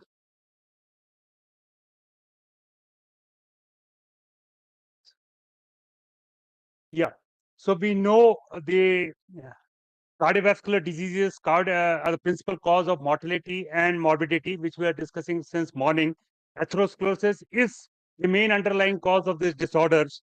And there is an association between the cholesterol elevated levels and atherosclerotic diseases. And there are n number of studies that have been presented this morning, which has shown this. The last line is important. Statins also exert many pleiotropic effects. So what is this pleiotropy? Pleiotropic effects are those effects which are independent of the direct reduction in low density lipoprotein or LDL cholesterol. So if the level of LDL cholesterol decreases, this effect is not dependent on that LDL lowering. It is independent of that. That is what is the pleo. And these play a major role in reducing cardiovascular morbidity and mortality. So statins, they reversibly inhibit the HMG coenzyme A reductase. They bind to the enzyme's active site and block the substrate production transition state of the enzyme. And all statins competitively inhibit the reductase, thereby producing the effect. Let us look at the reduction effects, which were also discussed in the morning. Rosuvastatin, if you give a 5 mg, 41%. If you double the dose, 7% more increase.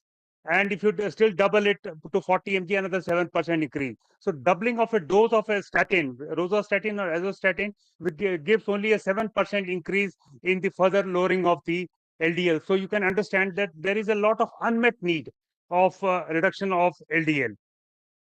So what is the statin pleiotropy? First, I want to say the commonest thing where you must have heard this is a pleiotropic effect is Ramipril. Sir, इस patient को आप Ramipril दो, इसको don't give ARB. क्यों sir? Because Ramipril lowers blood pressure, but it has got pleiotropic effect. It stabilizes the endothelial. It stabilizes the endothelium, it has got other effects, and that is why we know that it is the ACE inhibitors which had an 11% mortality decrease, and ARB and other antihypertensive, despite the reduction in blood pressure, have not shown the same benefits. When we say SGLT2 inhibitor, SGLT2 दे दो कभी-कभी SGLT2 inhibitor का ऐसा लगता है कि the reduction of HbA1c is 0.7, the reduction of systolic blood pressure is 2 to 3 millimeters of Hg, the reduction of diastolic is 1 millimeter of Hg, and see the benefits SGLT2, and they have become the molecules of each and everyone is prescribing. And then they said give it in heart failure with preserved ejection fraction, because they said they decrease the large vessel stiffness. Again, supposed to be a pleiotropic effect. So statins are also supposed to be having a pleiotropic effect. These effects are not dependent on the level of LDL cholesterol reduction. So what are these pleiotropic effects? The improvement of the endothelial dysfunction, this reduced inflammatory response, stabilization of the atherosclerotic plaques, reduction of the thrombogenic response, inhibition of the vascular smooth muscle proliferation, inhibition of the cardiac hypertrophy, and decrease in the incidence of ischemic strokes are all examples of statin pleiotropy. Is there a negative pleiotropy? I think this slide is just disappeared. Yeah, there is a negative pleiotropy. Everything we are saying is positive. There is a negative myopathy. And statin-induced muscle dysfunction is an example of negative pleiotropy. The renal dysfunction, the hepatic dysfunction that can occur is also an example of negative pleiotropy with statin. The renal dysfunction that can deteriorate with statin is an also example of this one. And some people might say if there are some cognitive dysfunction, there is a little bit of this. Some studies say Alzheimer's may is helpful. Some say it produces cognitive dysfunction. That may also be example of negative pleiotropy. Why did this pleiotropy thing at all come out? Statins ठीक चल रहे थे, cholesterol reduce करो, करते करते करते जाओ, नहीं है, एजिटिमाइब ऐड करो, नहीं है, फिनोफाइब्राइड ऐड करो, नहीं है, PCSK9 करो, तो what is it, why bring in this pleiotropy? This Jupiter trial was the one that actually opened up this. Now, if you see these trials and you see this line, no, sorry, can I have the pointer?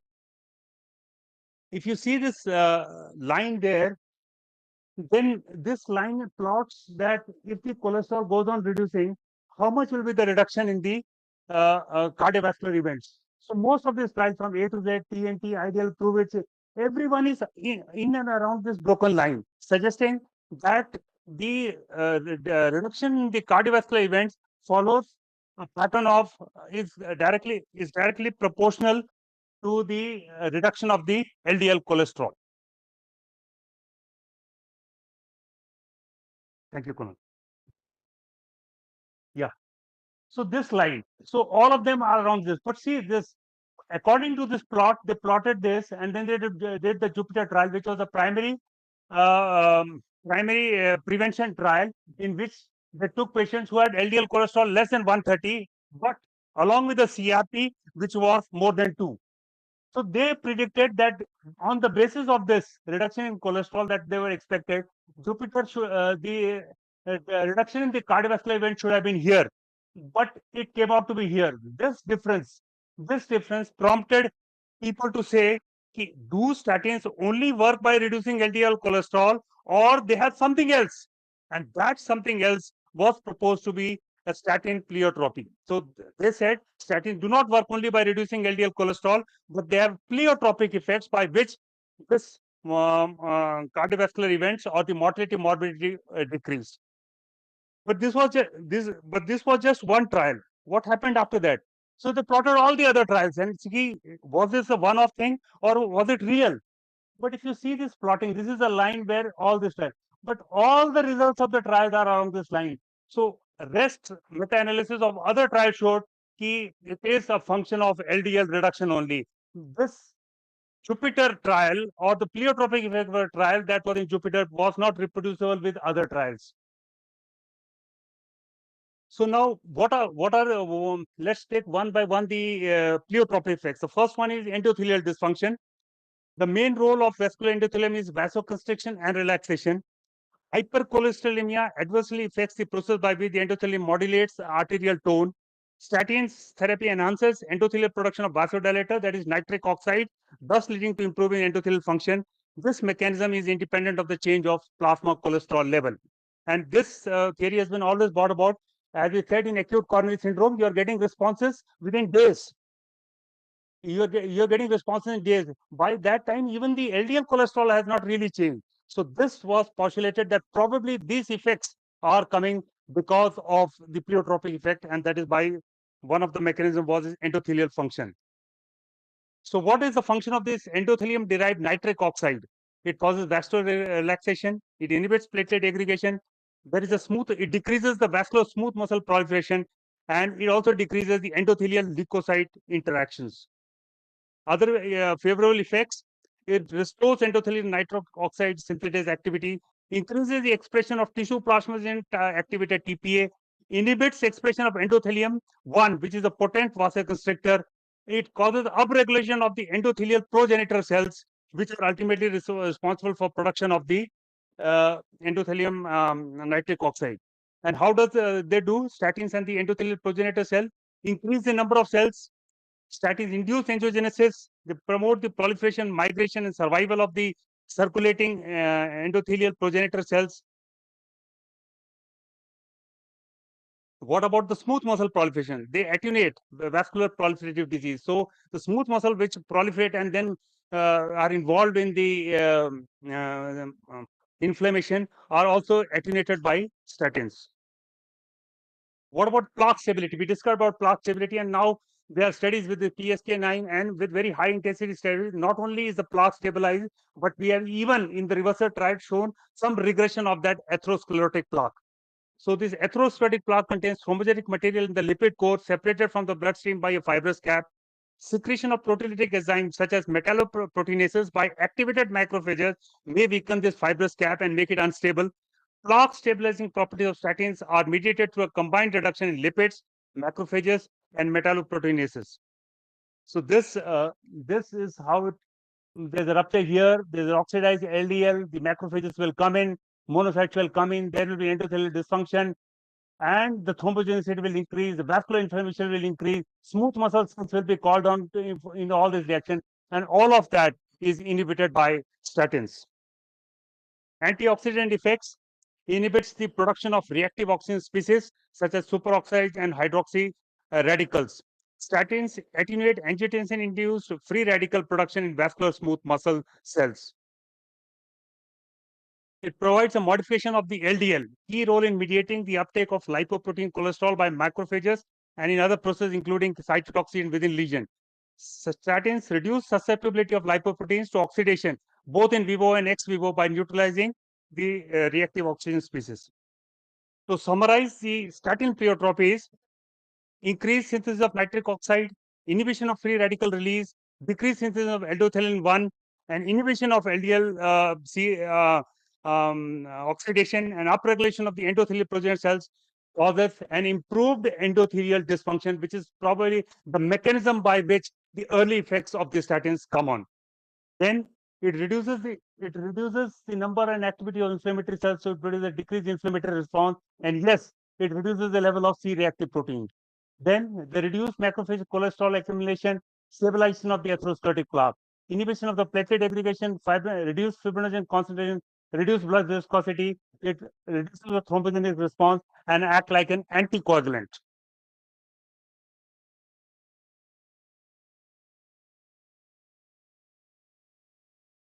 Sorry. So what about the effects on myocardium? It inhibits cardiac hypertrophy, and this is through this antioxidant mechanisms. In ischemic stroke, as already Dr. Saab has in the morning this is said, it decreases the incidence of ischemic stroke, and the mechanism there is also an improvement in the endothelial function.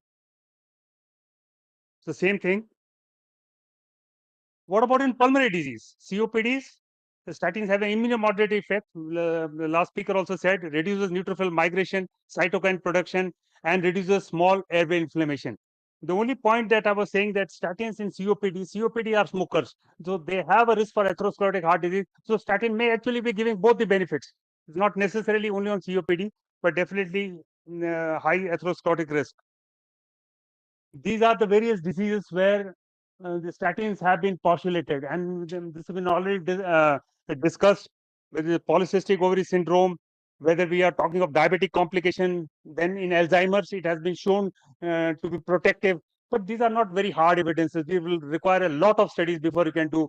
They say some cognitive evidence, some say there is no cognitive dysfunction. Alzheimer's, most of the studies are saying that yes, it can be preventive for Alzheimer's. It improves bone health in rheumatoid and SLE arthritis. If you remember the condition, which is the cause of accelerated atherosclerosis, all patients who receive steroid, all patients with connective tissue disorders at the age of 25, 26 will receive steroids, will receive immunomodulatory drugs, and there is a stage of accelerated atherosclerosis, and all of these conditions also respond to statins.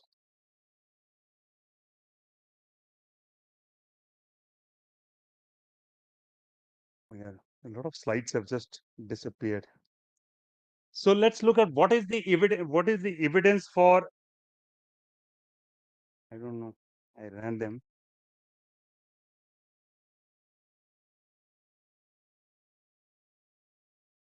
Some of the slides are not playing.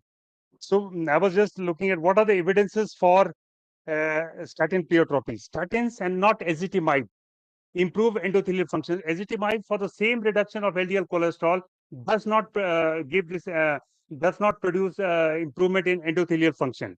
Statins reverse endothelial dysfunction in young smokers with normal LDL cholesterol.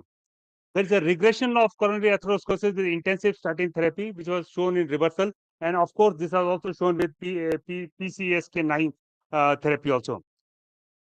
Non-statins also show decrease in LDL cholesterol, also show benefits, but the time taken to show these benefits in non-statin is much longer than that shown by statins.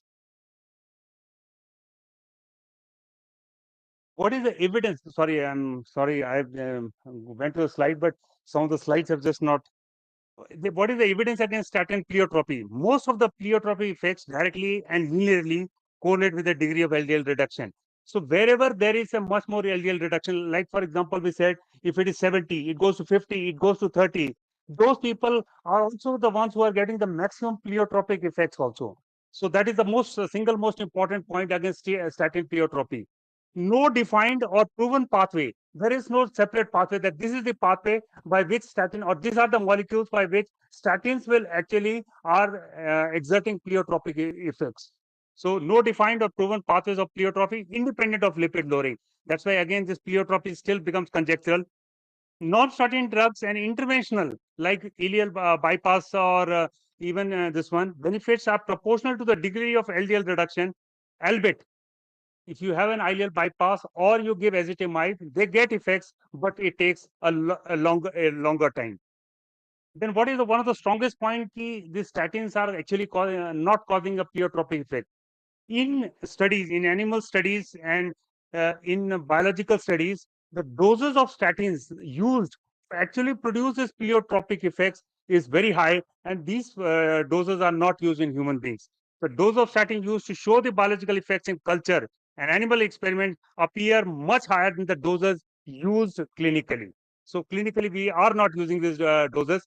And what is happening with by use of ezetimibe, PSK9, when you actually decrease the LDL down to 30 or 20, it is then the maximum benefits are also there, and probably the maximum pleiotropic effects also appear at that particular stage. So there is this slide which I've taken this one. So there is a lot of problem. Pleiotropy, very well discussed. Everybody says there is a pleiotropy, but what is the truth? The first slide says that there's a statin. It has got pleiotropic effects separately, and it has got decreased LDL. So if this were to be true, then both of them would really, this green, the area of the green shows how much would be the cardio. It should have been a very high cardiovascular decrease. But other than the Jupiter trial, no other trial showed that this LDL and this pleiotropic effects are different. The effects most of the studies have produced is because of LDL. So this probably model is not true. The second model says statin has pleiotropic effect. It also decreases LDL, but it is only the LDL which is causing decrease in cardiovascular risk. The third model states statin main effect is LDL reduction, and then there's some pleiotropic effect, and they combine decrease the cardiovascular risk. The fourth model is statin can produce both of them, but this cardiovascular risk is not double as here it is. And the fifth model said statins decrease LDL, LDL decrease cardiovascular risk, and this cardiovascular risk actually produces the pleiotropic effect. So this is a whole circle here. And because I told you we do not have pathways, we have no real concrete evidence. So probably one of the statements will be true. And at least this statement is not true. Whether these three statements, one of these three statements will be true, will have to be seen. Thank you.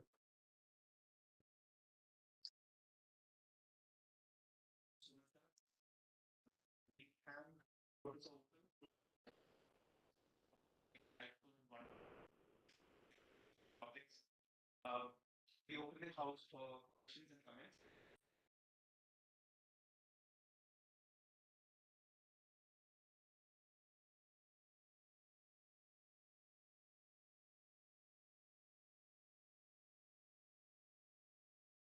I have a question from Sir, should we give statins to all our patients of COPD? So what is the recommendation presently? Commissioner, I'll answer this question in two forms. COPD, they have shown, yes, it inhibits the neutrophil migration. It inhibits neutrophil migration. But my own thinking is COPDs, most of them, if they are smokers have an accelerated atherosclerotic risk with ABA. So I would believe that all patients, and then most of these patients will be in the 40 plus or 50 age group. By the which age itself is an independent risk factor for atherosclerotic heart disease. Smoking itself is a risk factor, and COPD, as we know, is an inflammatory state. And the CRP levels in this group of patients will also be raised. So I would believe that all COPDs should get statins as a atherosclerotic cardio disease risk reducer. Second question is how frequent should be the monitoring of the lipid profile dancer? Whether it should be 6 monthly once we achieve the LDL targets respectively, then what should be our monitoring like? It should be 6 monthly or it should be more. Dr. Puri in the morning said, and I agree with him, that in the where you are concerned with an acute coronary syndrome, you would like to do it at 2 weeks. Yes, But most of the statins have achieved their full effect by 4 to 6 weeks. So in clinical practice, if you have started on day one today, you can repeat after 6 weeks. Then after 6 weeks, we usually do around 2 to 3 months, and then you see an LDL level. So once a patient achieves the desired LDL level, then probably that frequency can be decreased, subject to that the patient keeps taking his cholesterol medication. As Dr. Puri said, that most of the patients, even when they come to us, they say, doctor साहब ये अभी तो हमारा level ठीक हो गया, इसको थोड़ा डोज कम करके देखें. और जब वो डोज कम करके देखते हैं, उसके बाद वो कभी नहीं फिर वापस आते कि वो सर वो लेवल अभी बढ़ गया है. Thank you.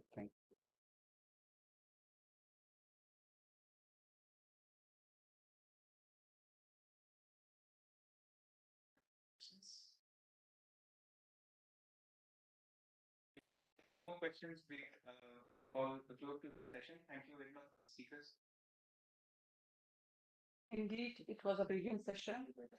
Can we have a big round of applause for our panelists?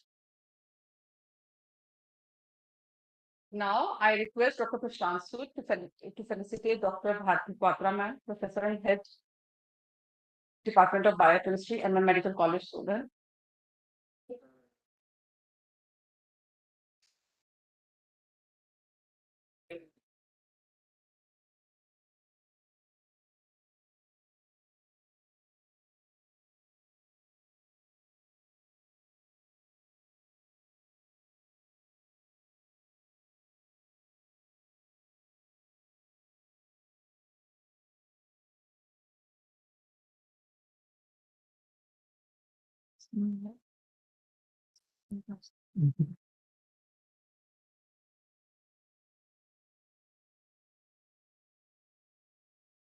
Now, I request Dr. Maninder Negi sir to felicitate Dr. Shivani Jaswalman, Professor, Department of Biochemistry, GMC, Chandigarh.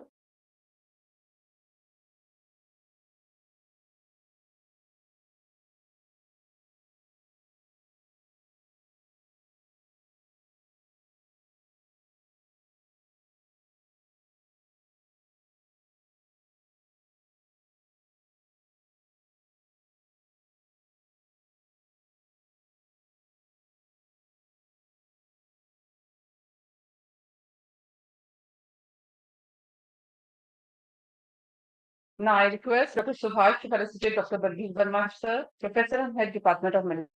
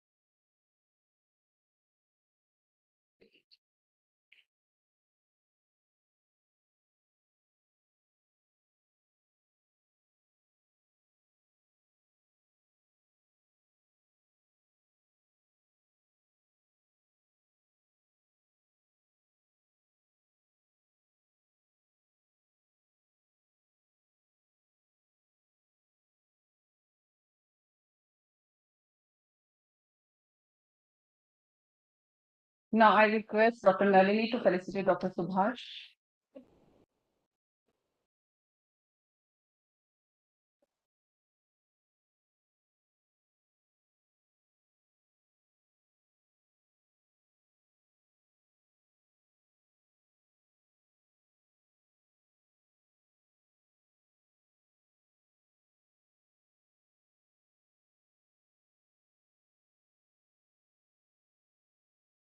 Request Dr. Navdeep Sindhu to felicitate Dr. Karishma Gandhi, ma'am.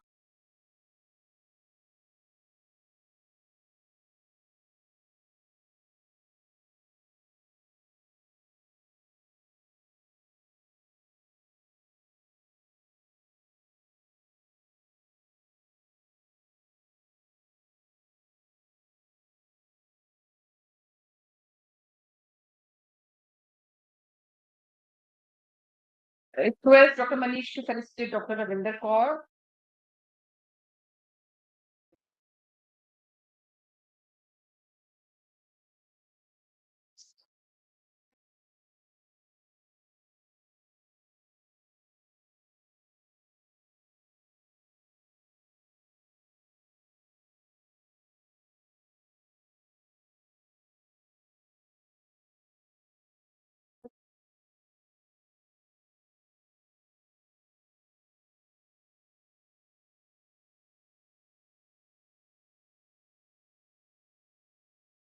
Thank you, everyone. Hope everybody enjoyed all the sessions.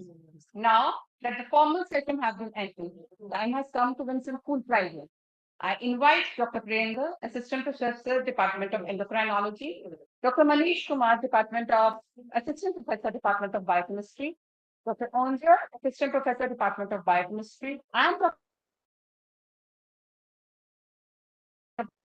Biochemistry to kindly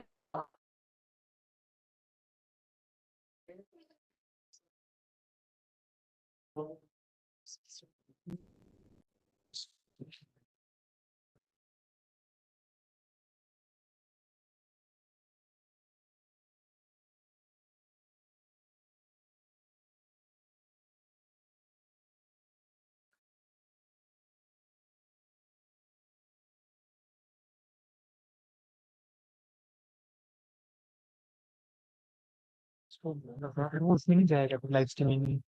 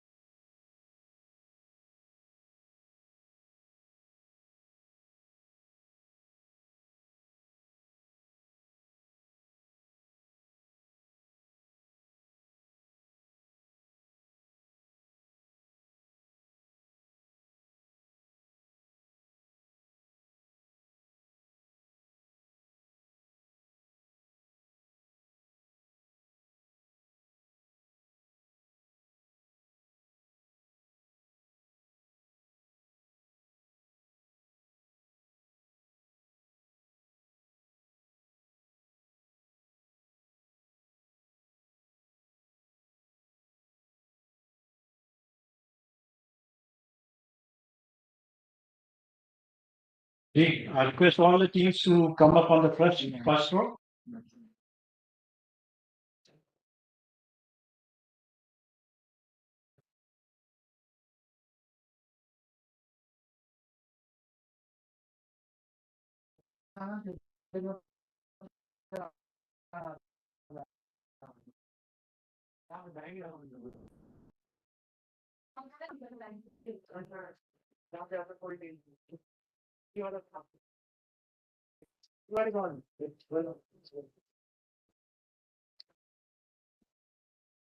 We are fine.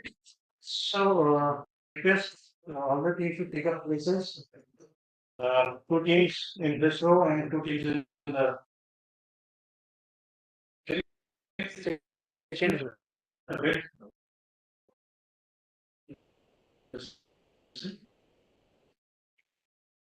We have three teams in the second row.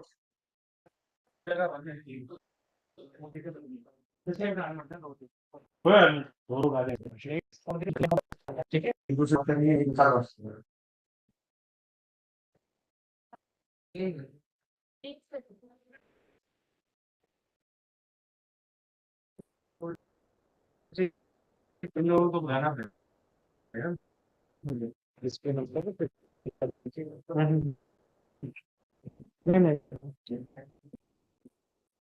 Oh my God. You know, take.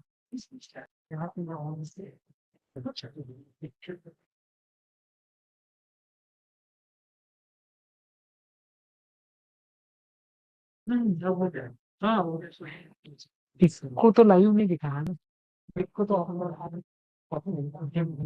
ये अभी तो नहीं कर रहा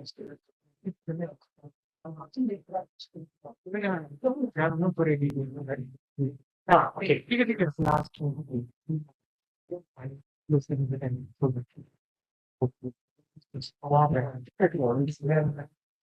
so there will be audience round two. I can see students from second year now. These are mobile जमा कराओ अभी.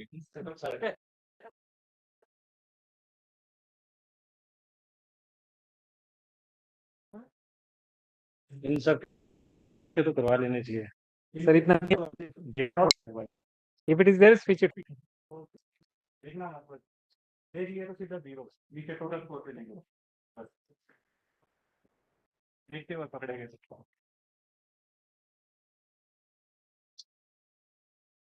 Timer लगा के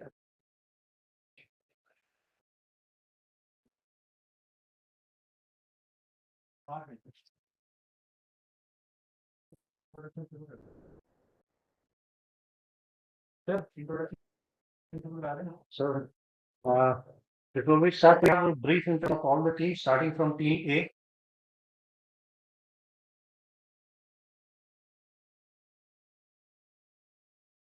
All the mic closer and introduce yourself to the audience.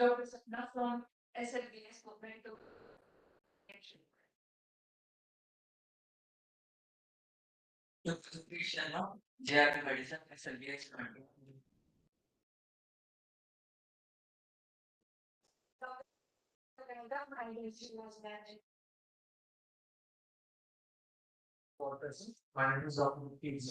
from my sensation.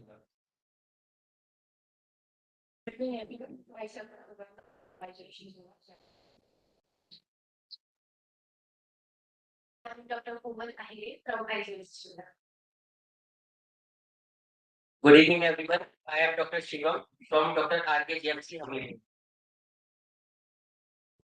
Dr. Ashri, Dr. RKGMC. Good evening, everyone. Myself, Dr. Sharma, Pandit Jawaharlal Nehru Government of University. I'm Dr. Amartya Priya, first CPC, Pandit Jawaharlal Nehru College. So on behalf of AIIMS Bilaspur, we welcome you all to the quiz.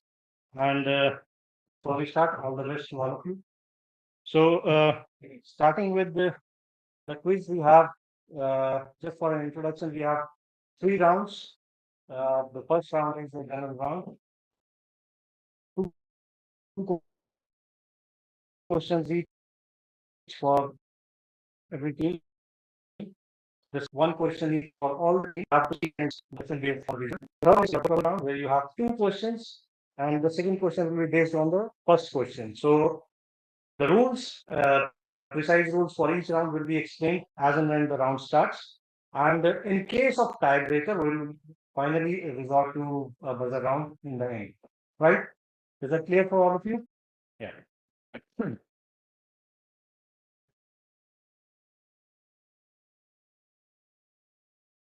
So for the introduction of all the quiz master, yeah. So the decision of the quiz master will be final in every answer. So we have basically 5 teams: one team from Mandi, one team from Chamba, one from Hamirpur, and 2 teams from IIMS Shimla. Okay, so this is a brief introduction. I've already explained it to you. We'll have 3 rounds, and for the first round, the rules are like we'll have 2 questions each for all the teams, and the time limit for answering the question will be 45 seconds. And the correct answer will fetch you 10 marks, and there will be no negative marking. So if the team does not provide an answer to the question, the question automatically passes on to the next team. And in case the question passes on to the next team will have to write down the answer on a check and hand it over to the quiz master and speak it out loudly as and when they are asked to do so. So the answers for the marks for the past question are 5 marks each for the correct answer.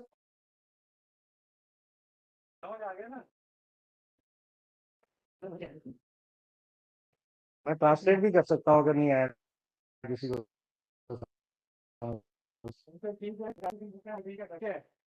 Answer दे लो चाहिए आप सबको मौका मिलेगा पर बोलना किसी ने नहीं है जिससे आप अभी सीट मिली है उसको तो कहना है ठीक है जिसने बोला उसके बाद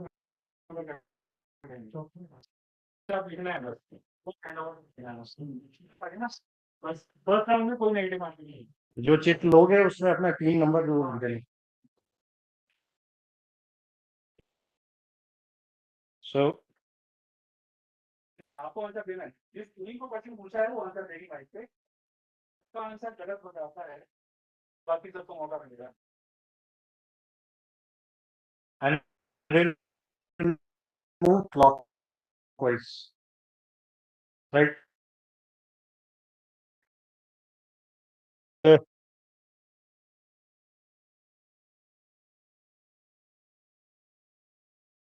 the first question for team A.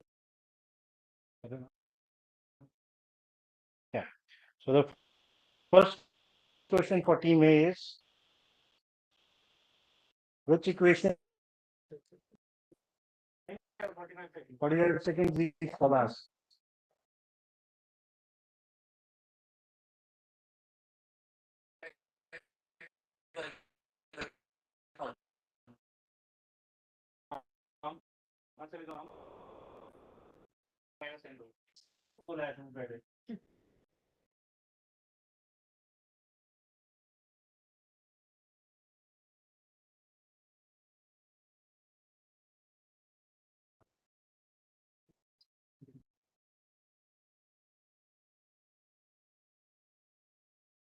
Correct. Correct. 5 marks for TV. Time up. Time. Team B. All are correct. No. Okay. Okay, so the next question for team B is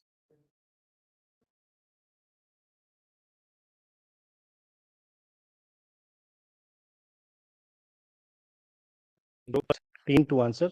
The next team, first team to answer correctly will be given marks.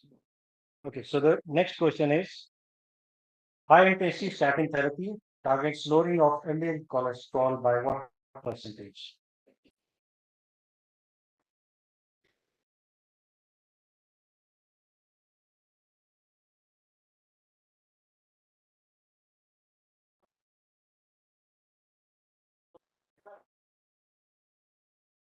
जरा दे दिए number से photo मुझे ने दे देना सबको 5-5 को decide करो क्या करना है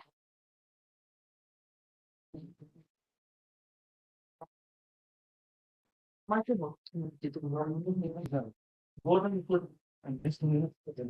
here,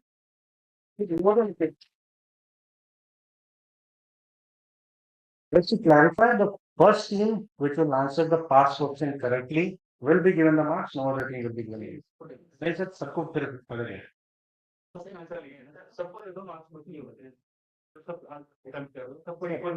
चल.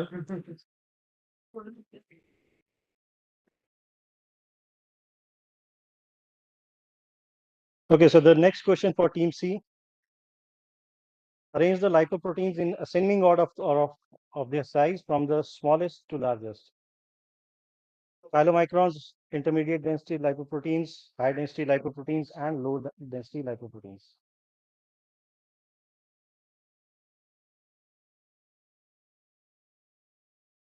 सेकेंड ईयर वालों को तो आना ही चाहिए.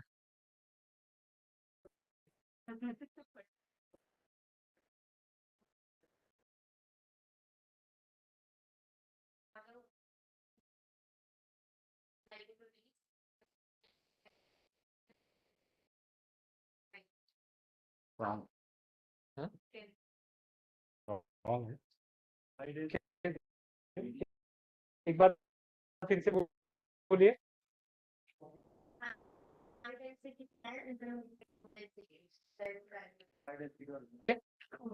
Please.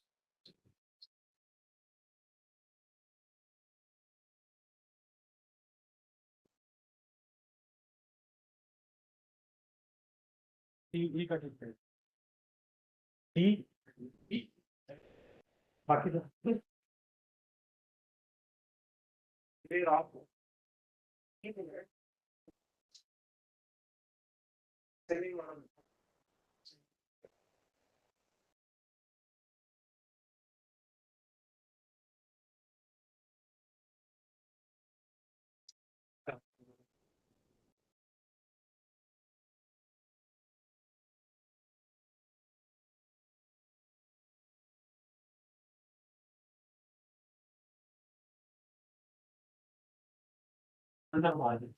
So the correct order will be SDL, LDL, IDL, and chylomicrons.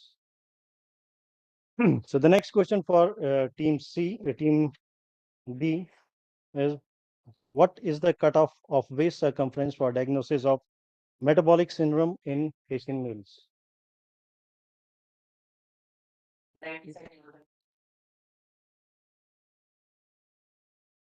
According to LAI.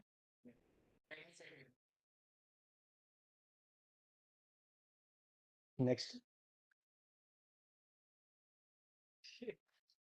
ये पास क्वेश्चन डिस्क्लोज हो गया सर, इसका किसी को नहीं देंगे. Okay, so this is basically 88 centimeters to be precise.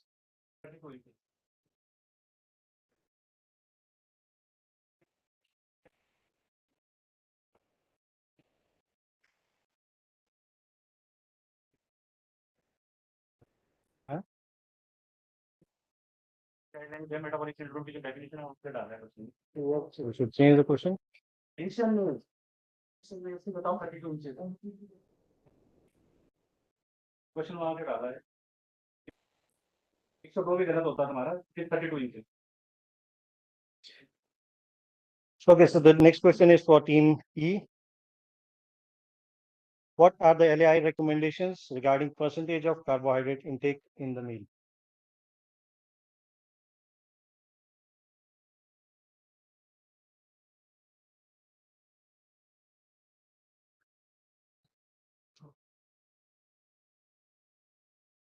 Next.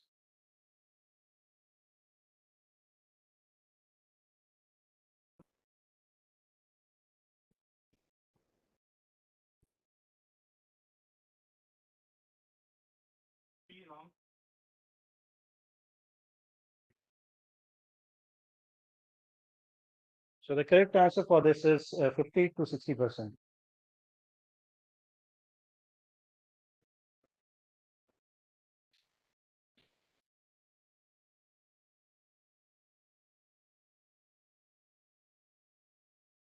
So the next question is for team A. I will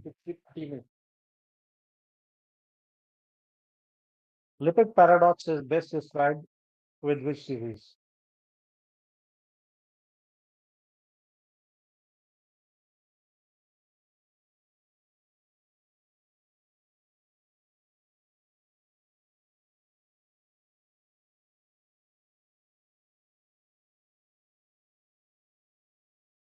No negative marking to.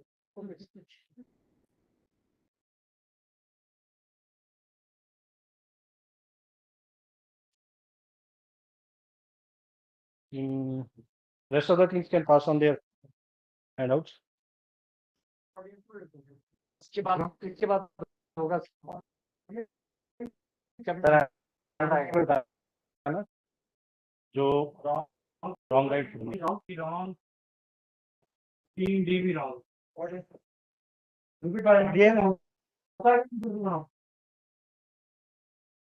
Anyone चलो ये भी लक्ष्य होता है.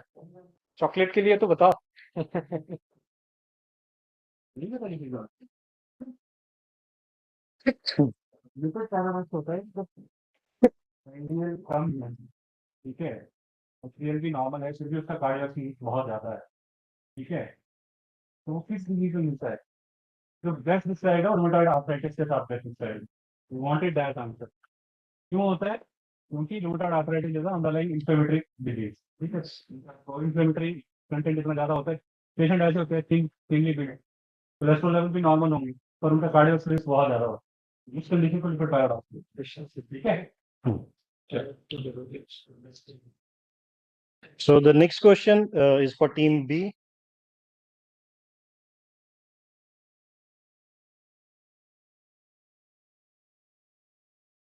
ApoB48 is associated with which lipoprotein? Right.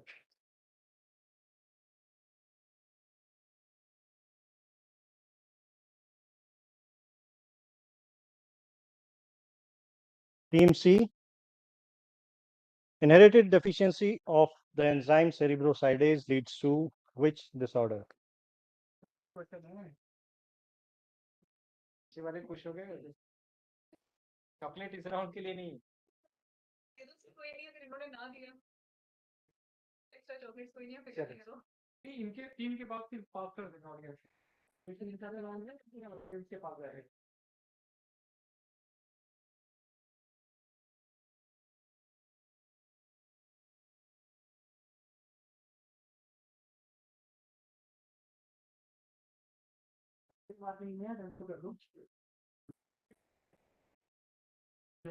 You can have a guess. Time up हाँ चलो बोल दो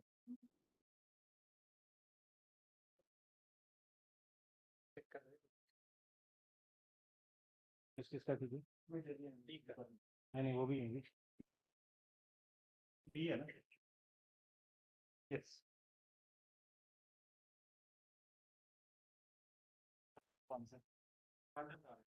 The correct answer is that cerebrosidase deficiency leads to Gaucher disease. B and C are correct. B and C. D are correct. So the next question for team B. ये दे देते हैं वापस चाहिए ये रखिए. Team B, are you ready? B. Name the lipid lowering drug which is synthetic small siRNA directed against protein convertase certolizin caxin type 9. Right.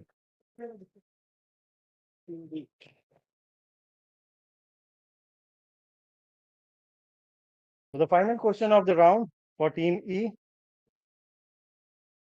Reduced trial has recently shown that reducing TG levels may reduce cardiovascular events over and above statins. Name the drug used in the study.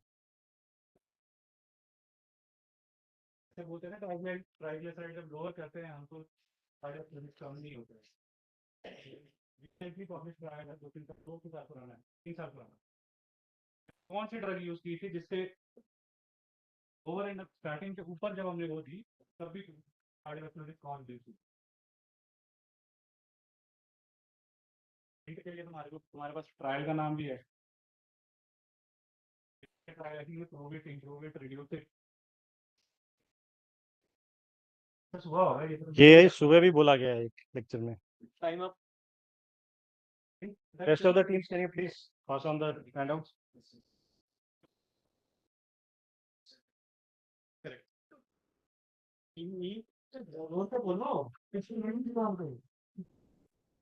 This question was for team, right? So the course are pentahed.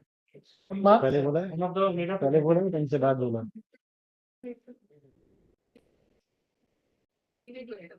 नहीं गई था. Late answer आया but will accept. This is the end of round 1, and before we move on to the next round, can we have the scores, please? Okay, जब तक scores calculate होते हैं, we can move on to the audience. Audience, are you ready?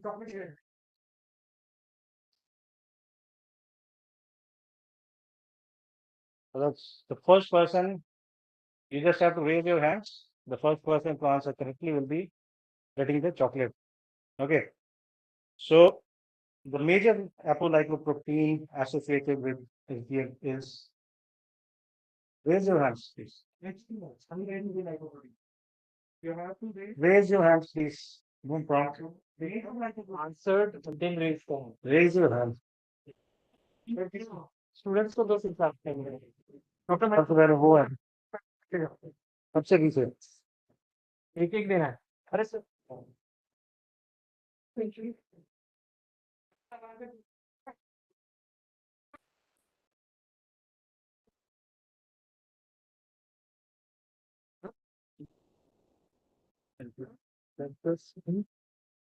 Again.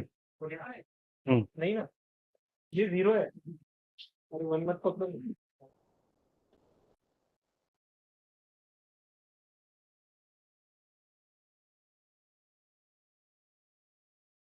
वही रहो.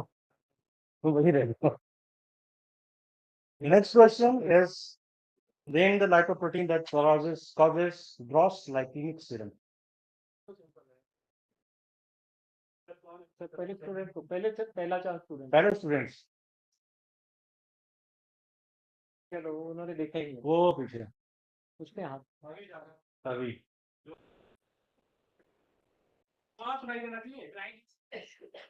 दे दो chance. और एक बार पूछना ऑडियंस को.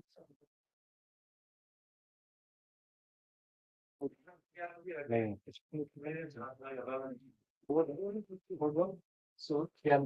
So these are the sports. Team Announce कर दो. Team A get to open the account. Team B is having 32 marks. You are leading. Team C 5 marks. Team D and E 20 each. So tough competition.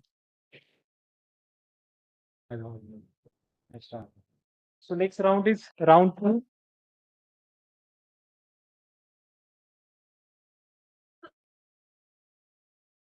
So instructions are written here. Next. So this is the visual round. There will be some photographs. You have to analyze the case. The time for answering is 45 seconds again. So for correct answer, you will get 20 marks. But there will be negative marking. That's why you have to hold your tongue before answering. Think about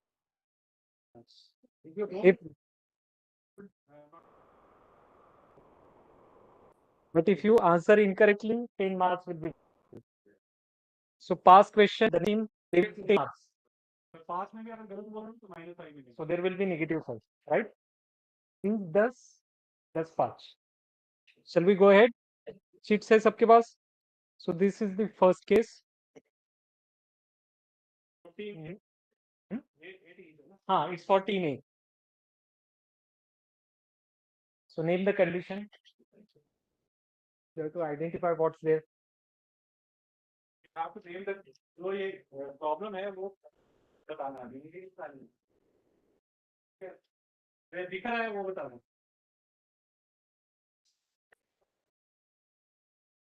Normal है, they are normal. Ophthalmologist sir बुलाने चाहिए थे.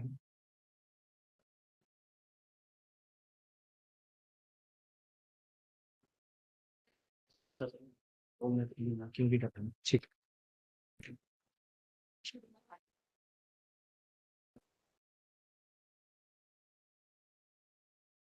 So last 10 seconds.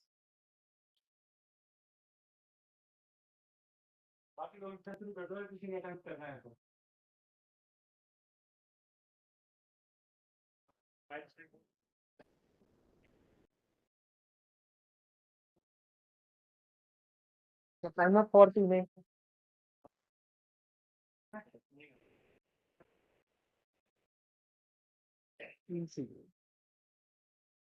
आगे sir the answer is Lipina retinalis. Team C and Team D are correct. C and D.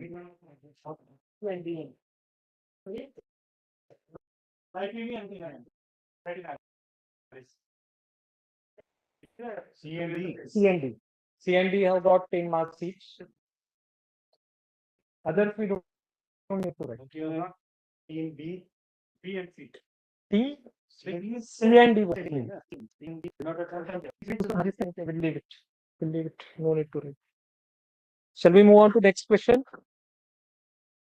Ready? Team B. So here is the question. A 30-year-old gentleman presented with exceptional chest pain. So lipid profile shows triglycerides 400 milligram per total cholesterol 400 milligram percent, triglyceride 140 milligram, HDL 42, LDL 330. What's the diagnosis?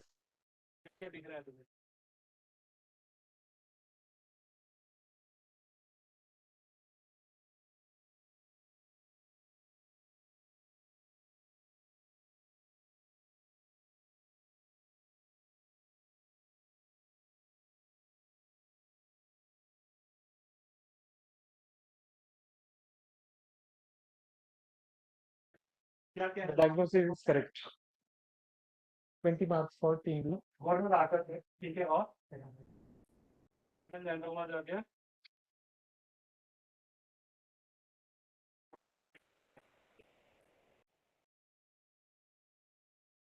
Clap for team B. 330 quite high.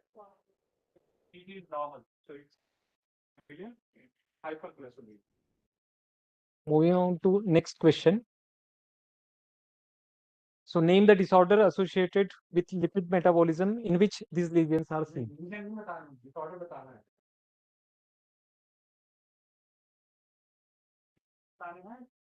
में होते हैं बताना है. इसे बताना.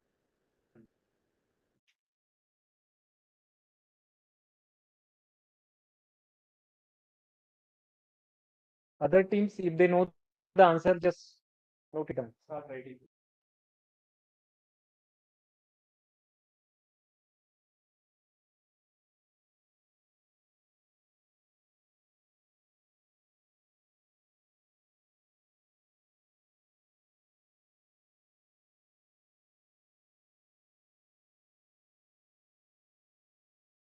Team C, 5 seconds. You have to name the disorder. Time out. Time out. Most of it. There will be negative marking.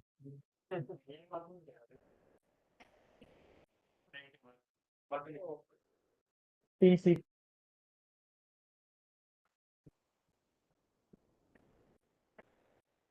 Whoever. Team B negative marking. Team B minus 10. भाई Students expect करें. हाँ team B में दिया -5 B -10 होगा -5 हाँ team B ने correct answer दिया है. Team B will get 10. क्या है क्या रीजन क्या है बच्चों बोलो बच्चों Lipid से related.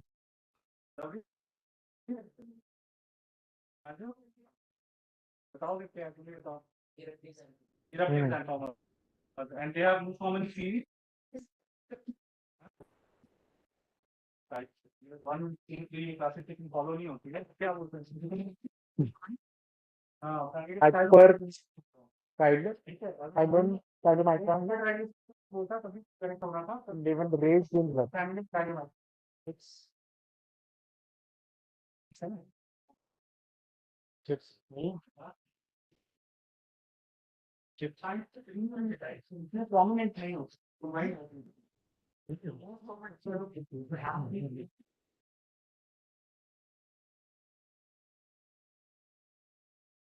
So team D ready? Pass on the mic. So question number 4. Name the disorder in which these lesions are seen. The lesions are shown here.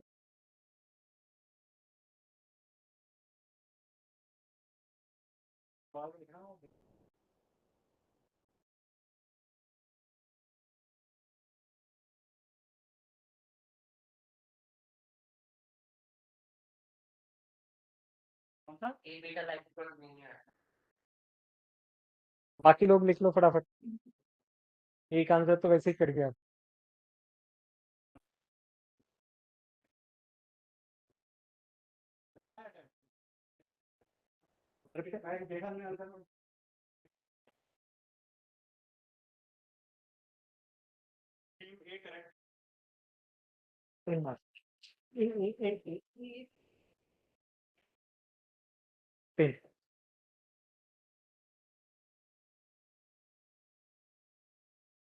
correct.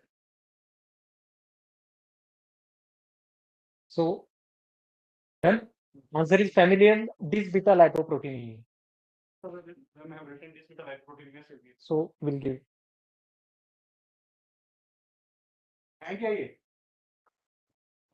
Farmer Xanthomas. Team E, ready? So question number 5. A 35-year-old lady with this physique, as shown in this figure, was diagnosed to have diabetes 6 years back. The lipid investigations are triglyceride level 500, LDL 120, HDL 40. What's the diagnosis?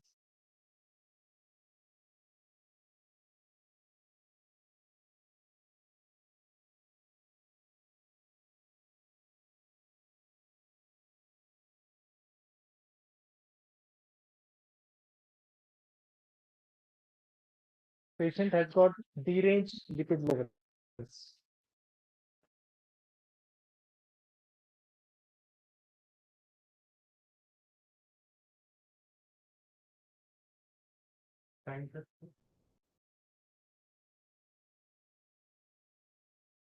Rest of the team must attempt. Time out.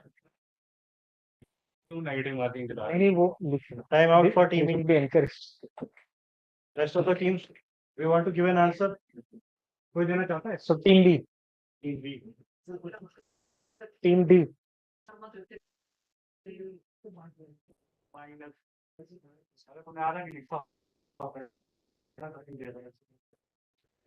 So team B minus 5. Team D minus 5. चलो audience audience क्या दिख रहा है sir young concept young female है diabetes हो गई है और बहुत ज्यादा है पिक्चर में क्या दिख रहा है कैसी लुक लग रही है मेल की तरह नहीं लग रही बिल्कुल क्या है मेल की तरह क्यों लग रही है डेल्टॉइड देखो कितना प्रोमिनेंट है क्या है एब्डोमेन में देखो हर्निया भी है ग्लूटियस देखो कितनी प्रोमिनेंट है फिर क्या है ये लिपिड वर्ड आना चाहिए कोई नहीं आजू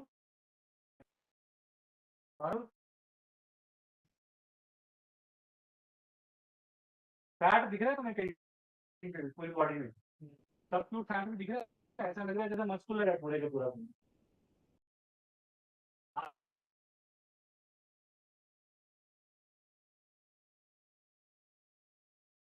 कौन से वाला इन्होंने आंसर ज्यादा दिया है अगर लाइकोडिस्ट्रोफी बोला होता तो भी दे चाहिए बोल दिया इसको ना पार्शियल ये Can you write it? It's generalized lipolysis.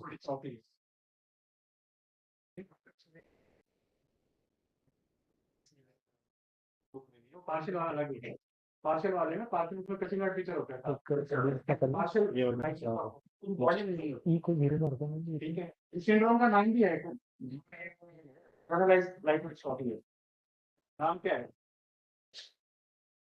ब्राल्डे नाली sleep syndrome. So the round is over. The question goes to audience.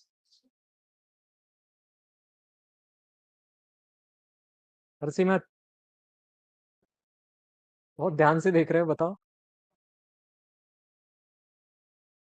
पहले तो ऑर्गन आइडेंटिफाई करो क्या है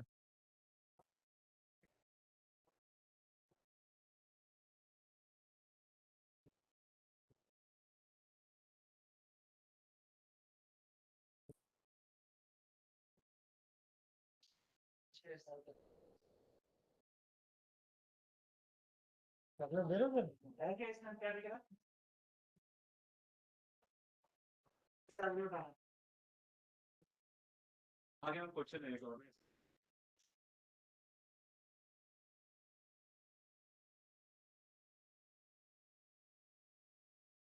sir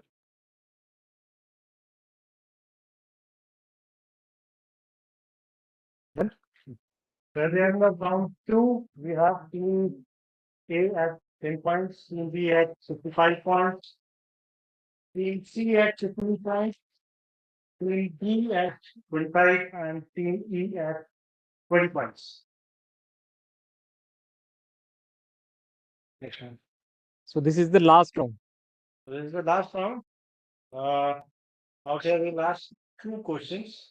The second question will be based on the first question, and if you attempt the first question correctly, only then you'll be allowed to give an answer to the second question.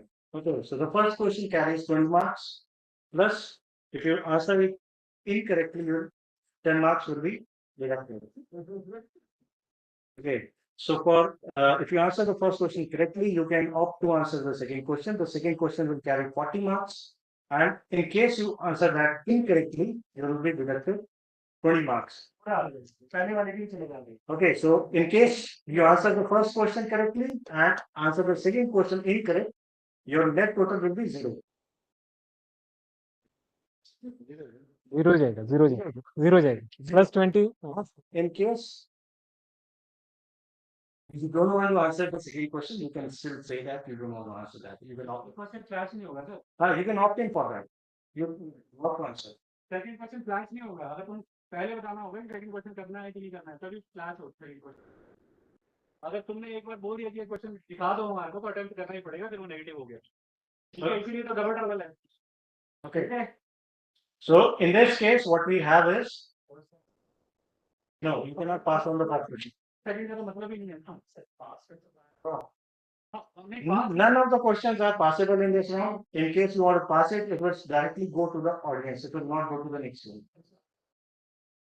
Negative अगर तुम पास करते हो negative कुछ नहीं है ठीक है पास करोगे तो यस सर पास करोगे तो नेगेटिव नहीं है हम सभी क्वेश्चन को अटेम्प्ट करना कभी कभी बड़ी कनेक्ट है क्वेश्चन डिस्प्ले होने से पहले तो इंसाइड अगर एक बार क्वेश्चन डिस्प्ले हो गई तुम्हारे नंबर तुमने गलत किया तुम्हारे नंबर चले गए तो यही आपको टीम रेडी क्लियर है Here, all the teams. Dr. Manish, please hand over the mic. Team A.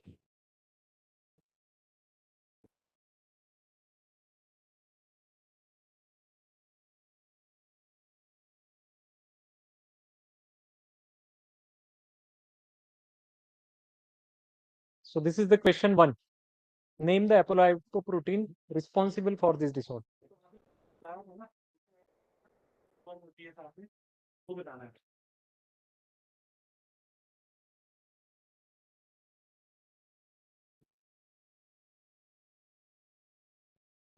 So to name the apolipoprotein.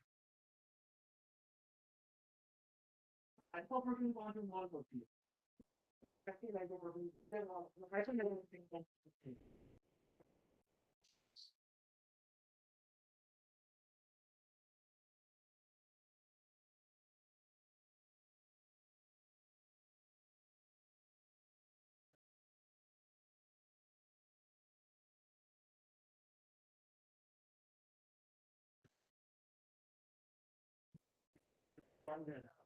but there is negative marking.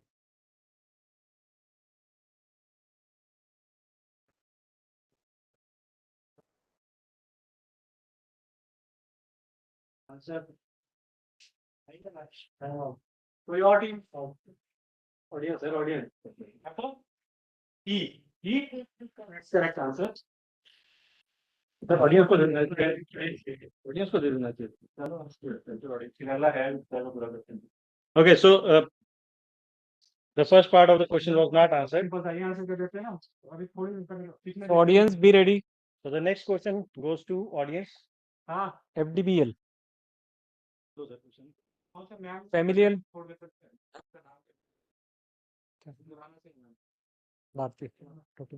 So this is familial bis-beta lipoproteinemia. This is due to the presence of genetic variant in one of the apolipoprotein, that is ApoE, E2 specifically, which have reduced ability to bind to lipoprotein receptors. Now see the picture. Similarly, presence of one of the other variants, ApoE, हो भी गया मेरे पढ़ने तक. Super. Sir double chocolate देनी चाहिए मेरे को. सुन Sir, neurological sir neurological disorder भी पूछना है आगे.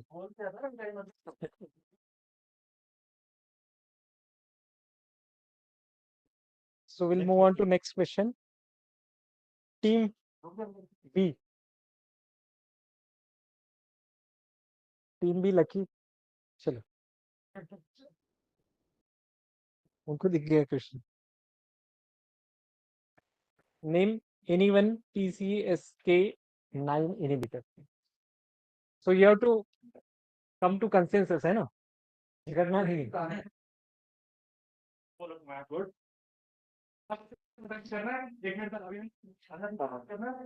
Sir, you have plenty of mass.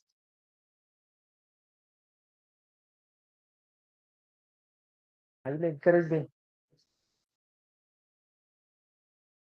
-20 से 0 मिलेगा बस, इससे ज्यादा क्या है.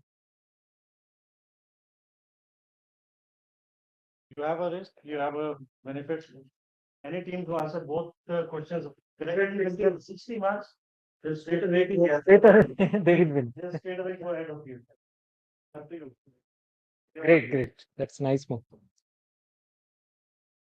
So question 2. Name any one of the two landmark RCTs, randomized controlled trial. It showed that PCSK9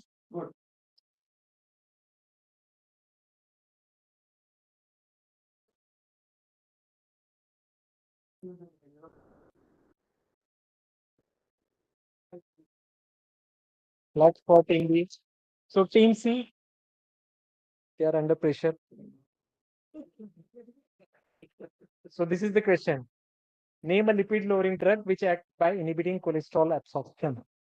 Straight away. So do you want to attempt?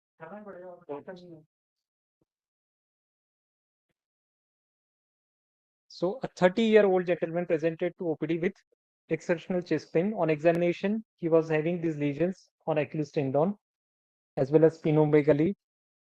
In past, he had been documented to have episodes of hemolysis. On investigation, cholesterol 380, LDL 240, these were markedly elevated. Peripheral smear findings are shown in picture.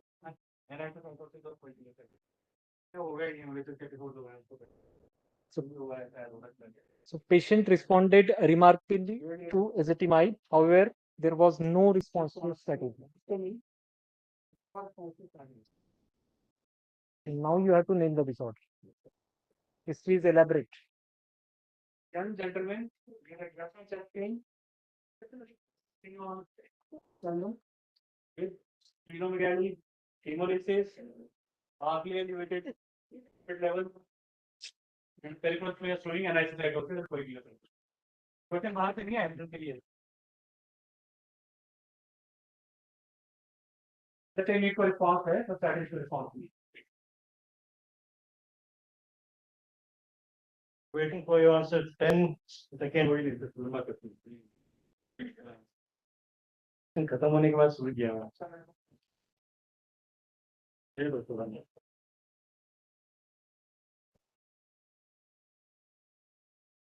आस पास हो कहीं तब तो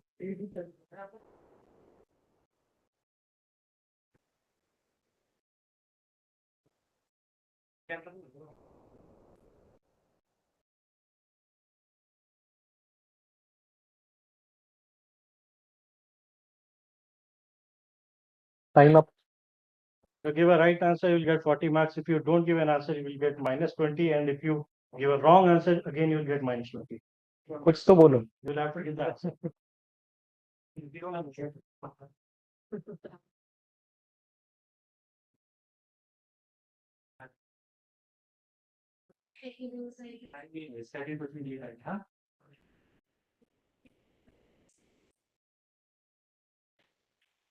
Wrong. Audience, -20 for them. audience.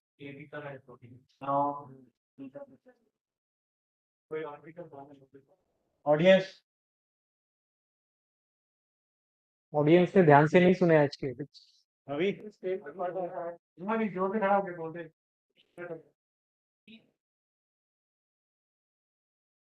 सी क्या सी? Mobile लेके खड़ा हुआ है पीछे में. मोबाइल क्यों नहीं मिलेगा इसमें? चलो लीव इट. हाँ, ये बता रहे हैं. Team leave. जोर से बोलो.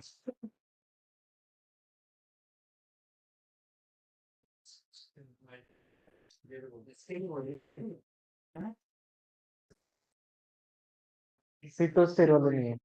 साइटोस्टेरोल नहीं है. साइटोस्टेरोल नहीं है ना. हमका क्यों सारा हो गया. क्यों इधर तक को नहीं पहुंच आ रहा है. स्टार्टिंग में और एडिशन के सिखाना skill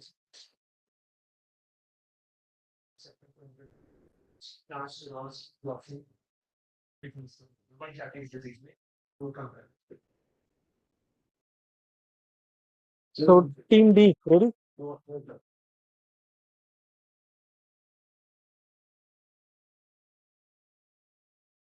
So we'll go to next question.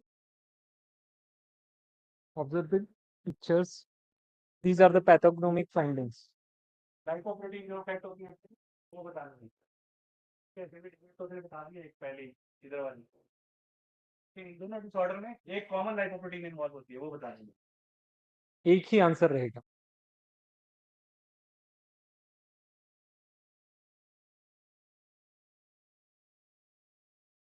अभी तो हिंट भी था वो डिजीज ऑलरेडी किसी ने बता दी थी 10 इयर्स में. कौन से लाइपोप्रोटीन के डिसऑर्डर की वजह से होता है. ये भी पूछा ज्यादा कम लाइपोप्रोटीन कितना है यार ये तो बता दो. सोचो थोड़ा सा सोचो.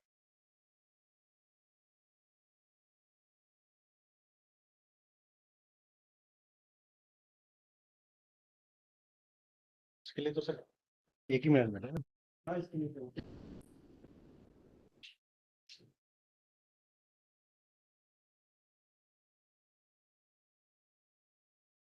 रिस्क लो आप. आ जाएगा. उन्होंने अपना स्कोर देख लिया है. They are going defensive. Score छुपाने दे दो.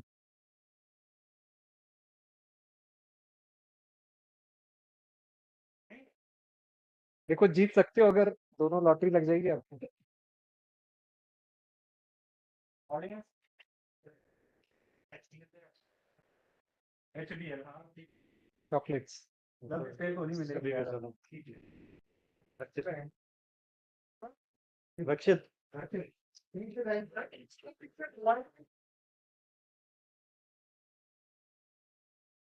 So this is for audience. Name the gene whose mutation leads to Tangiers disease. Raise your hand. चलो. Raise your hand. क्वेश्चन प्रीति ने शायद किया. किसने किया?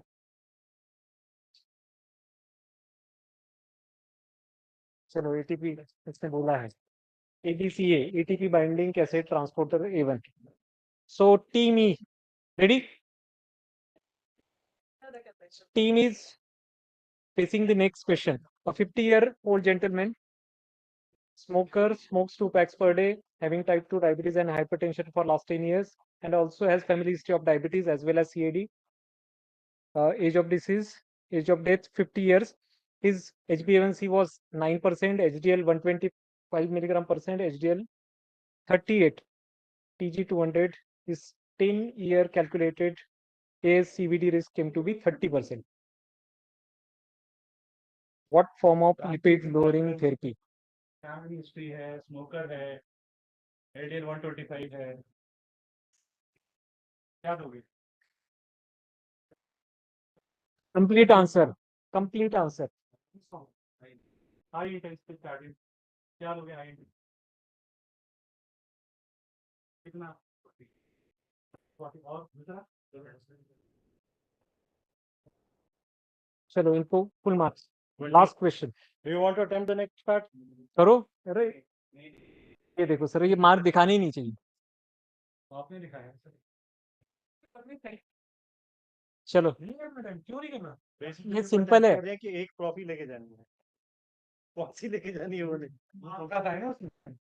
अटेम्प्ट कर लेते तो सभी बाकी लोगों को आपने फोर्स किया है अटेम्प्ट करने का तो So the question goes to audience now.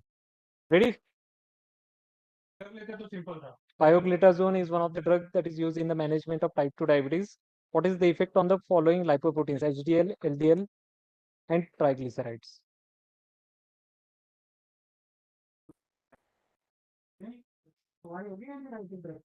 नहीं हुआ. अच्छा, फार्माकोलॉजी में तो हो गया होगा. बोलो.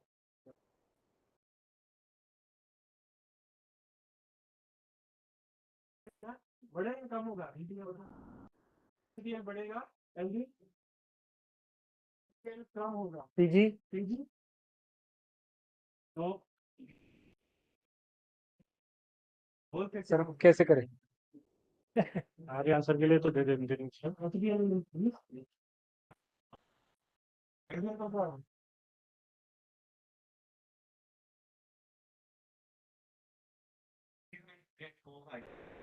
पीजी उनमें से कोई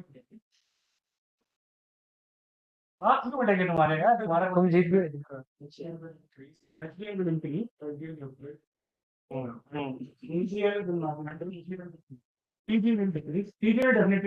फाइव करेगी क्या बाहर से फैट लाएगी एडिपोज टिश्यू में घुसाएगी ठीक है तो पीजी तो डेफिनेटली कम होगा बाहर का होगा ठीक है पर it increases HDL also but it increases LDL also overall but it is favorable because LDL to HDL ratio decreases because HDL rise more than LDL.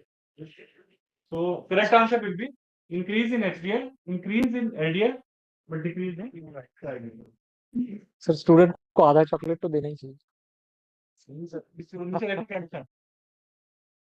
Negative marks है. So उसको तो इतना रियायत मिलनी चाहिए. ऑडियंस को दे मस्ट गेट इट. चलो आ जाओ आप ही आओ फटाफट नीचे जिसने किया था. नहीं आपको दे भी चुके हैं चॉकलेट वाले से. तो बांट के खाएंगे मिल बांट के. So finally we come to the scores. We have to be fast. It's already 5 o'clock. चलो. What are the scores? Final scores.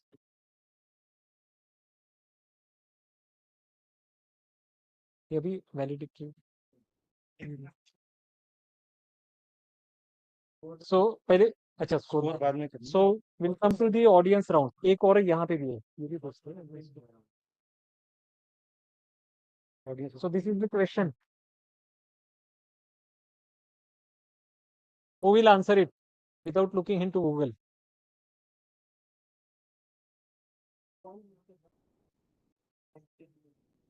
MTP क्या? माइक्रोपर्सन. इवन में क्या करता है? Use your step 20 seconds to answer. Yes or no?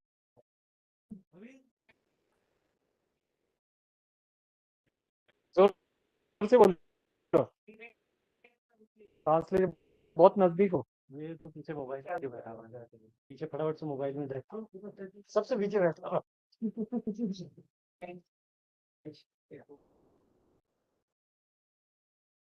Translation तक पहुंचा. How does it prevent the translation? या mic पे बुलाओ. नहीं वहीं से बता. चलो बता. ये गूगल में पहला हिट आता है. How does it do it? By binding to the site where the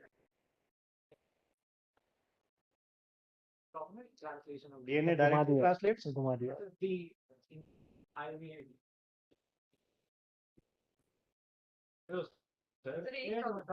Binds to messenger RNA. It directly binds to messenger RNA. Which codes for ApoB and it. नहीं अभी और ऑडियंस के लेने हैं सर कि बताओ तो हाँ तो वेर आर ऑडियंस में कहाँ चले गए so what is the gene mutation associated with hyperhomocystinemia gene mutation simple है hyperhomocystinemia ढूंढ रहे थे कुछ और नहीं भूल के बायोकेमिस्ट्री एक साल में हाँ पर हम ही लेके जाते हैं चॉकलेट और पूछ लो कोई दूसरा नहीं टीम्स भी ऑप्ट कर सकती है सर एवरीबॉडी डिसलाइक्स बायोकेमिस्ट्री ऐसे लगा पास होके भूल जा so it's and HFR gene. What is the recommended LDL cholesterol target goal in very high risk group as per LAI recommendations? Very high risk कौन से वाला? Very high risk का दूसरा है very high risk.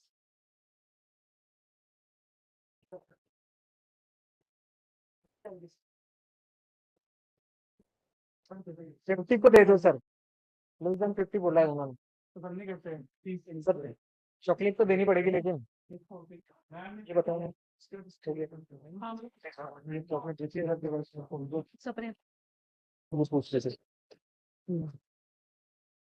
which LAI risk group has a target of less than 30 milligram as a optional target as per LAI it's चलो आप team 3 announce करोगे पहले So, कैसे अनाउंस करोगे कैसे मैं कहूँगी सारे आ जाओ और टीम में जो विनर्स हैं मैं एक एक करके बुलाऊंगा ना भाई टीम 1 कौन सी है तो इसका कौन है टीम 3 आपने कंडक्ट करवाया है आ जाओ So, with this, we conclude the lipidology quiz.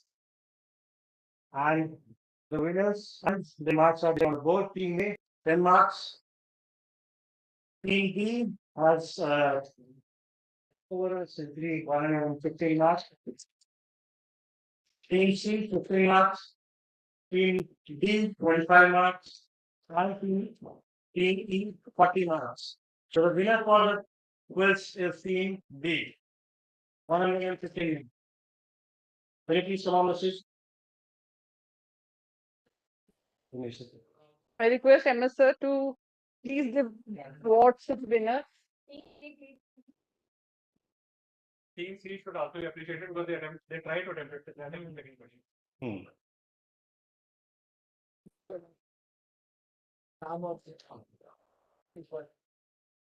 So the team B, Dr. Gurpreet Singh Kapoor and Dr. Kalika Khan from IIMC Shimla. The winners for the today's quiz.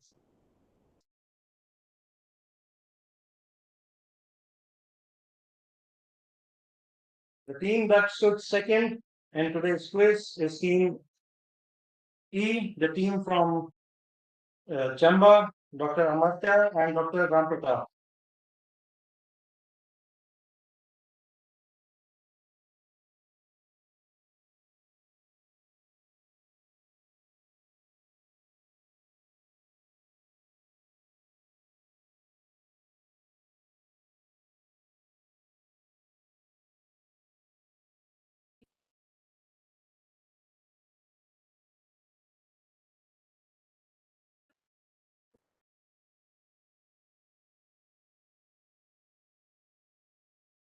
The third prize has been bagged by team B with 25 marks, Dr. Arshdeep and Dr. Shivam from RKGMC Hamirpur.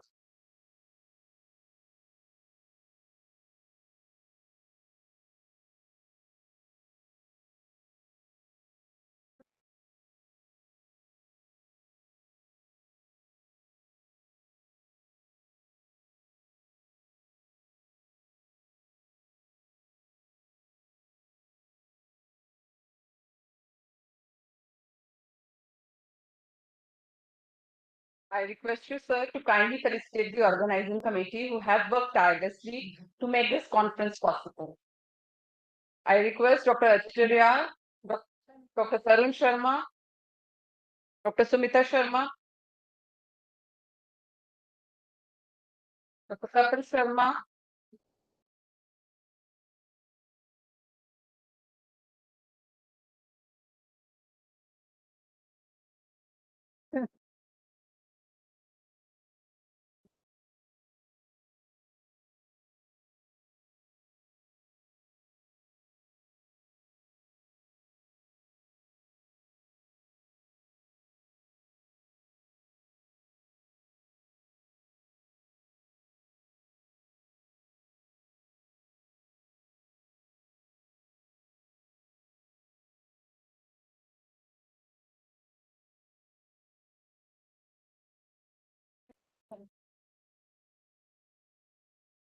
Dr. Kapil Sharma,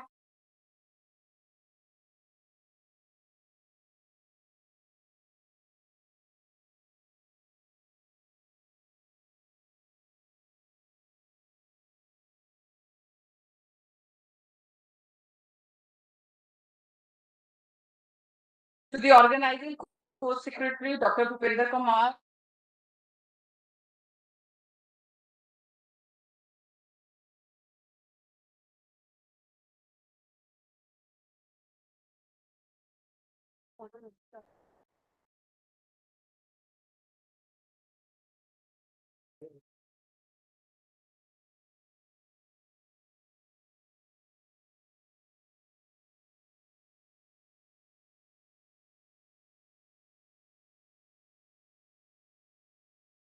to myself.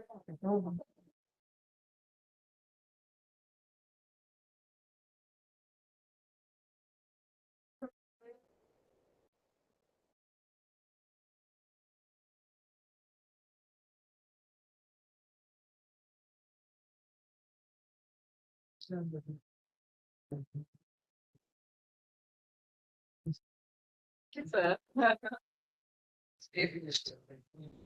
To Dr. Manish Kumar,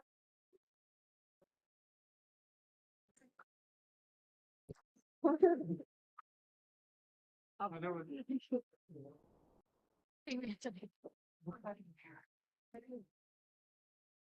the scientific committee, Dr. Surendra Thakur,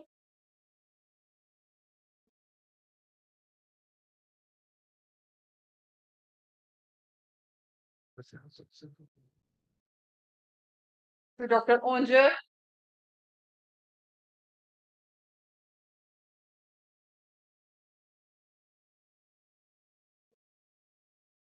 to Dr. Anurag Sankhyan,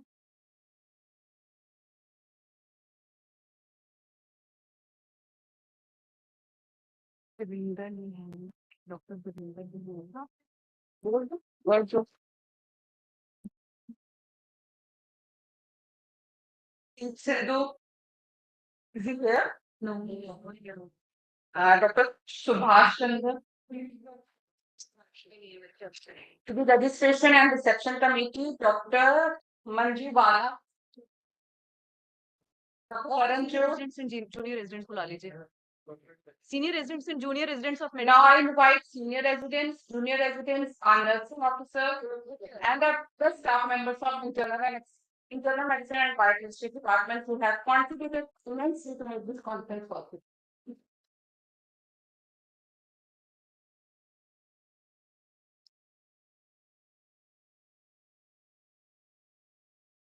जल्दी आ जाओ बेटा जल्दी.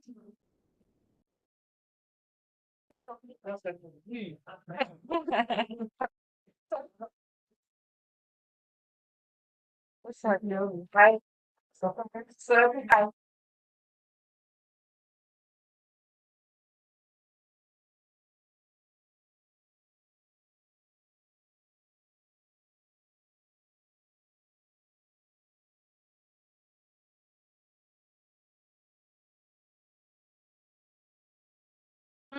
आ जाओ आ जाओ. Sir मेरे को name से मेरे को कर दिया.